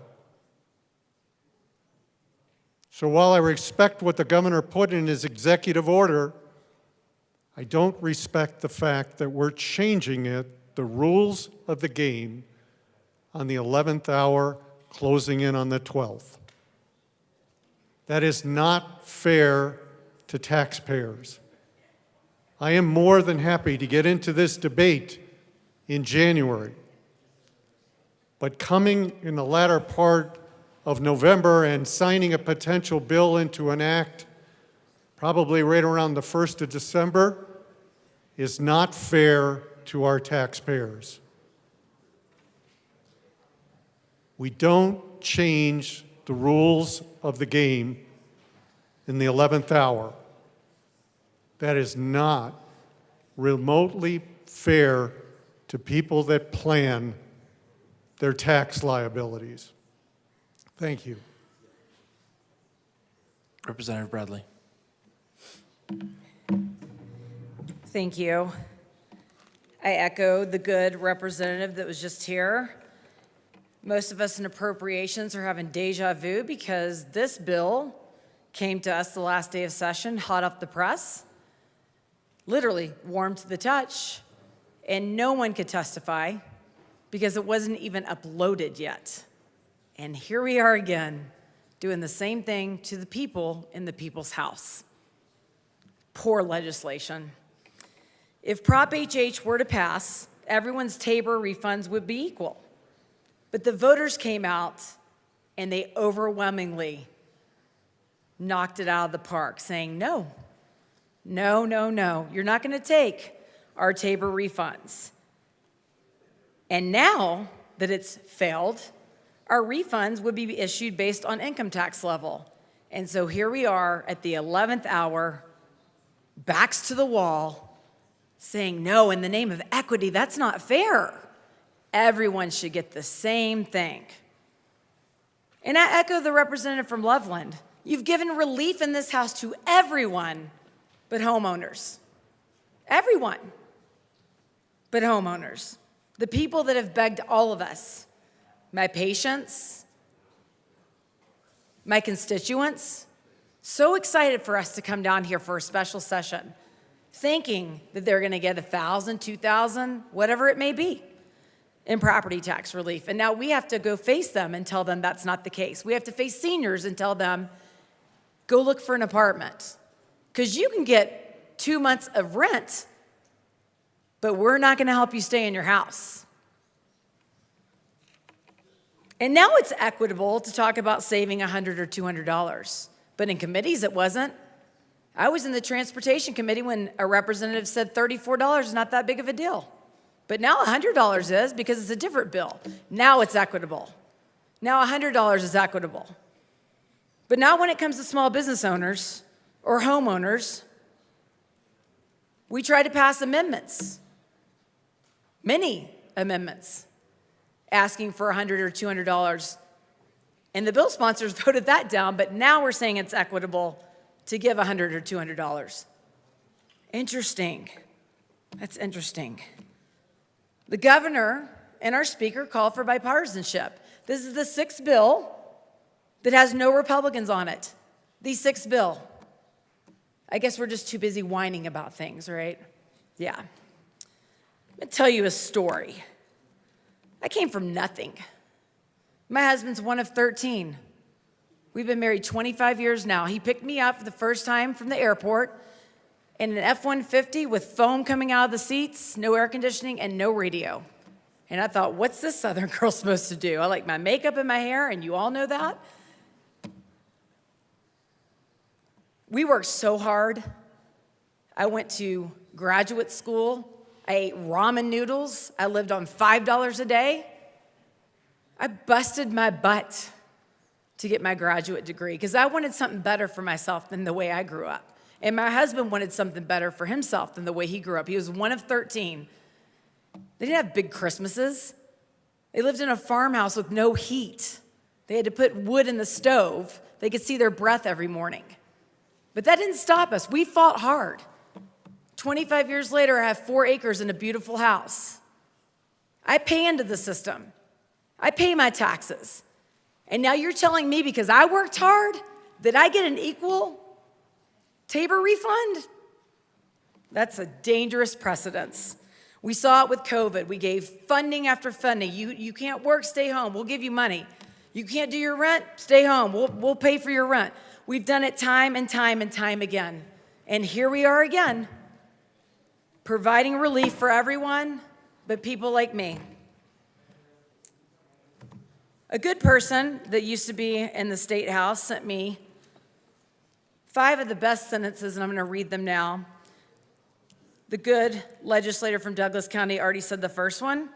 You cannot legislate the poor into prosperity by legislating the wealthy out of prosperity. What one person receives without working for, another person must work for without receiving.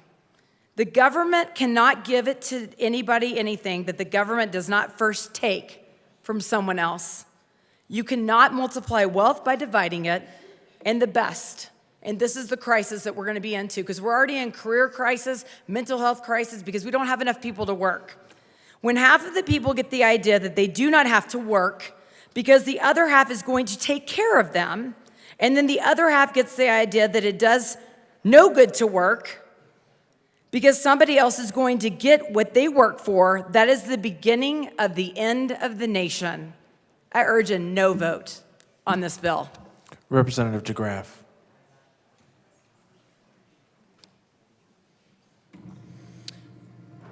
Thank you, Mr. Chair. I'm not offended by this bill. I'm actually a little bit, well, I don't want to say amused at it because there's nothing funny about it. But the little bit of virtue preening, the fluffing the feathers, look at me, look how virtuous, I think that's amusing. It proves an adage: a Republican protects the individual from the mob, a Democrat feeds him to it.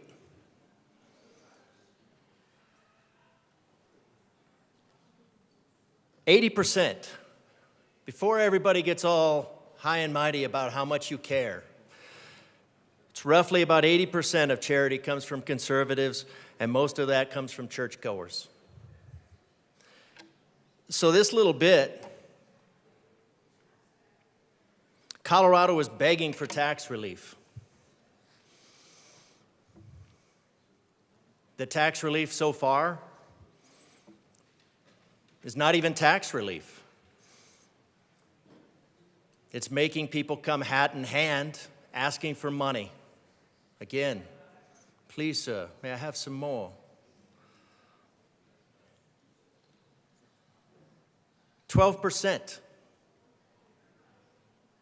Now you're talking about 12%. Why? Because you eliminated 70% of the people that were wage earners.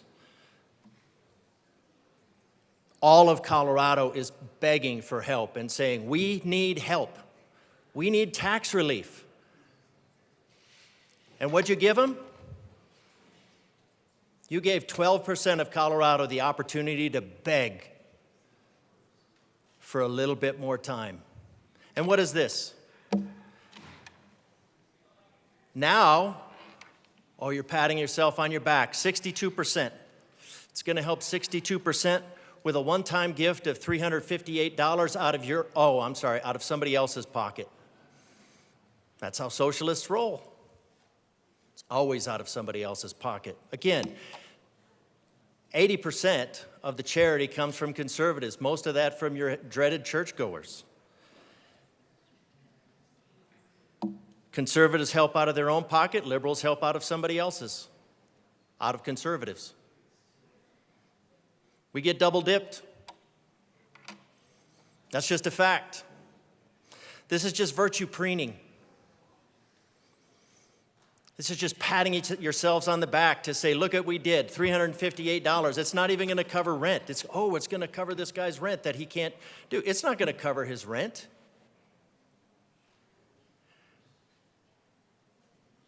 This is a one-time. The rising cost of living. Who is that? That's you. The rising cost of living is you. The rapidly devaluing dollar, it's you. And then you absolve yourself with this little bit of penance.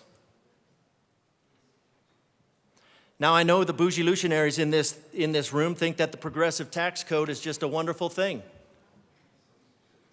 I mean, after all, it's number 2 on Uncle Carl's list of how to get rid of the middle class and impose misery on all of humanity. And it has a 100% success rate. Representative DeGraff. Yes, sir. Easy. I'm just bragging on your success rate. It's 100%. You should be happy about a 100% success rate. Anytime you have 100% metrics, you're good. This is giving a fish. Again, this is virtue preening.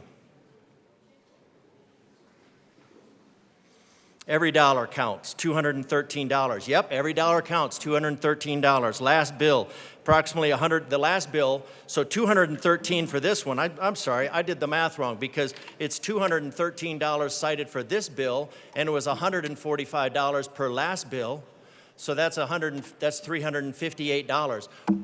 When Coloradans are thousands of dollars in the hole for their property tax, and we still haven't talked about it, and my gosh, it's time to go home.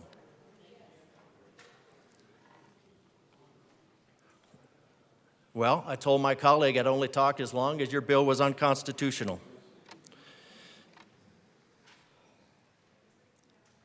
This is just as comical as my colleague earlier saying fiscal responsibility.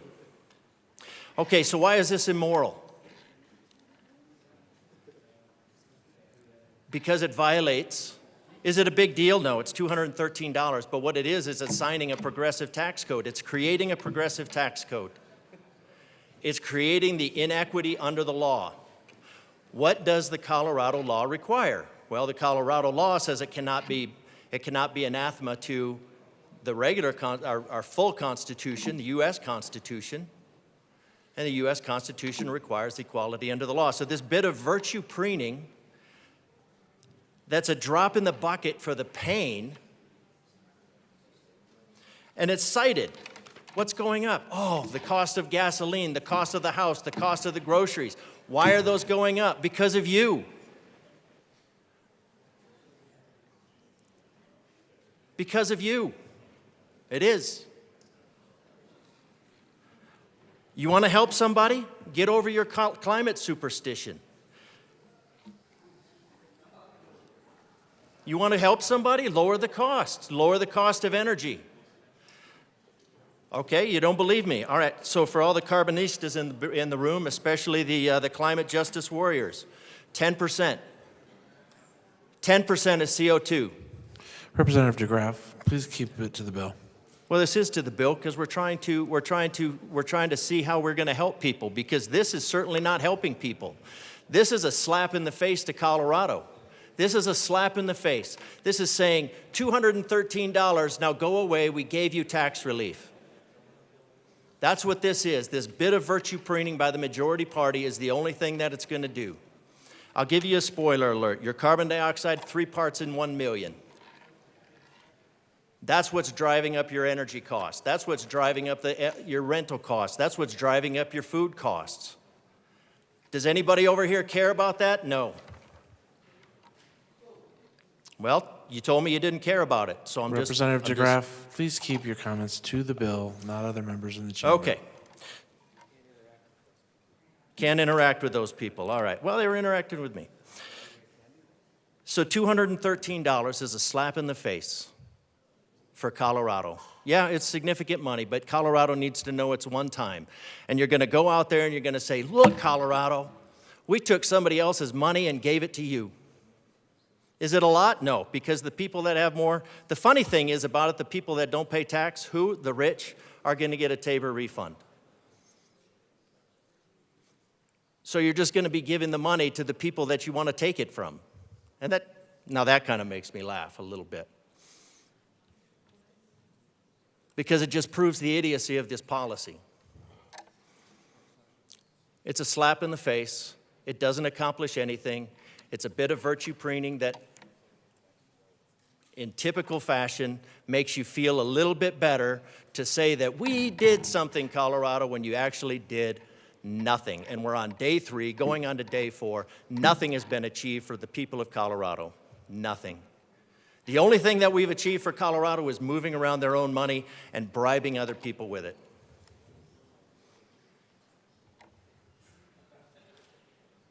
And there's a touchdown. Colorado, you're being insulted. Nobody over here is upset about this $213. It just creates a whole lot of problems, and it doesn't solve your problems. Ask, demand your representatives actually be representatives and give you real relief. Not just a few people in Colorado, but all of Colorado. All of Colorado said they need help. The governor's order said all of Colorado needs help. This is a mockery of Colorado. Representative Catlin.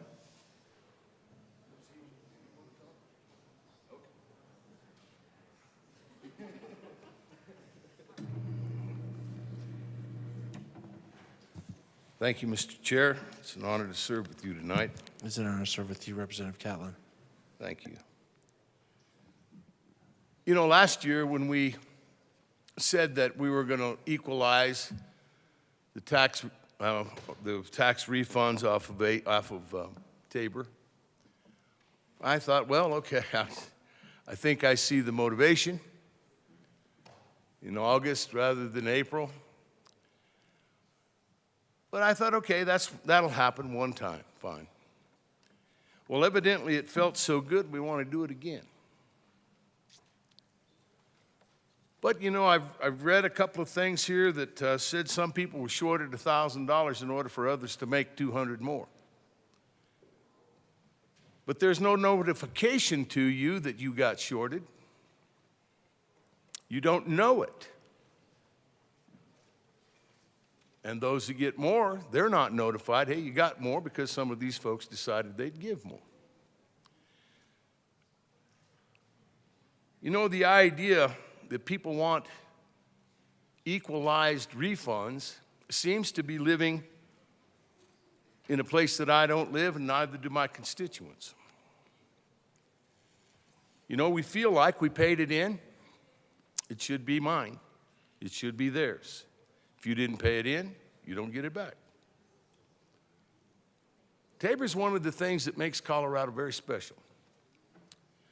That's why people are looking at us to move here. It gives us the opportunity to vote whether or not we raise tax. That's a big deal. And we get refunds when the government has taken more than they needed. And it's equalized out to the people who paid it. You know, that makes sense to me. It makes more sense to me than what equalized does tonight. We saw this at the end of the session last year, thinking that HH was for sure going to pass. Well, it didn't. People spoke, and they spoke loudly.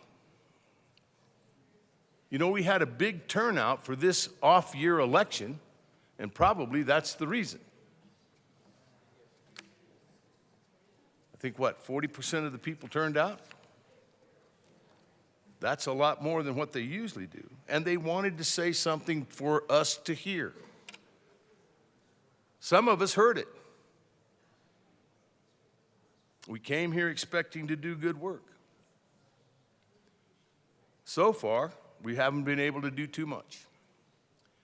But this is one of those places where I need to speak to the people who sent me. If you paid it in, it's yours. If you didn't pay it in, you don't get as big a check. This is getting to the point where we're almost giving everybody a participation trophy. You're here in Colorado, we're going to pay you for being here in Colorado. Folks, I don't want to get to be like that. This is one of those things where it's probably not a big item, but it seems to be one of those items that needs me to stand up and say how I feel and how the folks in my district feel. I'm trying to represent everybody in my district, believe me, when I come up here. And I believe that they would want me to say, if I paid it in, I want my refund. I don't want mine going to them. We're not even noticed if we've been shorted, and in most bookkeeping they do that. But not here tonight. This is not the kind of legislation I thought we were going to be working on. I thought we were going to roll up our sleeves, put our shoulder to the wheel, whatever metaphor you want to use, and do some good for the people of the state of Colorado. Maybe this is good for the state of Colorado, but it's not much and it's not enough. This is too bad. I ask you to vote no.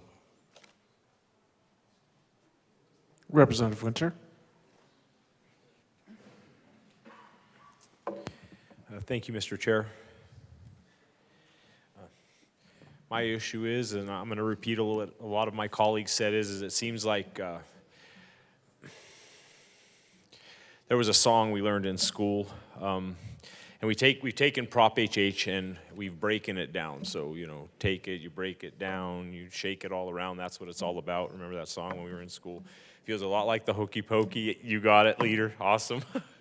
HD 47 had a resounding vote, and they didn't want Tabor touched by any means, any stretch of the imagination. We've said it over and over and over again, but that's what it feels like is happening. I mean, do not touch this. And there is something to paying in and getting out what you paid in.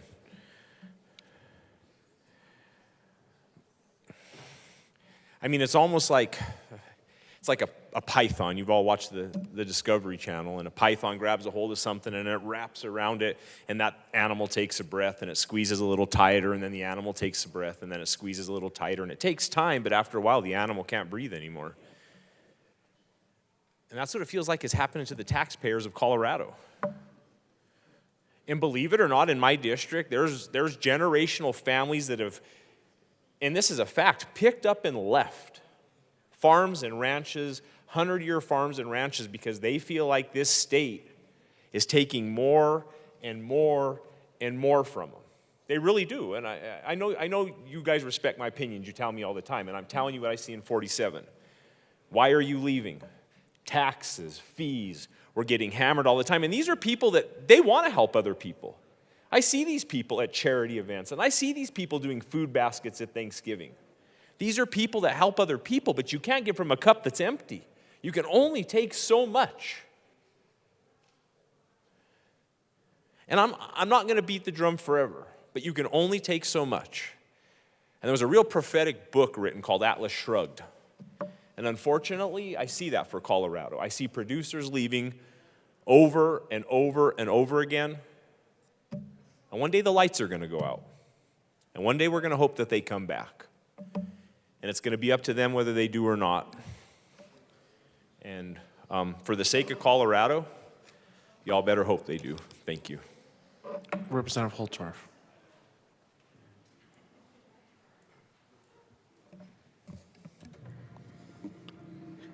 Thank you, Mr. Chair. It's an honor to serve with you this fine evening.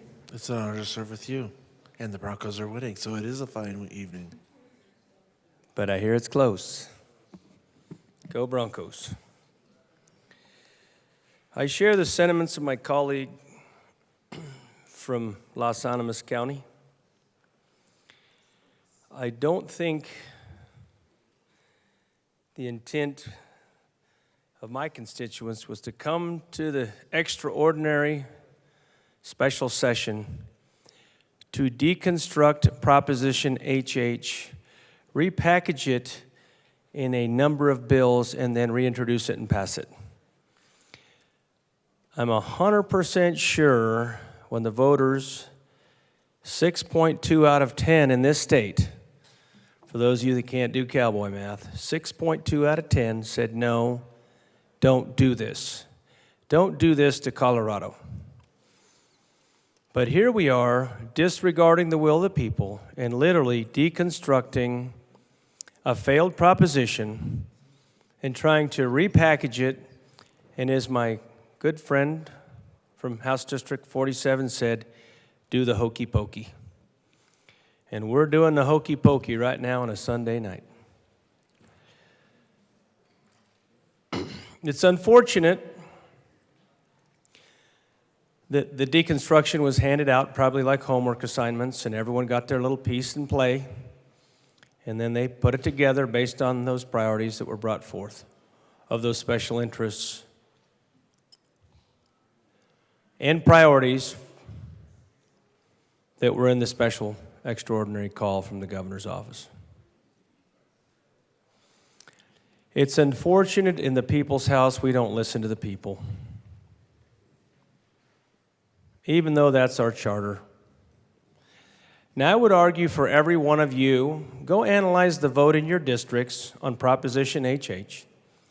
If the majority in your district said no, then maybe you ought to vote with your people and say no to even a deconstructed version of Proposition HH Light.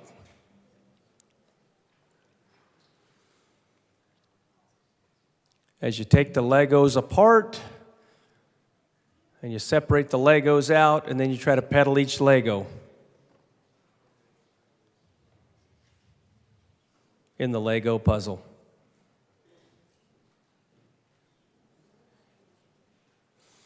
I'm a strong no for a lot of reasons. Number one, the people said no. Number two, this is just a deconstruction of what the people said no to. The people said no to Proposition HH. They didn't ask you to deconstruct it and break it into pieces and then reoffer it and then vote it yes. They said no to all of it. And this is one part of all of it. Here's another problem I have with this. And I understand it's only for 1 year, just one time. I'm just going to do this one time. But one time might become 2 times or 10 times. Or then we're going to say, well, as an argument was made earlier this evening, well, we have the precedence of that being done in previous general sessions, so we should do it again. We should do it again because it was done before. Does that make it right? I say no. And I lean on what the voters voted on. If you don't lean on that, then who are you representing? What are you representing? You know, I have an Uncle Carl Lesher. But I don't think you're talking about, and I wish you'd stop that, because you're not supposed to engage from that point. But let's talk about Uncle Carl a little bit. Uncle Carl in this reference is Karl Marx. He's a Marxist. Marxism and capitalism are not compatible. For those of you that don't understand that, do a little research. And we are a capitalist country and a capitalist state. Now, I prefer to be a free market capitalist. I know many in this chamber may not think the way I think. This has more of a socialist construct. Everybody should get the same refund, just one time. No matter how hard you worked or what you did, you all get the same. Well, I prefer to live in a meritocracy. Now, a very famous president once said, and I hear these talks about homelessness and not being able to pay rent and all these things that are discussed up here as we promote these social programs, especially in this extraordinary special session. We've done a lot of social programs and expanded FTE and funding for social programs. But you know what this famous president said the cure for homelessness is and poverty? J-O-B. I'll spell it for you. It's a J-O-B. Now, if you really want to solve the problem, I'm going to spell that for you too. It's a G-O-O-D J-O-B. And if you want that good job, work on focusing on education. If you want a good education, find a pathway so you can improve yourself. And encourage people to improve themselves and shun away from those things that tie them down and hold them down. We talk about giving a hand up, not a handout. Help those people lift themselves up out of those places.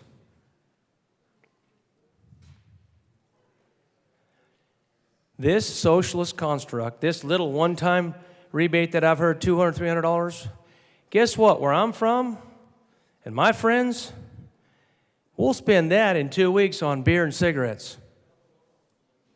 That money doesn't mean diddly. Now, we like our beer, and some of us like our cigarettes or chewing tobacco yet. I know the fees have gone up on that. We did that in this chamber. So it costs more for our Copenhagen or our smokes. But you know what? This is chicken feed where I'm from. You're talking about chicken feed, a couple, $200 or $300? That doesn't go very far, even for a single mother with children. Now, there's probably better things we could be doing tonight with our time. So I'm going to tell you, I'm going to no on this, I'm going to no on the construct, And we need to go back to a model that lifts everybody up and doesn't have a socialist model of equal handouts for everybody. In some cases, some people won't even pay into this and they're going to get money back. Other people are going to work their ever-loving tails off and they will put more into it than they get back to help other people. Now, as I was driving in here one time to the state capitol, I saw a bumper sticker. And this is out in my district, rolling down I-76, so pay attention. This is important. The bumper sticker said, "Don't quit your job. There's 5 people on welfare counting on you. Don't quit your job." I'm a no. Minority Leader Lynch.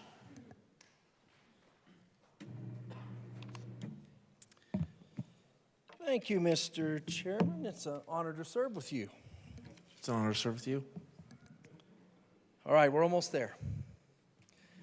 Members, I think we've talked so much about Tabor. I want to remind you all what the Taxpayer Bill of Rights is all about, okay? Because that will help put in perspective the money that we're dealing with here. So the Taxpayer Bill of Rights is when the state, or the Taxpayer Bill of Rights refund, I should say, is when the state collects too much money from you, the citizen. Oops, we took too much. Didn't mean to take that much. Sorry, our bad. Your money, our bad. Sorry, yep, here's your money back. What this bill says, no, you don't get all that back. You get a little bit of it back, but this guy over here gets more of it back. So just think about that a little bit. It's extra money that the government shouldn't have collected in the first place. So it's not even the money that you're obligated to pay, and there's a legitimate reason for collecting it, roads, safety, but this is the extra money. And so whenever you collect extra money, you would expect to get it back. Just get it back. Like, sorry, my bad, here's your money back.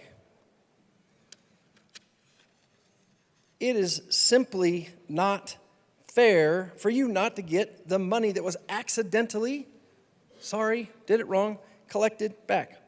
But let's go over a little bit of history about when this bill was in front of us last time, because I remember this bill because I actually ran an amendment that would have enacted exactly what we're doing right now and made it so that we didn't have to go through this. Now, but we did, and for some reason you guys did not want to do that. We could have done this at the end of session, the second to last day. But for some reason you didn't want to do that. And I'll be sincere when I say I ran that amendment because I wanted to prove that this was a part of HH to get people to vote for HH. It was what we call a bribe to a certain level of individual in this state that was going to unfairly gain by voting for HH, which failed, by the way. So let's read that act of 1311, and it says here, Section 2, Section 1 of 2A says, of this act takes effect only if at the November 2023 statewide election, a majority of the voters approve the ballot issue submitted for their approval or rejection pursuant to Section 24-77-202. Okay, so fast forward to now, well, HH failed. And so in the law, in this law, it says this is only good if that passes.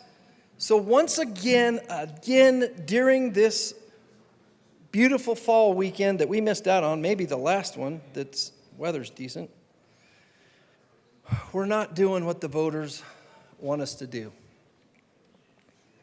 It says it right here in the bill, only, let's see, of this act takes effect only if at the November 2023 statewide election, a majority of the voters approve the ballot issue. They didn't. They didn't approve it. What are we doing? We were just told a week ago they don't want this. Now, a lot of people say this is about, HH failed for different reasons, and we don't know the reasons why it failed because we can't go and talk to each one of those voters. But this was a component of it, and so I think it's fair for us to assume they did not want this for a number of reasons. I think the biggest reason is it's not fair. It's not fair. We talk about being fair. We talk about being nice to one another. Well, this isn't nice to, as I draw the line on that pink sheet, this isn't nice to the majority of the people listed on that sheet. It's not fair. It failed. The voters said they didn't want it. I don't get it. So I think I have an opportunity for us tonight to make that right. Mr. Chairman, I would like to run Amendment L008. All right. L008 has been moved. And ask for that to be displayed. Thank you. And one moment. Is I'm properly sorry, displayed. I would like to move, Mr. Chairman, I apologize. I would like to move SB 003 Amendment 8 and ask that it be displayed. All right. L008 has been moved and it is displayed. Please tell us about the amendment. Okay, this is our opportunity to make it right. This kills this bill in effect. It kind of takes care of all the language that is relevant, which is all of it. This is our opportunity to make this right. We're giving you one more chance to do what the voters asked you to do in November. We can do it. We can make it right now. I gave you an opportunity at the end of session last time to do it. You didn't take it. It was a big gamble. Now, let's make it right for the voters. This is a horrible, horrible policy to start going down because here's what happens. We did this last year. It was our Christmas present from the governor.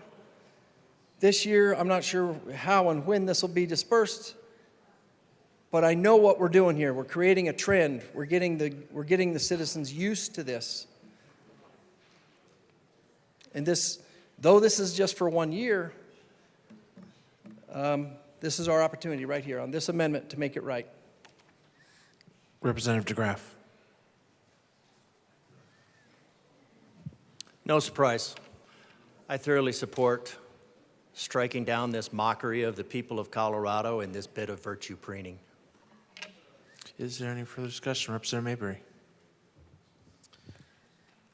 I don't know what virtue preening is. Maybe this amendment could be virtue preening. I gotta say, this is pretty creative. You guys should do this more often because it's pretty straightforward. But vote no if you support this bill. Is there any further discussion on the amendment? Seeing none, the question before us is the adoption of Amendment L008. All those in favor say aye. Aye. All those opposed, no. The noes have it. L008 is lost. Is there any further discussion on Senate Bill 003? Seeing none, the question before us is the adoption of Senate Bill 003. All those in favor say aye. Aye. All those opposed, no. No. The ayes have it. Senate Bill 003 is passed. Madam Majority Leader. Thank you, Mr. Chair. I'd like to call for a brief recess. The committee will stand in a brief recess.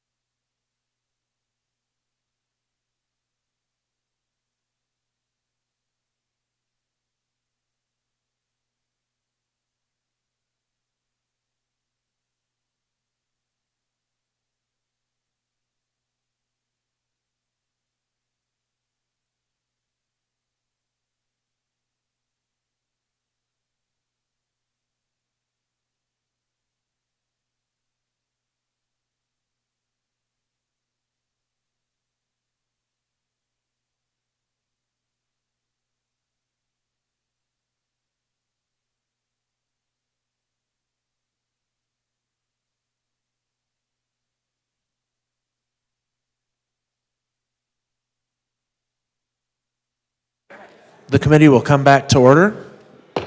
Madam Majority Leader. Thank you, Mr. Chair. I move that the remainder of the special orders calendar be laid over until later tonight.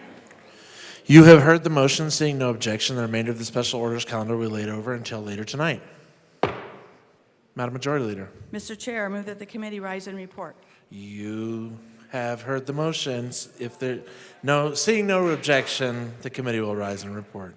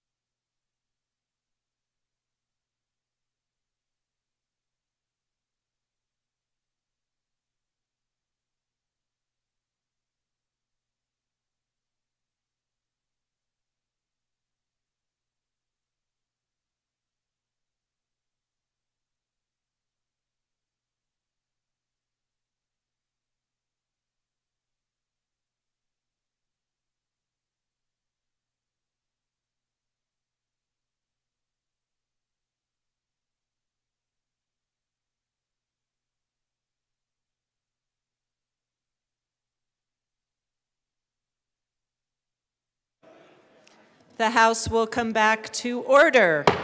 Mr. Schiebel, please read the report of the Committee of the Whole. Madam Speaker, your Committee of the Whole begs leave to report as under consideration the following attached bills, being second reading thereof and making the following recommendations thereon. Senate Bill 1 is amended. Senate Bill 3 passed on second reading, ordered and revised and placed on the calendar for third reading and final passage. Senate Bill 2 laid over until November 19th, 2023. Representative Valdez.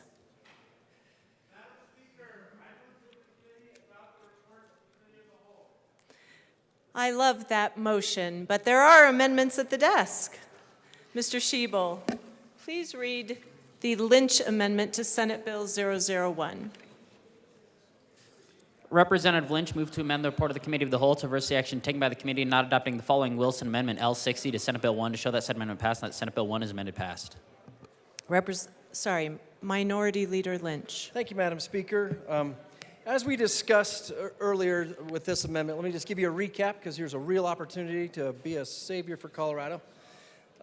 This amendment basically makes sure that we truly do not ever, through the process of backfilling, touch any Tabor dollars. So that what it does is it goes back and amends basically how we administer Senate Bill 238.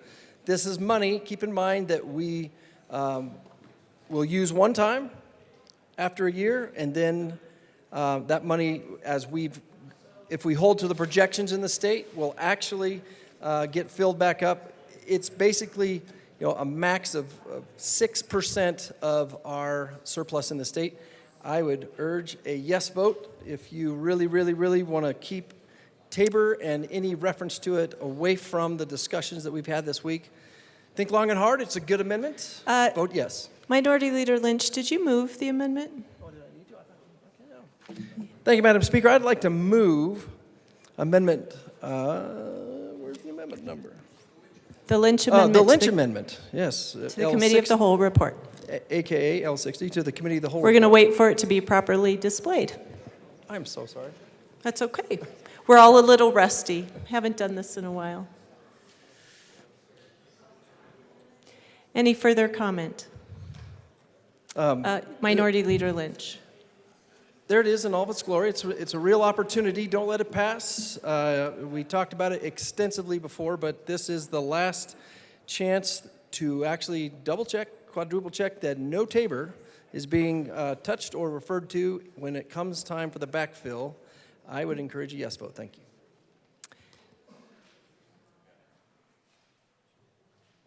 Representative Weissman. Thanks, Thanks, Madam Speaker. Members, we had this discussion previously. On second reading, I'm going to ask for a no vote. I don't believe it's fiscally responsible for the state to diminish the general fund reserve for this purpose. In 30 years, this legislature has only moved the statutory reserve down in response to a projection by nonpartisan staff economists of diminishing revenues. That is not the environment we're in. I believe there are both conservative and progressive sound reasons to support a healthy reserve. We should vote no on this cow. Seeing no further discussion, the motion before us is the adoption of the Lynch Amendment to the Committee of the Whole report. Mr. Schiebel, please open the machine and members proceed to vote. Representative Joseph, how do you vote? Representative Joseph, I believe you are on mute. Representative Joseph, can you take yourself off mute? No. Please, Representative Joseph votes no. Representative Sirota, how do you vote? No. Representative Sirota votes no. Representative Kipp, how do you vote? No. Representative Kipp votes no. Representative Ortiz, how do you vote?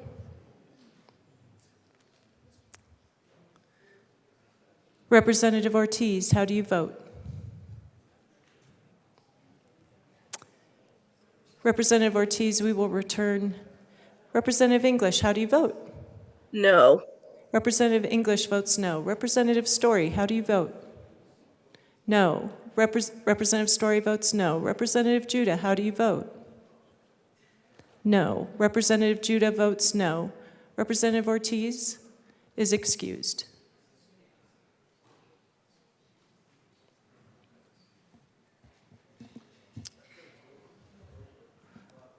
Representative Bachenfeld is excused.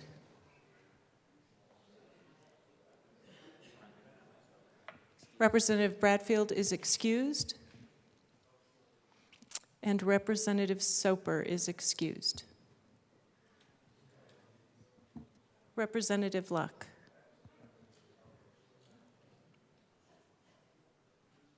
Please close the machine. With 15 aye, 39 no, and 11 excused, the amendment fails.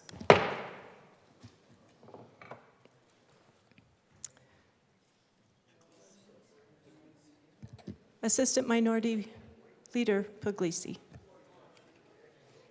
Mr. Schiebel, please read the title to the Puglisi amendment. Representative Puglisi moved to amend the report of the Committee of the Whole to reverse the action taken by the committee in not adopting the following Puglisi amendment, L73 to Senate Bill 1, to show that said amendment passed and that Senate Bill 1 is amended passed. Assistant Minority Leader Puglisi. Thank you, Madam Speaker. I move the Puglisi amendment to the Committee of the Whole report and ask that it be properly displayed. It is properly displayed. Thank you, Madam Speaker. Just wanted to take another chance to roll out our great ideas and how do you all maybe... My apologies, Assistant Minority Leader. This is the last amendment. Oh. I'm sorry, I do need the Puglisi amendment. I have it. It's not properly displayed. There we go. We have the right amendment now. Sorry for that. Please proceed. Thank you. We wanted to give you another chance to maybe consider some of the amendments that we had that we think would be good for all Coloradans, and just to show that Republicans brought ideas to the table too, and that we were really trying to find some common ground. So I urge an aye vote on this amendment. Thank you. Speaker Pro Tem Degree Kennedy. Thank you, Madam Speaker. Members, I ask for a no vote on this amendment. As much as I appreciate and understand the desire to deliver larger tax cuts than are in the current bill, this would necessitate dipping into the reserve, which I do believe would imperil our ability to fund K-12 education the next time we get into a recession in the state. I believe these cuts are more than we can afford right now, and I ask for your no vote. Seeing no further discussion, the question before us is the adoption of the Puglisi amendment to Senate Bill 001. Mr. Schiebel, please open the machine and members proceed to vote. Representative Joseph, how do you vote? Representative Joseph votes no. Representative Sirota, how do you vote? Representative Sirota votes no. Representative Kipp, how do you vote? No. Representative Kipp votes no. Representative Ortiz, how do you vote? No. Representative Ortiz votes no. Representative English, how do you vote? No. Representative English votes no. Representative Story, how do you vote? Representative Story votes no. Representative Judah, how do you vote? Representative Judah votes no. Representative Soper, how do you vote? Yes. Representative Soper votes yes.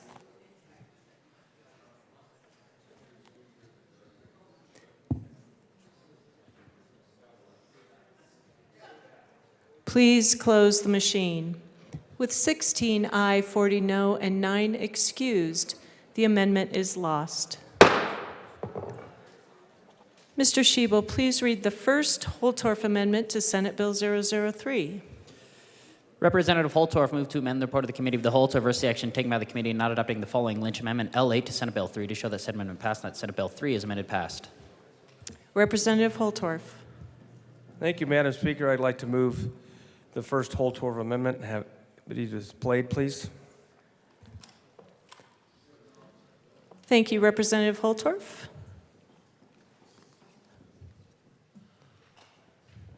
The amendment has been properly moved and is now displayed. Please proceed. Thank you, Madam Speaker. So this amendment reverses the action and allows all of us to respect the will of the people with respect to this particular bill. And I think it's important that we respect the will of the people, and I encourage a yes vote. Representative Dixon. Thank you, Madam Speaker. I ask for a no vote. Seeing no further discussion, the question before us is the adoption of the first Holtorf Amendment to the Committee of the Whole report. Mr. Schiebel, please open the machine and members proceed to vote. Representative Joseph, how do you vote? No. Representative Joseph votes no. Representative Sirota, how do you vote? No. Representative Sirota votes no. Representative Kipp, how do you vote? No. Representative Kipp votes no. Representative Ortiz, how do you vote? No. Representative Ortiz votes no. Representative English, how do you vote? No. Representative English votes no. Representative Story, how do you vote? No. Representative Story votes no. Representative Judah, how do you vote? No. Representative Judah votes no. Representative Soper, how do you vote? Yes. Representative Soper votes yes. Representative Catlin.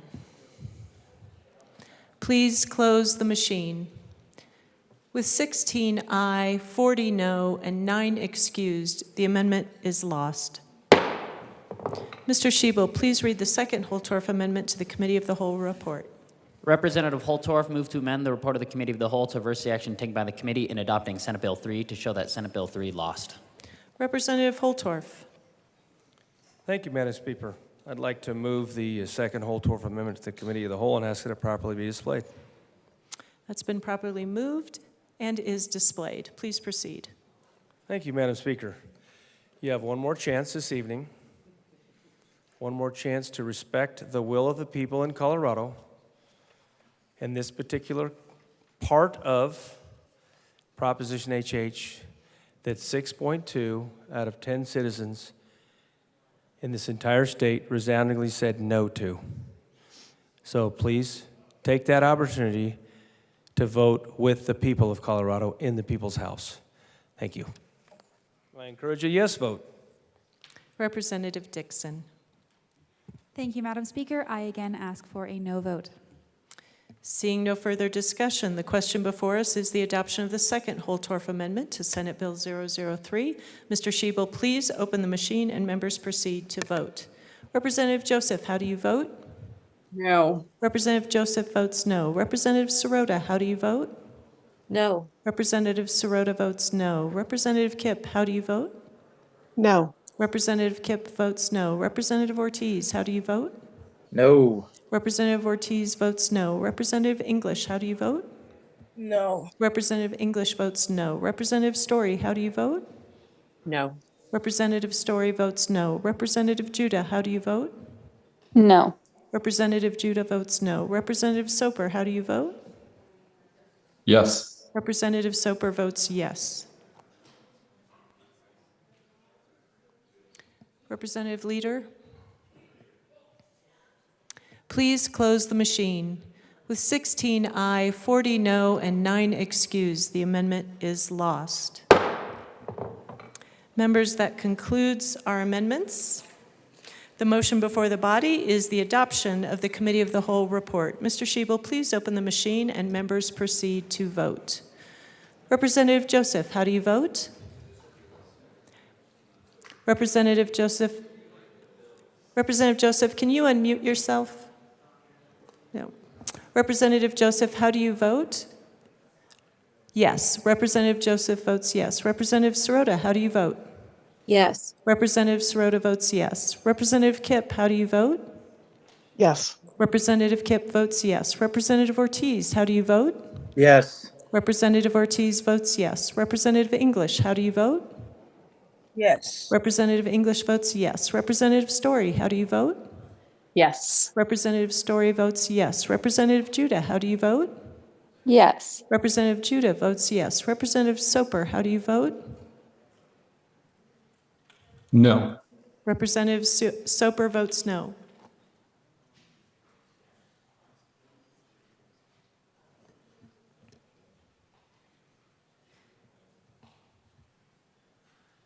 Please close the machine.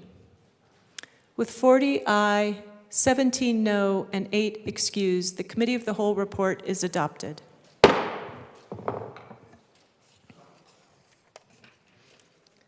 Madam Majority Leader. Madam Speaker, I move Senate Bill 002 be made special orders on Sunday, November 19th at 10:08. Members, seeing no objection, the bill listed by the Majority Leader will be made special orders on Sunday, November 19th at 10:08. Madam Majority Leader. Madam Speaker, pursuant to House Rule 14, I move that debate on Senate Bill 002 be limited to 1 hour during special orders on November 19th. The motion before us is pursuant to House Rule 14 debate on Senate Bill 23B002 be limited to 1 hour. This is a non-debatable motion pursuant to House Rule 15E and requires a simple majority vote. Mr. Schiebel, please open the machine and members proceed to vote. Representative Joseph, how do you vote?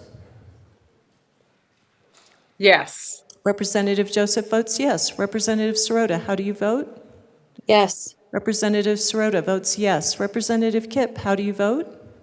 Yes. Representative Kipp votes yes. Representative Ortiz, how do you vote? Yes. Representative Ortiz votes yes. Representative English, how do you vote? Yes. Representative English votes yes. Representative Story, how do you vote?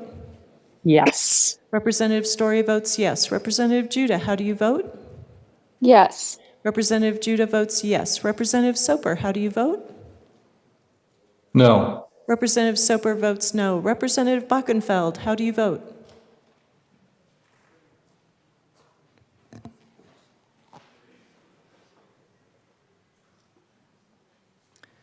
Representative Bachenfeld, can you hear us? If so, you are on mute.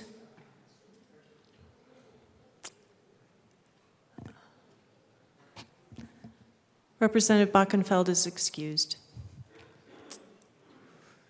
Please close the machine. With 38 aye, 19 no, and 8 excused, the motion to debate Senate Bill 23B002 is limited to 1 hour. Representative Basenecker.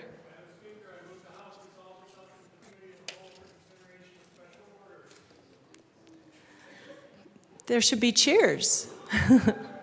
Seeing no objection, the House will resolve itself into the Committee of the Whole. Representative Basenecker will take the chair.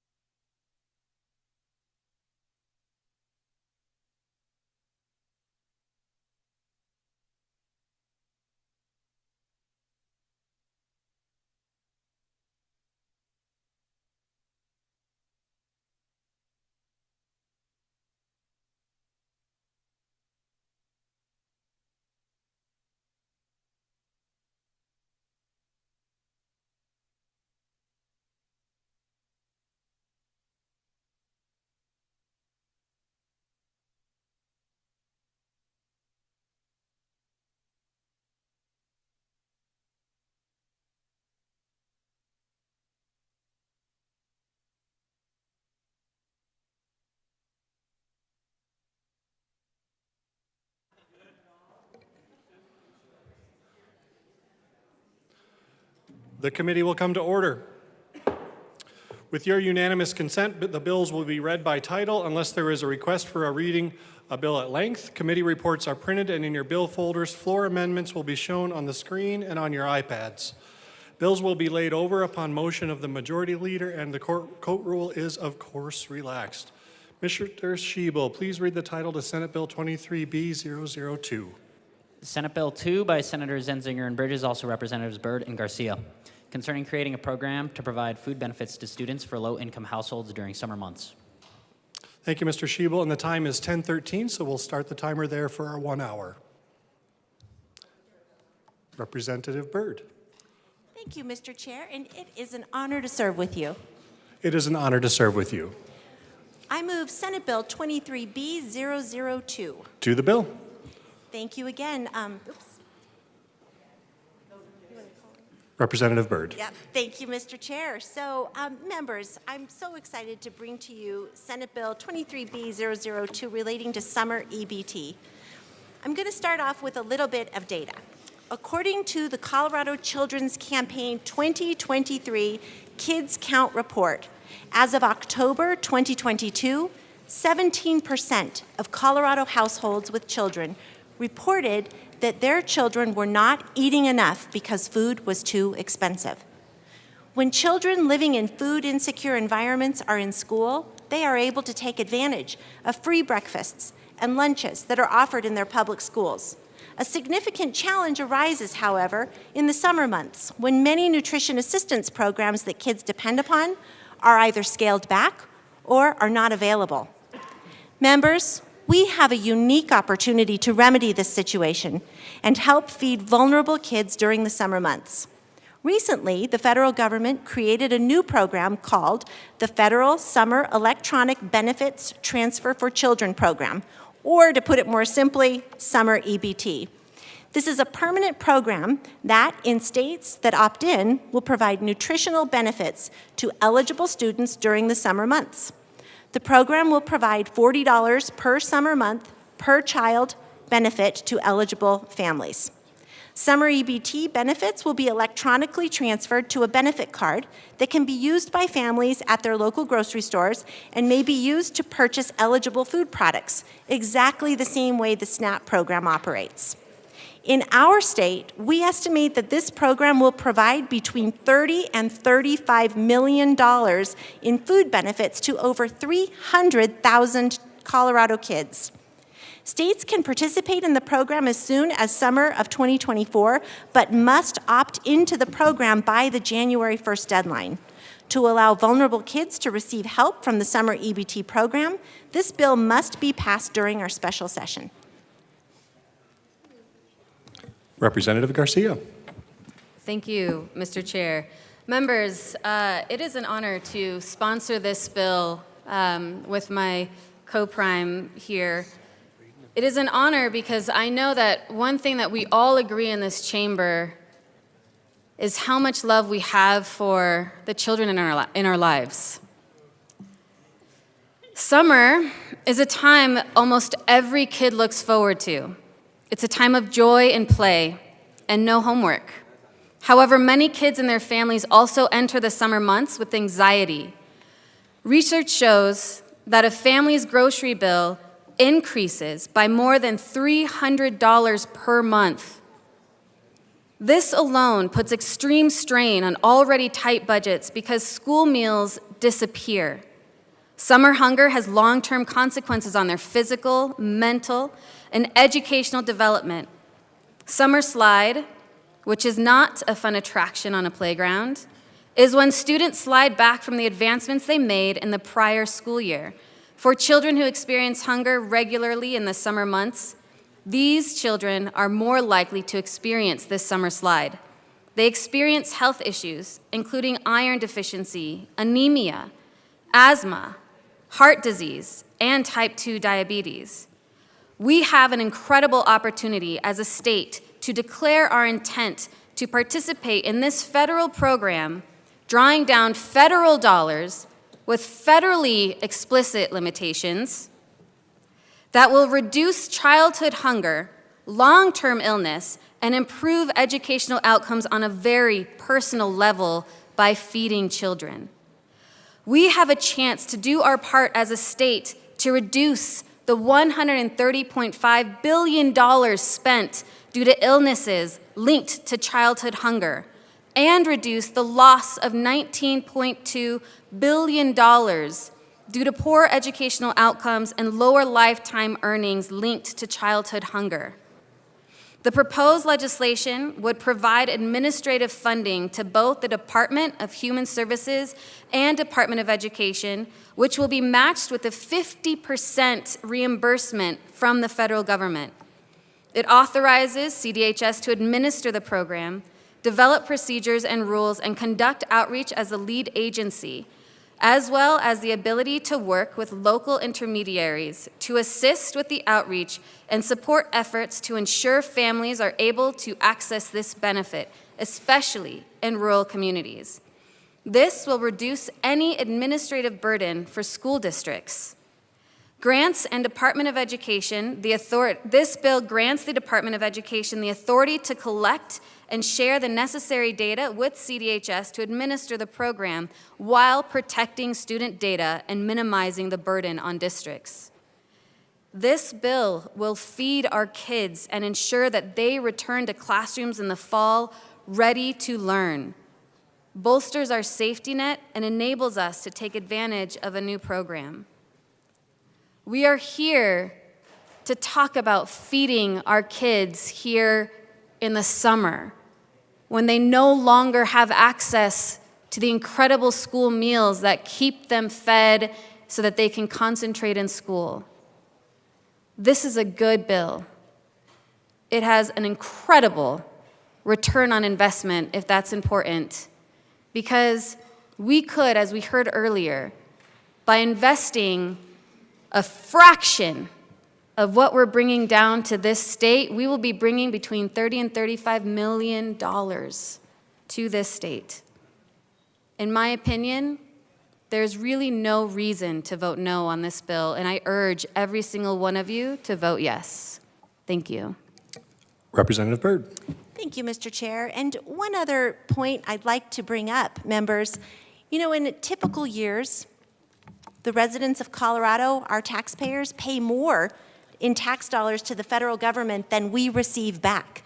This is a great opportunity for our state to draw down more of those federal tax dollars that our citizens have sent to Washington, D.C.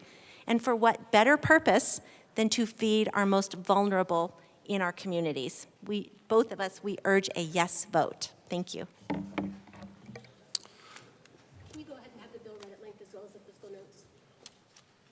There's been a request to have the bill read at length along with the fiscal note. The fiscal note will not be read at length, but the bill will be. First Extraordinary Session 74th General Assembly State of Colorado re-engrossed. This version includes all amendments adopted in the House of Introduction LLSNO.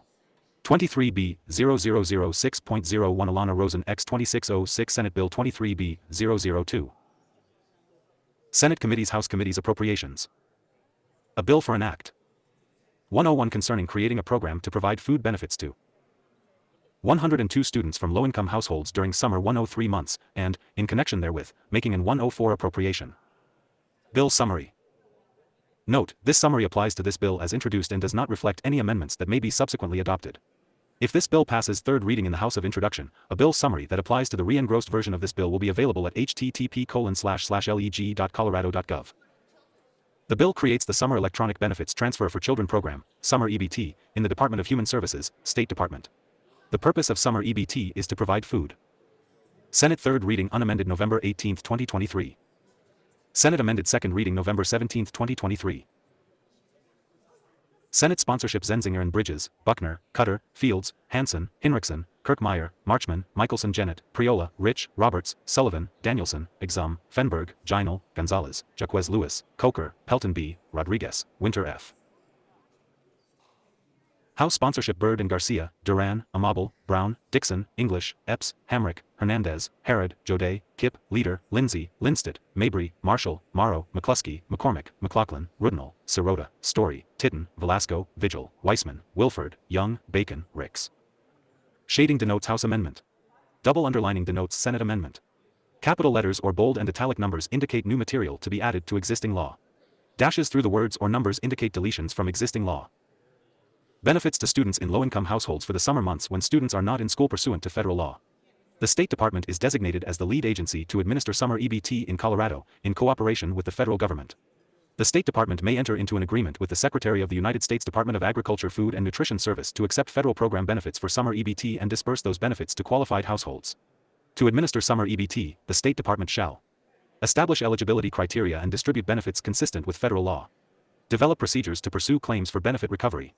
Develop an outreach plan and conduct outreach to community-based organizations and households, and promulgate rules to manage household and administrative errors and any other rules necessary to comply with federal law. The bill designates the Department of Education as the partner agency for the administration of summer EBT. To administer summer EBT, the Department of Education shall develop an outreach plan and conduct outreach to local education providers and school food authorities participating in the National School Lunch Program, or National School Breakfast Program, and provide technical assistance to school food authorities, specifically school food authorities located in rural areas. The State Department and the Department of Education shall jointly develop protocols for the sharing of relevant data necessary for the administration of summer EBT, streamline rulemaking and data collection, and develop and provide a parent opt-out process to the extent allowable by federal law. The bill requires school food authorities that participate in the lunch program or breakfast program to provide the Department of Education with the minimum student-level data necessary to gather and maintain the eligibility information required by federal law. The Department of Education shall share the data with the State Department to administer summer EBT. All data must be treated as protected personally identifiable information, consistent with state and federal laws. 1. Be it enacted by the General Assembly of the State of Colorado. 2. Section 1. In Colorado Revised Statutes, add 26-2-309 as -2002. 1 follows, 226-2-309. Summer Electronic Benefits Transfer for Children 3 Program, Creation, Rules, Legislative Declaration, Definitions, for repeal. 1a. The General Assembly finds and declares that 5. Programs that provide summer food benefits to 6 students from low-income households are proven to reduce 7 childhood hunger and improve diet quality, and they help 8 ensure that students return to classrooms in the fall ready. 9 learn. 10.2. The United States Congress recently created the 11 Federal Summer Electronic Benefits Transfer for Children 12 Program as a permanent program to provide nutritional benefits. 13.2. Eligible students for the months when students are not in 14 school. 15.3. States that administer the Federal Summer 16 Electronic Benefits Transfer for Children program will be able 17 to provide a federally funded benefit of $40, adjusted 18 for inflation, per eligible student per summer month in the form 19 of cash-like benefits on an electronic benefits card to purchase 20 food from retail food stores that are approved to participate in 21 the Federal Supplemental Nutrition Assistance Program. 22.4. By participating in the Federal Summer Electronic 23 Benefits Transfer for Children Program, Colorado will receive 24 reimbursement for 50% of the state's administrative 25 costs, and 26.v. Under the Federal Summer Electronic Benefits 27 Transfer for Children Program, over $300,000. -3002. 1 Colorado students will gain access to food benefits, totaling between $30 to $35 million in federally funded benefits. 4b. The General Assembly, therefore, declares it is-5 necessary for the state to authorize and provide resources to 6 the Department of Human Services and the Department of 7 Education to develop and administer the Summer Electronic 8 Benefits Transfer for Children program. 9.2. As used in this section, unless the context otherwise 10 requires. 11a. National School Breakfast Program means the 12 Federal School Breakfast Program created in 42U.S.C. SEC 1773 13 as amended. 14b. A National School Lunch Program means the Federal 15 School Lunch Program created in the Richard B. Russell 16 National School Lunch ACT 42 USC SEC 1751 ETSEQ AS 17 amended. 18c. School Food Authority means the governing body in 19 that is responsible for the administration of one or more 20 schools and has the legal authority to operate the national 21 School Lunch Program or National School Breakfast Program, or 22 would otherwise be approved by the United States Department 23 of Agriculture, Food and Nutrition Service to operate the 24 National School Lunch Program or National School Breakfast 25 Program. 26d. Summer Electronic Benefits Transfer for Children 27 Program, or Program means the Federal Summer Electronic -4002. 1 Benefits Transfer for Children Program created in the Federal 2 Consolidated Appropriations ACT 2023 Pub.L. 117 to 328 and 3 subsection 3 of this section. 4.3a. The Summer Electronic Benefits Transfer for 5 Children Program is created in the State Department. The sixth purpose of the program is to provide summer food benefits to 7 eligible students in low-income households during summer 8 months when students are not in school pursuant to Federal 9 law. Eligible students may receive a federally funded benefit in 10 an amount prescribed by federal law in the summer months 11 through cash-like benefits on an electronic benefits card. To 12 purchase food from retail food stores that are approved. To 13 participate in the Federal Supplemental Nutrition Assistance 14 program. 15b. The State Department is designated as the lead agency. 16 to administer the program in the state, in cooperation with the 17 federal government pursuant to the Federal Consolidated 18 Appropriations ACT 2023 inch, Pub.L. 117 to 328, the State Department. May 19 enter into an agreement with the Secretary of the United 20 States Department of Agriculture, Food and Nutrition Service to 21 accept federal program benefits and disperse benefits to 22 qualified households pursuant to federal law. 23. C. The Department of Education is designated as the 24 partner agency for the program. 25. 4. A. To administer the program, the State Department 26 shall, 27. I. Establish eligibility criteria and distribute benefits. 5002. 1. Consistent with federal law. 2. Develop procedures to pursue claims for benefit. 3. Recovery. 4. 3. Develop an outreach plan and conduct outreach to 5 community-based organizations and households. 6. 4. Develop and provide resources, training, and 7. Technical assistance to local community-based organizations. 8. Including, but not limited to, family resource centers. As defined 9 in Section 26.5-3-102, nonprofit organizations, and Emergency 10 food providers, and specifically to local community-based 11 organizations located in rural areas. 10 conduct outreach and 12 provide support and information to parents, legal guardians. 13 and emancipated students seeking to access program benefits. 14 develop and provide resources and technical. 15 assistance, including providing contact information for local. 16 community-based organizations described in subsection 4a. 17 of this section. 2 local education providers and school food. 18 authorities, specifically local education providers and school. 19 food authorities located in rural areas, and 26 promulgate rules to manage household, and 21 administrative errors and any other rules necessary to comply. 22 with federal law. 23 to administer the program, the Department of 24 Education shall, 25 develop an outreach plan and conduct outreach to 26 local education providers, as defined in Section 22-16-103, and 27 school food authorities, and -6002. 1. Provide technical assistance to school food 2 authorities, specifically school food authorities located in 3 rural areas. 4. C. The State Department and the Department of Education 5 shall jointly. 6. Develop protocols for the sharing of relevant data. 7 necessary for the administration of the program and outreach. 8 to households with students who are eligible for the program. 9. Streamline data collection. And 10.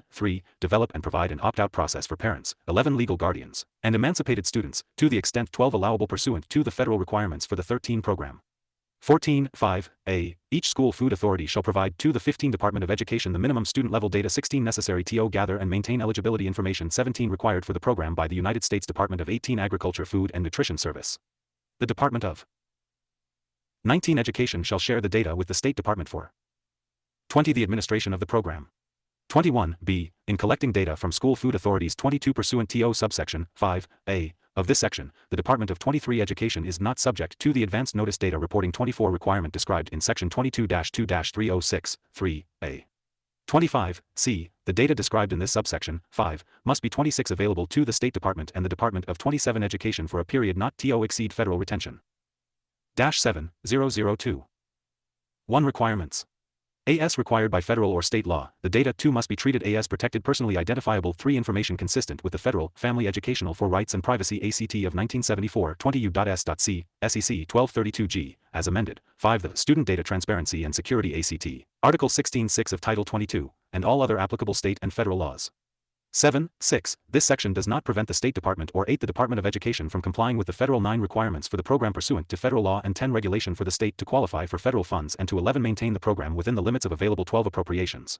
13. 7a. For fiscal years 2023 to 24 and 2024 to 25, the State 14 Department and the Department of Education are exempt from 15. The requirements of the Procurement Code, Articles 10121-1216 of Title 24, when selecting vendors to implement and administer. 17. The program. 18b. This subsection 7 is repealed, effective July 1, 2026. 19.8a. For state fiscal year 2023 to 24, the General 20 Assembly shall appropriate at least $3,121,412 to the State 22 Department from the General Fund for purposes of this section. 23. Any money appropriated pursuant to this subsection, 8a, that 24 is not expended prior to July 1, 2024, remains available for 25 expenditure for the same purpose in the 2024-25 state fiscal year 26 without further appropriation. 27-8002. 1b, for state fiscal year 2024-25, the General Assembly too shall appropriate at least $1,800,323 for purposes of this foresection. Any money appropriated pursuant to this subsection 5, 8b, that is not expended prior to July 1, 2025, remains 6 available for expenditure for the same purpose in the 2025-26 7 state fiscal year without further appropriation. 8.9 Section 2. In Colorado Revised Statutes, add 22-2-149 as 10 follows, 1122-2-149. Summer Electronic Benefits Transfer for Children 12 Program, Duties. 1. The Department is the designated partner 13 agency for the Summer Electronic Benefits Transfer for 14 Children program created in the Department of Human Services 15 pursuant to Section 26-2-309. 16. 2. TO administer the Summer Electronic Benefits Transfer 17 for Children program. The Department shall, 18a, develop an outreach plan and conduct outreach to 19 local education providers, as defined in Section 22-16-103, and 20 school food authorities, as defined in Section 26-2-309, 21b, provide technical assistance to school food 22 authorities, specifically school food authorities located in 23 rural areas, and 24c, collect the minimum student-level data necessary to 25 gather and maintain eligibility information required by the 26 Summer Electronic Benefits Transfer for Children program and 27 share the data with the Department of Human Services for the -9002. 1. Administration of the Summer Electronic Benefits Transfer for 2 Children program as set forth in Section 26-2-309, 5. 3. The Department of Human Services and the Department for shall jointly, 5a, develop protocols for the sharing of relevant data. 6. Necessary for the administration of the Summer Electronic 7 Benefits Transfer for Children program and outreach to 8 households with students who are eligible for the program. 9b, streamline data collection, and 10c, develop and provide an opt-out process for parents, 11 legal guardians, and emancipated students, to the extent 12 allowable pursuant to the federal requirements for the Summer 13 Electronic Benefits Transfer for Children program. 14.4a, for state fiscal year 2023-24, the General 15 Assembly shall appropriate $169,870 to the Department from the 17 General Fund for purposes of this section. Any money 18 appropriated pursuant to this subsection, 4a, that is not 19 expended prior to July 1, 2024, remains available for expenditure 20 for the same purpose in the 2024-25 state fiscal year without 21 further appropriation. 22-23b, for state fiscal year 2024-25, the General Assembly 24 shall appropriate $393,256 to the Department from the General Fund 26 for purposes of this section. Any money appropriated pursuant 27 to this subsection, 4b, that is not expended prior to July 1, 2025. -10-002. 1 remains available for expenditure for the same purpose in the 2025-26 state fiscal year without further appropriation. 3.4 Section 3. Appropriation. 1. For the 2023-24 state fiscal 5-year, $3,140,412 is appropriated to the Department of Human Services for 6 use by the Office of Economic Security. This appropriation is from the 7 General Fund and is based on an assumption that the office will require an 8 additional 1.6 FTE. To implement this act, the office may use this 9 appropriation for the Summer Electronic Benefits Transfer for Children 10 program related to food and energy assistance. 11.2. For the 2023-24 state fiscal year, the General Assembly 12 anticipates that the Department of Human Services will receive $3,140,412 13 in federal funds for the Office of Economic Security to implement this act. 14. The appropriation in subsection 1 of this section is based on the 15 assumption that the department will receive this amount of federal funds. 16. Which is subject to the annotation as defined in the Annual General 17 Appropriation Act for the same fiscal year. 18.3. For the 2023-24 state fiscal year, $169,870 is appropriated to 19 the Department of Education for school district operations. This 20 appropriation is from the General Fund and is based on an assumption that 21 the department will require an additional 1.8 FTE. To implement this act, 22 the department may use this appropriation for the Summer Electronic 23 Benefits Transfer for Children program related to nutrition. 24.4. For the 2023-24 state fiscal year, the General Assembly 25 anticipates that the Department of Education will receive $169,870 in 26 federal funds for the school district operations to implement this act. The 27 appropriation in subsection 3 of this section is based on the assumption -11-002. 1. That the department will receive this amount of federal funds, which is 2 subject to the notation as defined in the Annual General Appropriation 3 Act for the same fiscal year. 4. Section 4. Safety Clause. The General Assembly finds, 5 determines, and declares that this act is necessary for the immediate 6 preservation of the public peace, health, or safety, or for appropriations for 7 the support and maintenance of the departments of the state and state aid institutions. Dash 12-002.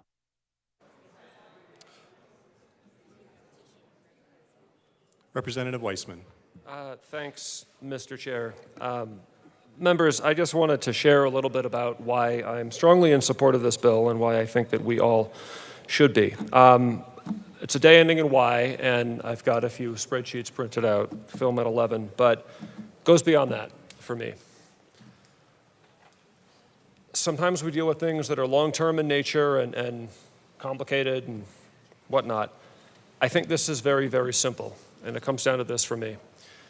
We are an affluent country, a pretty affluent state too. We don't have to have kids going to bed hungry. There are nations in the world that truly struggle, and maybe they don't have the resources to fully solve that problem. We do. So childhood hunger is a choice, not an inevitability. And this bill, if we pass it, and I hope we make the choice to reduce childhood hunger. I represent a district that has some profoundly low-income communities. Statewide, free and reduced lunch eligibility, that's a measure of low income and eligibility for assistance. Statewide, we're about 37%. Both of my counties are higher than average, 43 and change, and then 41 and change. Meanwhile, the predominant school district in my House district, Aurora Public Schools, is 73% free and reduced lunch eligible, 73%. The neighborhood elementary school, 87.5. The neighborhood middle school, 92. Neighborhood high school, 80. Those overwhelming percentages of families and kids are struggling that profoundly that they meet free and reduced lunch eligibility. As we heard, the voters made a choice on the ballot recently to help during the year, but that didn't reach during the summer. That's what this is trying to do. I'll share numbers with members from other districts if you're interested, but it's not just Aurora. 61% free and reduced eligible in Bent County, 80% in Costilla, 70 in Crowley, 45 in Fremont, 53 in Kit Carson, 68 in Otero, 61 in Prowers. All those are well above the state average. I do believe that this is the role of government. We are committing a small number of millions of dollars here, in exchange for which the federal government matches us 1-to-1 on just the implementation, and then we draw down many, many, many millions of dollars to feed kids. I'm here for that. I hope we all are. I ask for your support on this bill.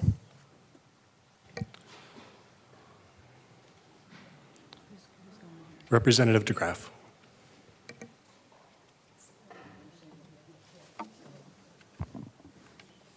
Colleagues, I won't be long.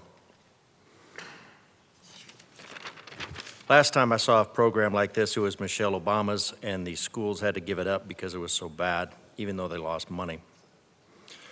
So I don't know how similar that is, but this seems a lot.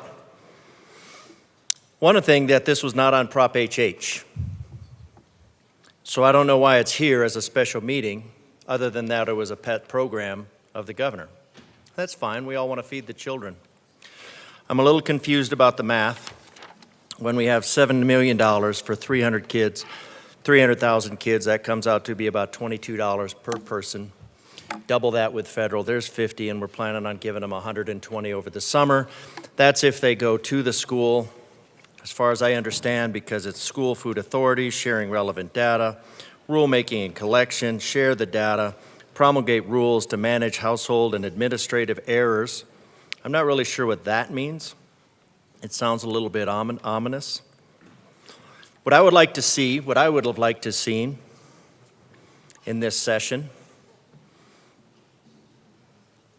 wrapping up day 3, would be some tax relief where we would give these families instead of $120, we would have given them some tax relief, maybe of the thousands of dollars that they need.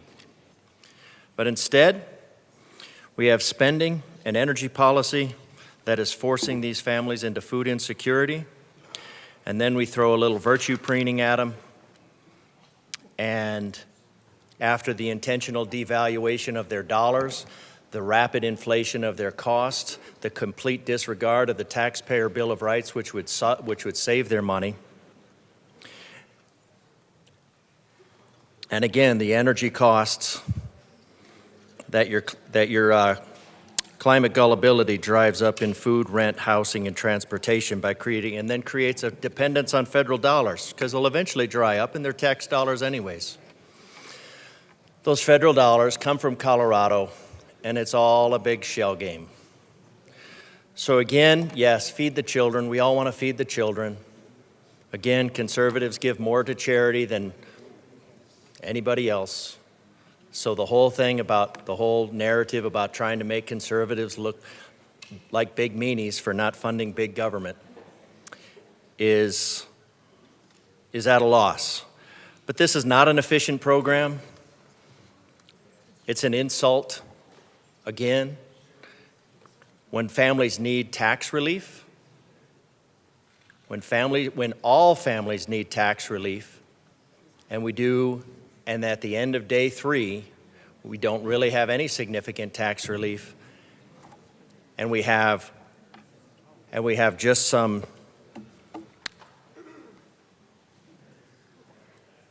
really a token, so that you can say that you did something when you did nothing. Representative Epps. Thank you, Mr. Chair, at this moment. Miss Catherine, if you're doing the video, I would love it if you would stay zoomed out, because I'm about to cry, and nobody needs to see that. I rise in support of this bill, and a little discombobulated because of the actions of my party, but is now the time where I can move? You may move amendments if you have them. Let's start with move L001 and ask that it be displayed. 1 second, we'll get that displayed.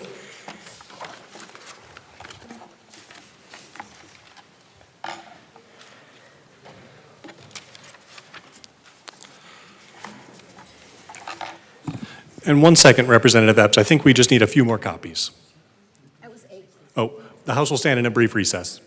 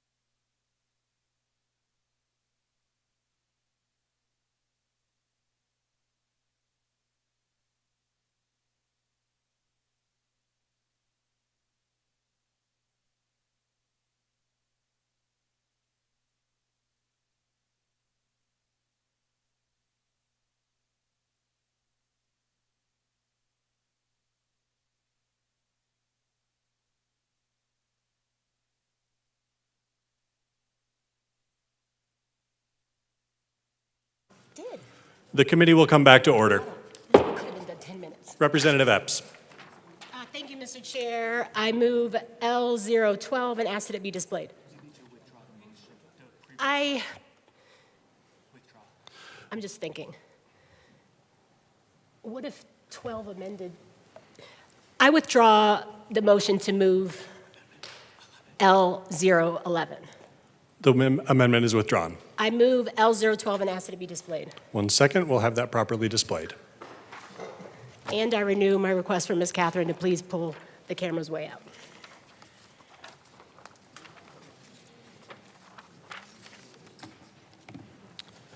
The amendment is properly before us. Please proceed.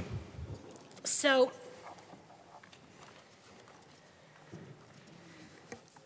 there are a few things that we do in this body that are more important than taking care of the most vulnerable amongst us. And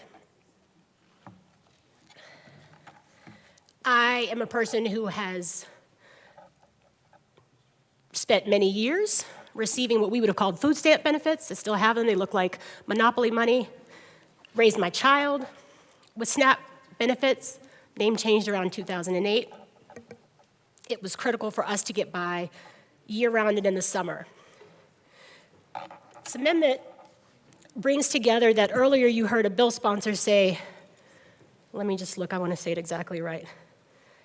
They said, for what better purpose than to feed hungry, vulnerable children?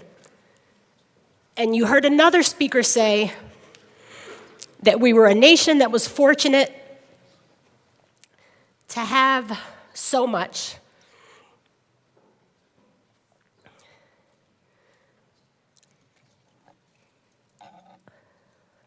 Another colleague said that it wasn't the role of government to take on this care.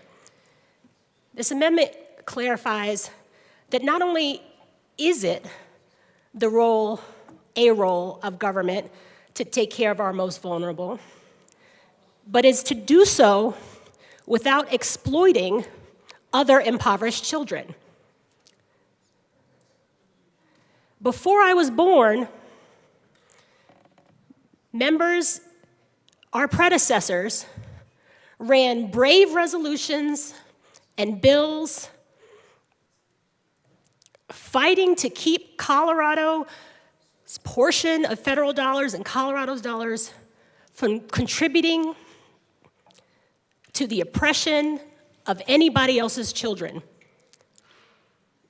And as a parent of a child who depended on SNAP, as someone who did myself, it is deeply offensive that when we can make a decision, we all like to say how budgets are moral documents, how we spend our money is moral, that when we can make a decision that much of the world has made to not further fund and underwrite the ethnic cleansing that is happening on our watch.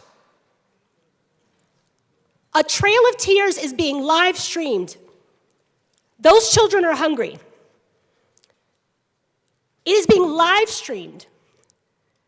We cannot, at the state level, change all federal policy, although some of you will be federal officials one day. We cannot handle all international relations issues. But what we can do is be clear that when we're feeding Colorado's most vulnerable children, summer or otherwise, that we're not doing so in a way that further exacerbates the demonstrable objective harm being done to children in the occupied territories. This amendment clarifies. You all know that we don't say in legislation business names specifically or products specifically. So it uses the language of the UN, and there's two amendments because the EBT, the summer EBT, touches two different parts of our code related to Department of State, Department of Education. It's identical text. And it says, notwithstanding any other provision of law, food products that originate in occupied territories are not eligible for purchase with an electronic benefits card issued through the Summer Electronic Benefits Transfer for Children program. In case it was unclear, as used in this section, unless the context otherwise requires, food products that originate in occupied territories, not this occupied territory, but the UN recognized occupied territories, means any food for domestic home consumption as defined in 7 U.S.C. section 2012K as amended for purposes of the federal food stamp program or any successor program. In case anyone was unclear, occupied territories means the West Bank, it means East Jerusalem, and it means the Gaza Strip. We've heard talk about our most vulnerable children, the ones we love, and them being ready to go back to class in the fall. Right now, in the occupied territories, which is funny to somebody over here, but right now in the occupied territories, we're losing 10 classrooms of children per day. 10 classrooms, 9 to 10 classrooms of, if they were appropriately sized and not beyond capacity. 170 children a day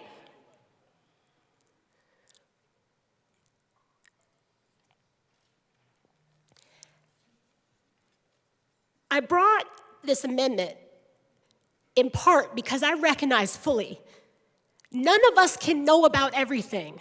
And some of y'all are wild smart, but none of us can know about everything. None of us can be an expert on everything. You cannot be an expert on the Uyghurs and what's happening in the Congo and Sudan, or maybe you can, but like probably not all at once. But I come from a woman who would have moved an amendment like this because when I was 8 years old, she was taking me to DC to protest along her Jewish best friend as we marched for Palestinian liberation. So I don't have the privilege of playing these political games and not running an amendment to clarify. We already limit how we can spend food stamps. You cannot use food stamps, I'm old. You cannot use your SNAP benefits to buy hot food. So God forbid you don't have a refrigerator or a stove, you can't buy prepared food. Summer months, kids can't buy, with Colorado EBT, can't buy foods that can be prepared, that can be consumed in the store. You can't buy many other things, but we already have limitations. And this body has a history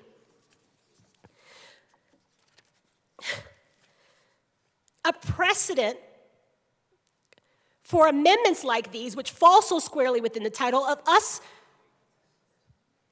deciding which side of history we're going to be on. We're going to come back in January and do some memorials that we do every single year, and we should. We should do those resolutions and memorials, but in 8 to 10 years, we're going to be doing them because there are no Palestinians left alive in the territory. They're all going to be in the diaspora on our watch. This amendment is part of my answer, and it's simple. I can't name the products, but we're talking about 2 products left that would be limited. But it puts us on the right side of history. It's not about telling poor people how to spend their money. It's about directing how we prioritize our money. It's about looking at the amendments like this that were in 78 and 82, and shout out to the research staff who found all these old resolutions on microfiche. This amendment is mild in just saying, it doesn't even name a specific country. It uses the language that the United Nations uses.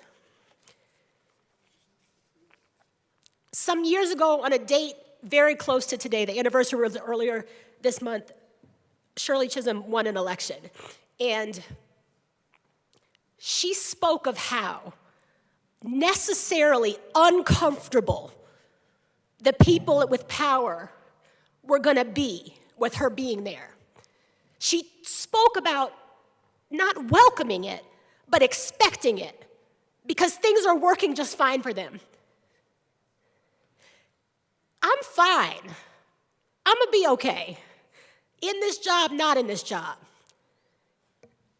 But while I don't believe in a heaven, my dead mother can't know that the little girl she took to march for Palestine in a state where our entire federal delegation is willingly. Epps, I want to keep us focused on the amendment. The if you could, amendment, please. that is a fair request, and I try to remember to say it, the amendment every few seconds, because this amendment is saying that where we put our resources, where we permit our share of resources to go, is more important than certain people's feelings. We are on the wrong side of history if we are not willing to say, because it doesn't, any occupied territory, that anywhere in the world, that how dare we, in the service of feeding our poorest children, exploit those 170 a day.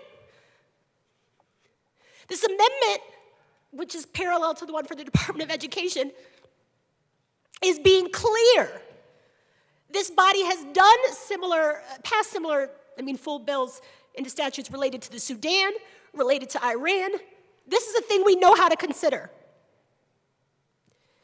This isn't what I wanted to run, but naively, I trusted that my colleagues, who I gave advance notice, would not line up against me to run out the clock. Representative Epps, I'm going to redirect you back to And the I'm going to amendment. say what I was saying. And Representative Epps, I'll need you to stick to You the know what? amendment and I not speak am to sticking people's to the motives. amendment. You are not going to do this right now. You are complicit The House in will that. stand in a brief.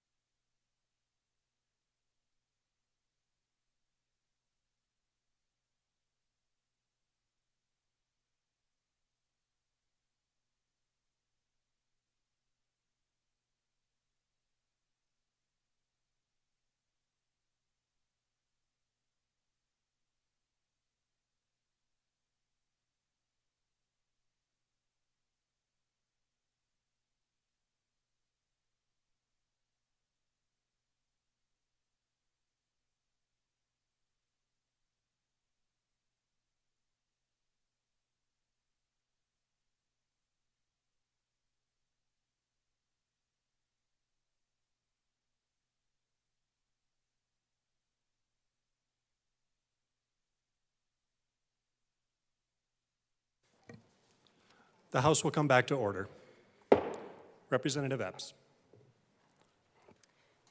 I'm going to be real careful to not speak to motives, although I didn't. I don't know what the motive would be for wanting to feed one set of children while exploiting others. I don't know what the motive would be, and it's embedded in this amendment, to do anything other than to allocate our resources in a way that is just. As I said, we can't name products, but we're talking about a relatively small limitation. This amendment doesn't require us to add special labeling as the EU has done. it requires us to consider that our calls for decorum, it's just a wild thing to care about when we're willingly looking the other way. And this amendment gives us the opportunity to stop doing that. It is 2 amendments because there's 2 authorizing statutes that are relevant. But when the governor called for this extraordinary session that leads to this amendment, directing legislators to put people over politics, which relates to this amendment, when he called on Coloradans to look towards those in immediate need of immediate relief and aid, to aid our most vulnerable, the parameters of the governor's call were appropriately narrowly tailored, as is this amendment, to direct us as a General Assembly to focus on 5 subjects of immediate concern. And all 5 of the mandates, just like this amendment, are directed at supporting those in greatest need. There's a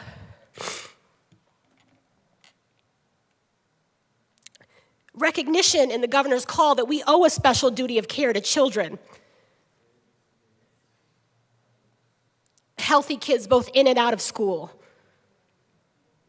Some of you will have known what it's like to need food stamps, SNAP, to assist your families. Others can imagine it. But this amendment assures that those of us who do rely and have relied do not have to be complicit at every turn.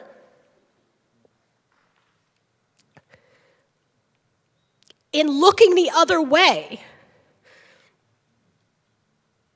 while, as this amendment points to, the occupied territories, while ethnic cleansing is underway. This amendment is connected to the fact that Colorado children in accessing foods during next summer, when the program will start, in a state where so many of us are prospering, over 300,000 of our children remain food insecure. This is a policy choice. This amendment speaks to our, I started to say our collective desire, and I've got to be real clear, I couldn't get the chair's clarification on what exactly he means by motive. I'm not speaking to motive, I'm speaking to the amendment. But most of us in this room, we want kids to eat. We probably all want kids to eat. For some of us, that doesn't stop at Colorado borders. And it's a testament to our values that while we protect Colorado kids from food insecurity and hunger,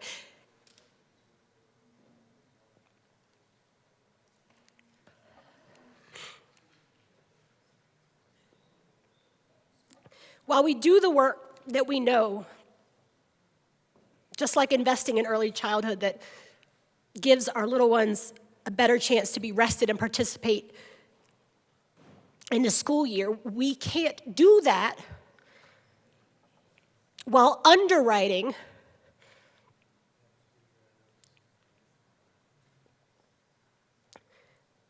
the active annihilation, starvation of other folks' children. This amendment, like its sibling, pair, one to follow, recognizes that Colorado, we're one of only a few states to offer free, somebody pays, but school breakfast and lunch to all students. We understand, at least our policy choices have reflected a commitment to trying to understand that we don't discern between class and race and ethnicity if deciding if a child should eat. And we don't want or need our resources being used this way. It's not about the motive, it's about the amendment, Mr. Chair, but the idea that it was so hard to be allowed to even speak about this. I'm going to ask for a yes vote, but I fully expect it to fail 64-1. And that's okay. Because when we revisit this amendment, when we add to our list of future resolutions that will build on this amendment,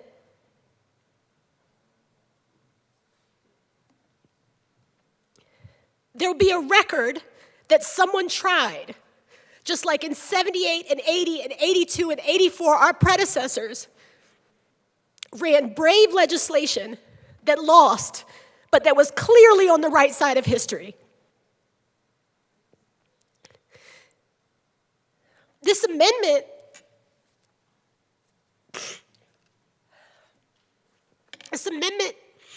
speaks to the health of our children and others.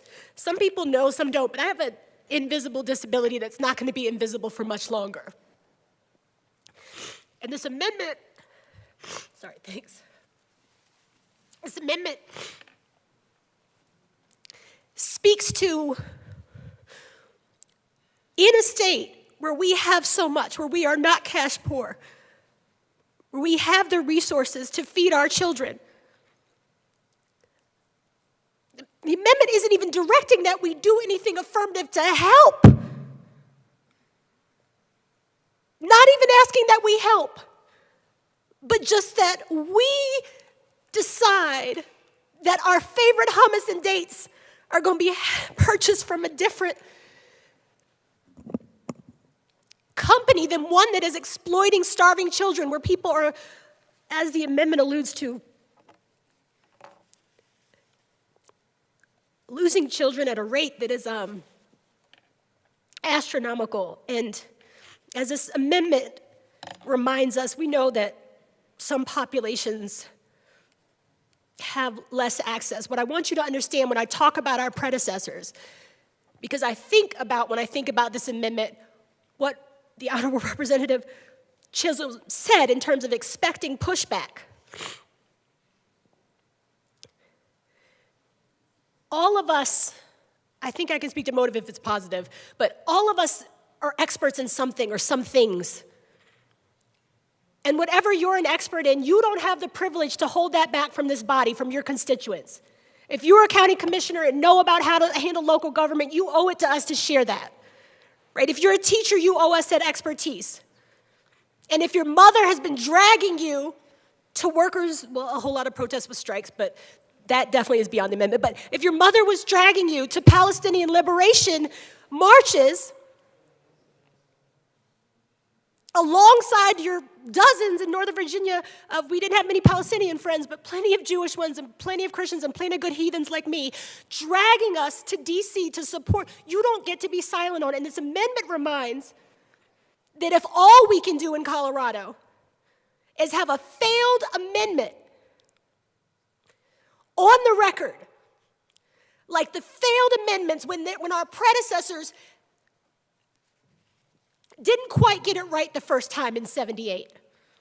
If all we can do is this amendment that just says, fully consistent with federal guidelines, we already in Colorado limit how poor folks can spend their money.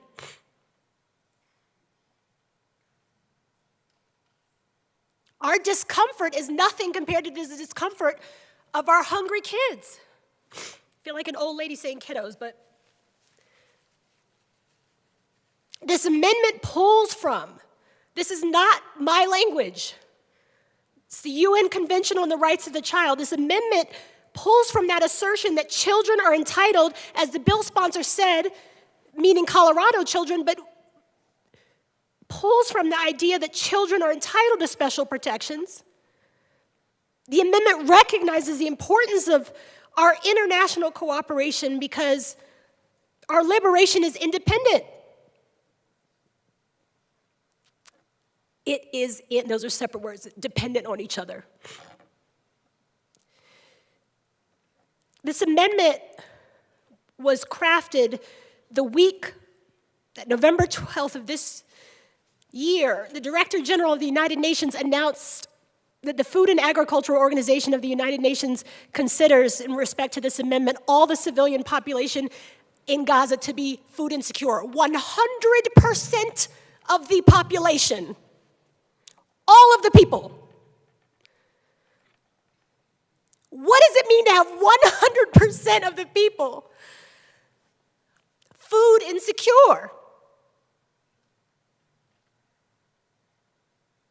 This amendment points to the fact that this extraordinary, our colleague reminded us, extra and ordinary earlier today, that this amendment points to that this extraordinary crisis facing Palestinian children across the occupied territory, which includes Gaza and the West Bank and East Jerusalem.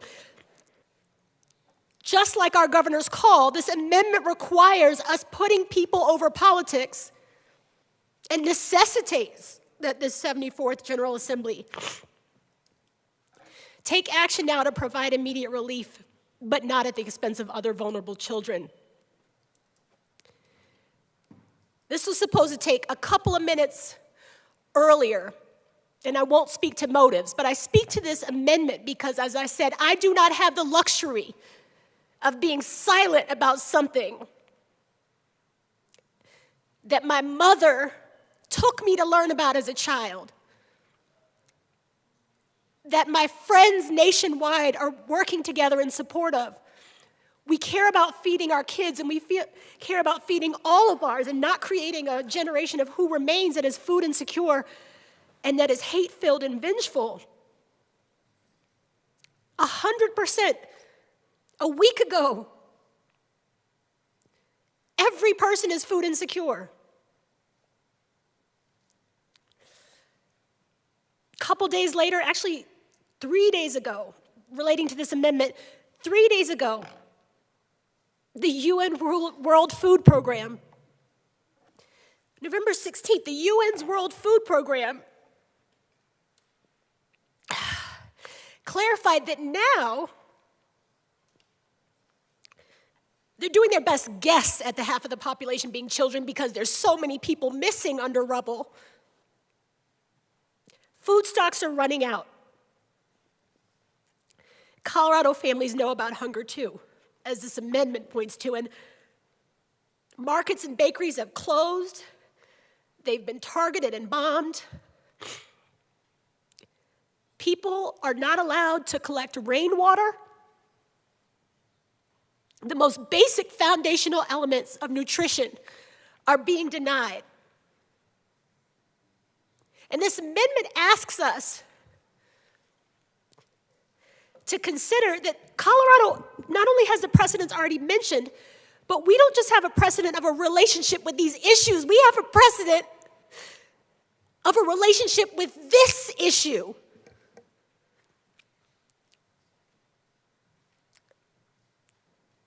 I don't know who was here when the relevant legislation was enacted, but this body has a precedent for this amendment because we have considered how as state employees, how our funds can be invested in the same way as this amendment. And the World Food Program spokesperson that same day on the 16th said, and this is someone who cares about Colorado children as well, because we're a part of the United Nations, that why this matters is that officials are now seeing cases of dehydration and malnutrition increasing so rapidly. It is now immediate starvation. Gazans are not able to have one meal per day. Children whose nutritional needs are high are not able to do that, and what they have consists of raw vegetables because there's no gas or fuel to cook, which is an awful lot like Colorado, where you can't buy prepared foods. Not the crisis the same as Colorado, but meaning the limitation in that availability. This same month that we're drafting and this amendment, the UN Secretary General said Gaza is now a graveyard for children. And all this amendment is asking is that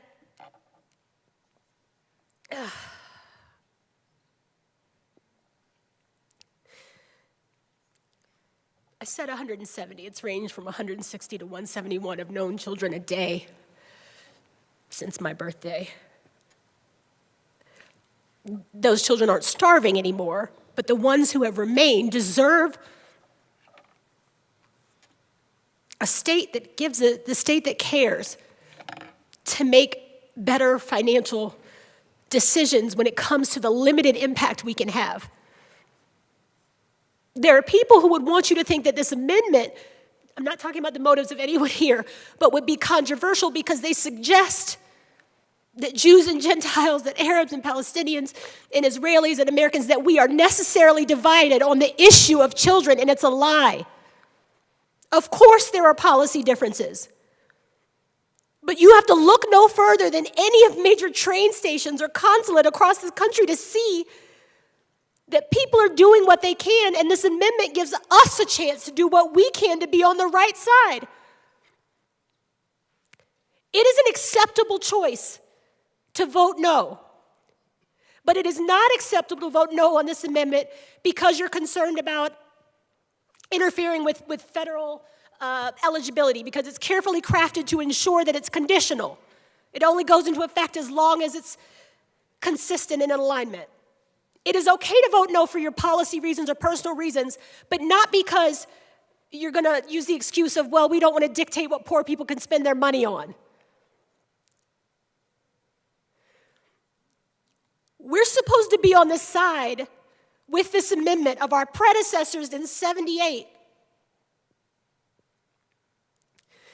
who the version of this that I wanted to run just copied and pasted without attribution, just copied and pasted things we passed in the past, that were much more direct in calling out, using words like evil and apartheid and intentionality. We're supposed to be on the side of that, and this amendment gives us a chance to recognize that when we lock Coloradans out of this house, their house, they're supposed to know that there's someone's, giving up on grammar, in here who hear them.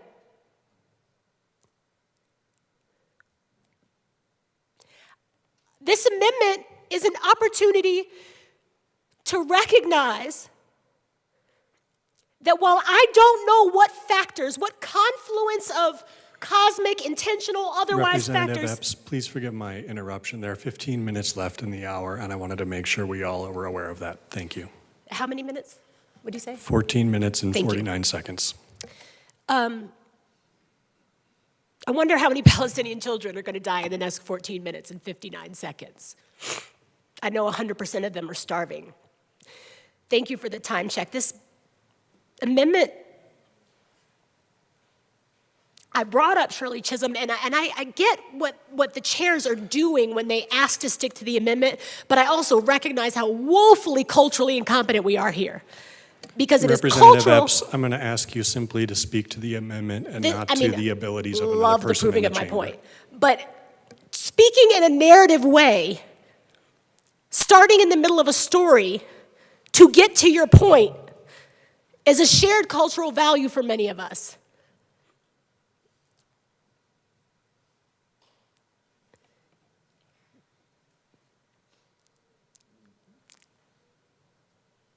You know, in the occupied West Bank, which is mentioned explicitly in this amendment, including East Jerusalem, settler attacks have risen since my birthday from an average of 3 to 7 a day. According to the UN Office of the Coordinator for Humanitarian Affairs, the Army, we have new flags representing countries we care about. The Army are burning, destroying food stocks, puncturing the tanks that have collected water and releasing them into the ground, burning what crops are existing, taking folks' olive trees. And this amendment gives us an opportunity to think about, when we're talking about nourishment of children, that if we don't do anything else, that the least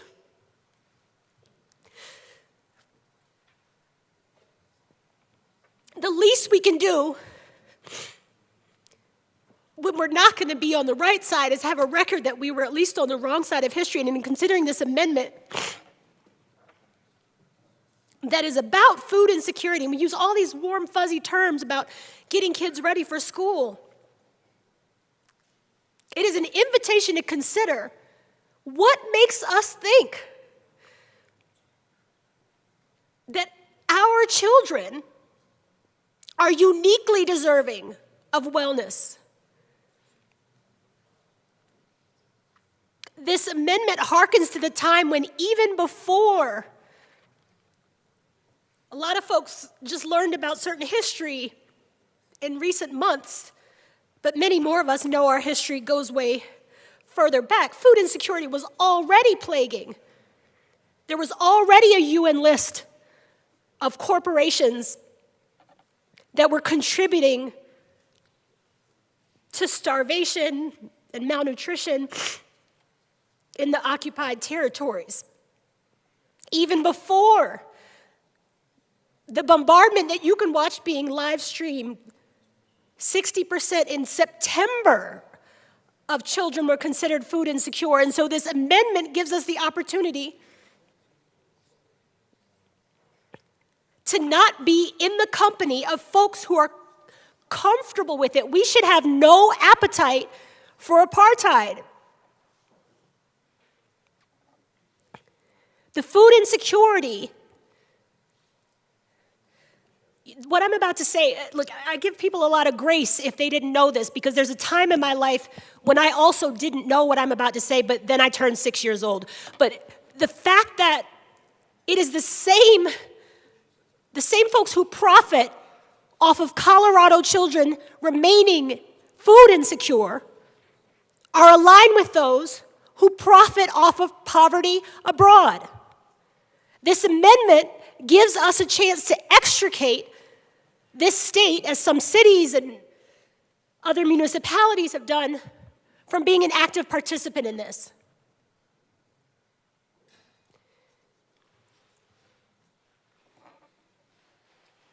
The food insecurity, it's such a weird phrase because it sounds passive. It's food insecurity. Children are being starved. We have enough here. Communities are being abandoned.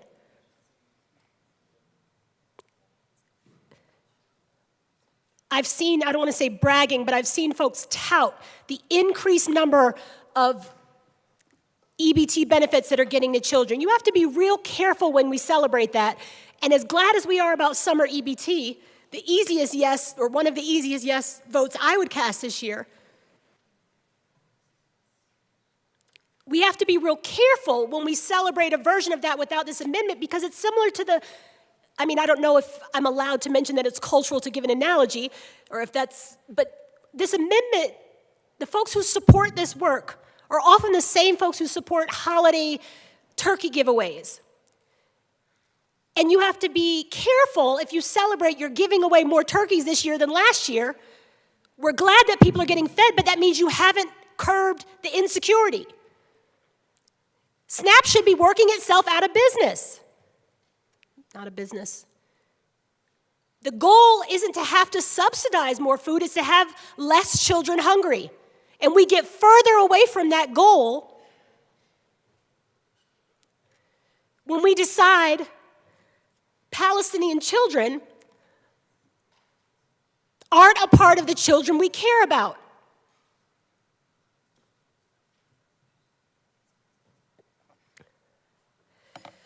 It is a condition. It is a condition of the occupation. This is not my political analysis. This is the whole world's understanding. It is a condition of the occupation that a government exercises complete control over the type and amount of food that enters, or rather does not enter, Gaza. Colorado tax dollars are underwriting that, are underwriting the blockade. This amendment is directly connected to the last one I read was the 2021 Amnesty International report that detailed the specific restrictions on Palestinian food supplies that, while in magnitude and number and name and type are obviously different from the restrictions on Colorado families, they are similar in that there are folks with concentrated power who have more than enough, hoarding resources, the basic ones, food and water, at the expense of others.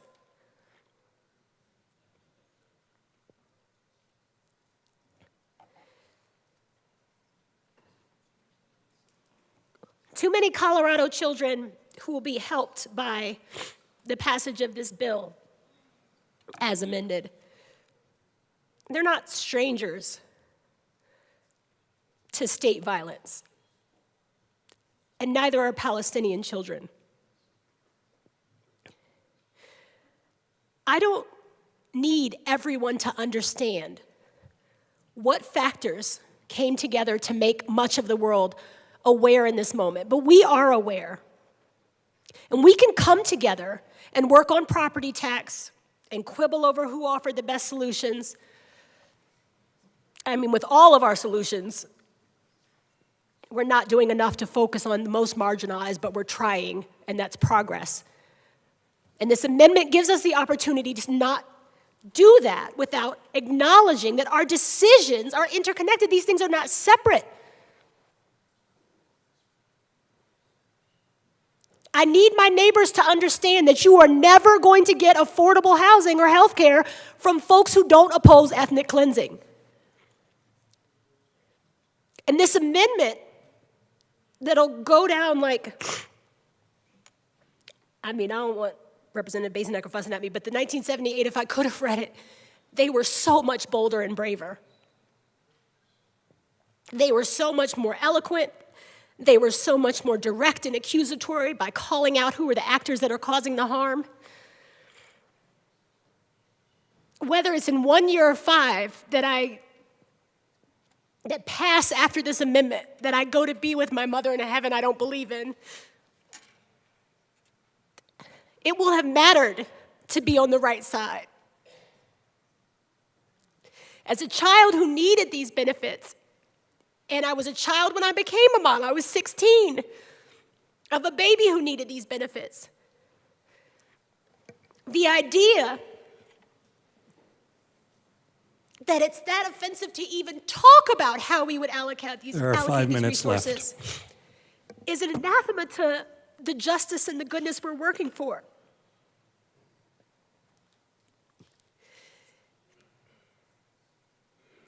I wish I could have fit more instances of the word children in this amendment because words matter. And in recent weeks, we've heard the phrasing that for one group of folks, it's children, for another group of folks, it's young people. Colorado children, our kiddos. They're not vermin, they're not children of the dark. They're our children.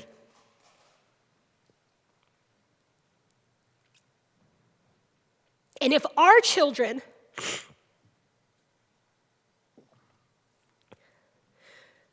I started to say we're living in, but we're dying under conditions where the water treatment facilities have ground to a halt. If our children, the children who benefit from this bill and who are referenced in this amendment, if doctors were picking which of our children to carry under their arms out of a hospital, we would be up in arms as well we should. And this amendment doesn't even call on us to do what we should do, which is act. This amendment reminds me of I'm just going to quote our colleague from earlier about this amendment.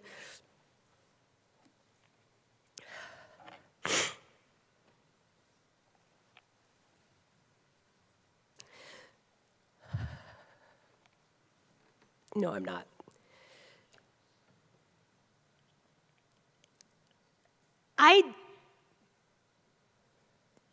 In drafting this amendment, was very clear with the incredibly brilliant and kind and patient drafter that she did not need to worry about the super technicalities because it wouldn't pass, but they're very committed to their job and they have to write it as if it did pass, how would it work, and I really appreciate that, but I kept telling her, please, you don't have to worry about that. And I'm embarrassed to admit that while it was fully my expectation to be standing alone, because standing alone in this body, to be clear, is not standing alone. The whole world It's not a Palestinian cause who's fighting for Palestinian liberation. It's a special kind of erasure to act like amongst those supporting this bill wouldn't be the thousands of Jews who are shutting down consulates in Illinois and train stations in DC and taking over streets in Indonesia and not so much Jews there, but and in Tel Aviv and marching. This amendment aligns when we're fighting for food security with the many young Israeli teenagers who have now been caged for refusing their military service. Arrested. I'm an abolitionist, I tend to say caged. Teenagers, still children themselves, who care about the food nutrition of their fellow Israelis as well, you can be both, but as well as Palestinians. Those children, 18 and 19-year-olds, would ask us to do what we could. And if all we can do,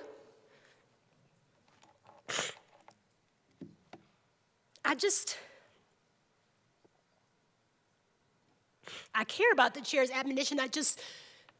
It's hard to phrase the amendment without being, there's no decorum, there's nothing civil about genocide. How we spend and allocate and allow our resources to be allocated, I mean, it's cultural, it's also neurodivergent than not finishing a thought. But I'm embarrassed to admit, I keep going back and forth about if I want to quote what she said or not, but I'm embarrassed to admit that while I fully expected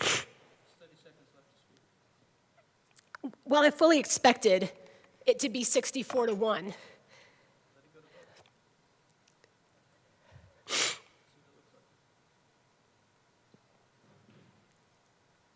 I guess I have to ask you to vote yes, but really what I want to ask is in a few years when there are no Palestinian children left, because that is what will happen if we keep turning a blind eye to the ethnic cleansing happening on our watch, that we'll say never again and we'll The time stand for up the debate has next round. expired. The question before us is the adoption of Amendment L12.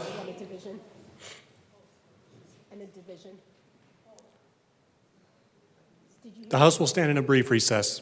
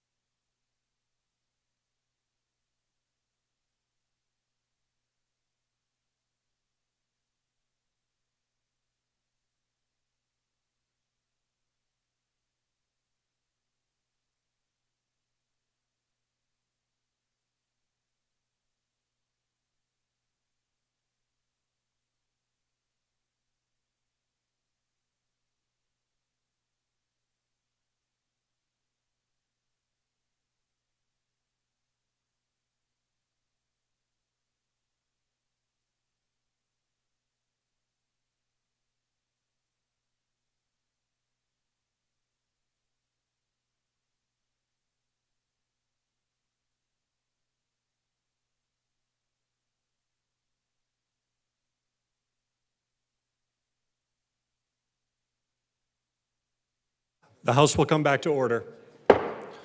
Members, just a point of clarification here. The hour has expired, which means that debate on the bill is over. We must vote on the amendment, which we will do. The bill sponsor has raised a point of order, which I will now hear. Representative Garcia. Thank you, Mr. Chair. I request a title ruling. There has been a request for a title ruling. Will the bill sponsors please meet me over on the right side? The House will stand in a brief recess.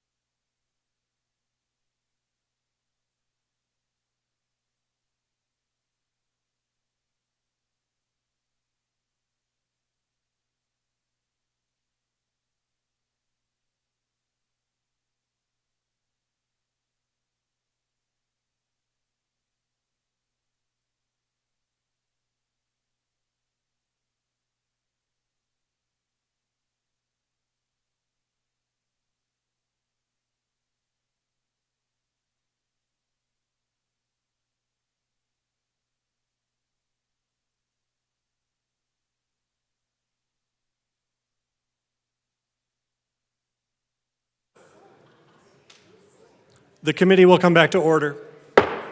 The chair rules that the amendment does not fit under the title.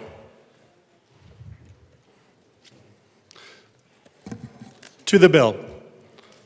The question before us is the adoption of Senate Bill 23002. All those in favor say aye. Aye. All those opposed, no. The ayes have it. The bill passes. Madam Majority Leader.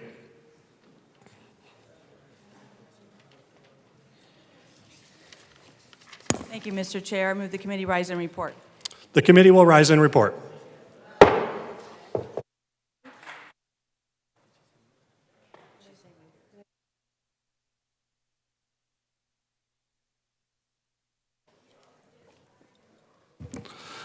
Madam Majority Leader.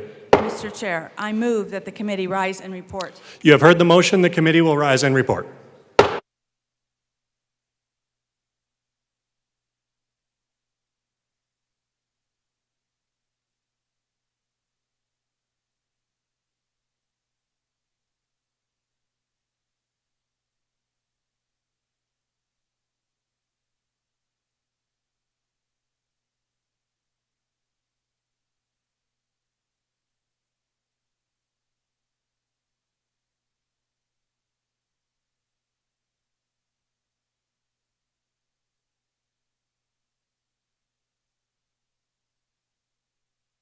The House will come back to order.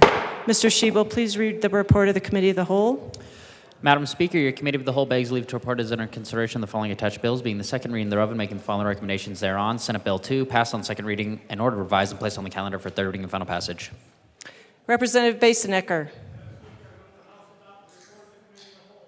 Members, you have heard the motion. There are no amendments at the desk. The question before us, before the House, is the adoption of the report of the Committee of the Whole. Mr. Shebel, please open the machine and members proceed to vote. Representative Joseph, how do you vote? Yes. Representative Joseph votes yes. Representative Sirota, how do you vote? Yes. Representative Sirota votes yes. Representative Kipp, how do you vote? Yes. Representative Kipp votes yes. Representative Ortiz, how do you vote? Yes. Representative Ortiz votes yes. Representative English, how do you vote? Yes. Representative English votes yes. Representative Story, how do you vote? Yes. Representative Story votes yes. Representative Soper, how do you vote? Yes. Representative Soper votes yes. Representative Judah, how do you vote? Yes. Representative Judah votes yes.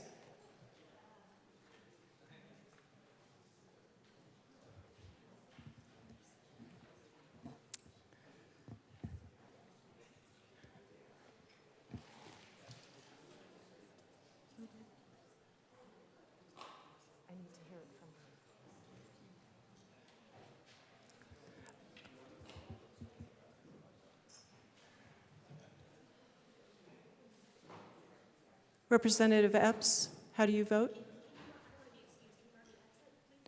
At the request of Representative Epps, she will be marked absent. Please close the machine. With 41 aye, 15 no, 8 excused, and 1 absent, the report of the Committee of the Whole is adopted.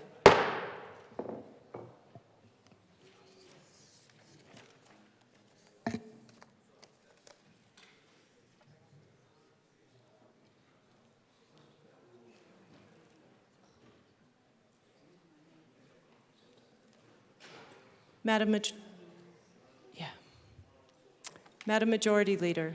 Thank you, Madam Speaker. I move the House stand in adjournment until 9 10. I move the House stand in adjournment until 9 a.m., November 20th. The House is adjourned until 9 a.m. tomorrow, Monday, November 20th.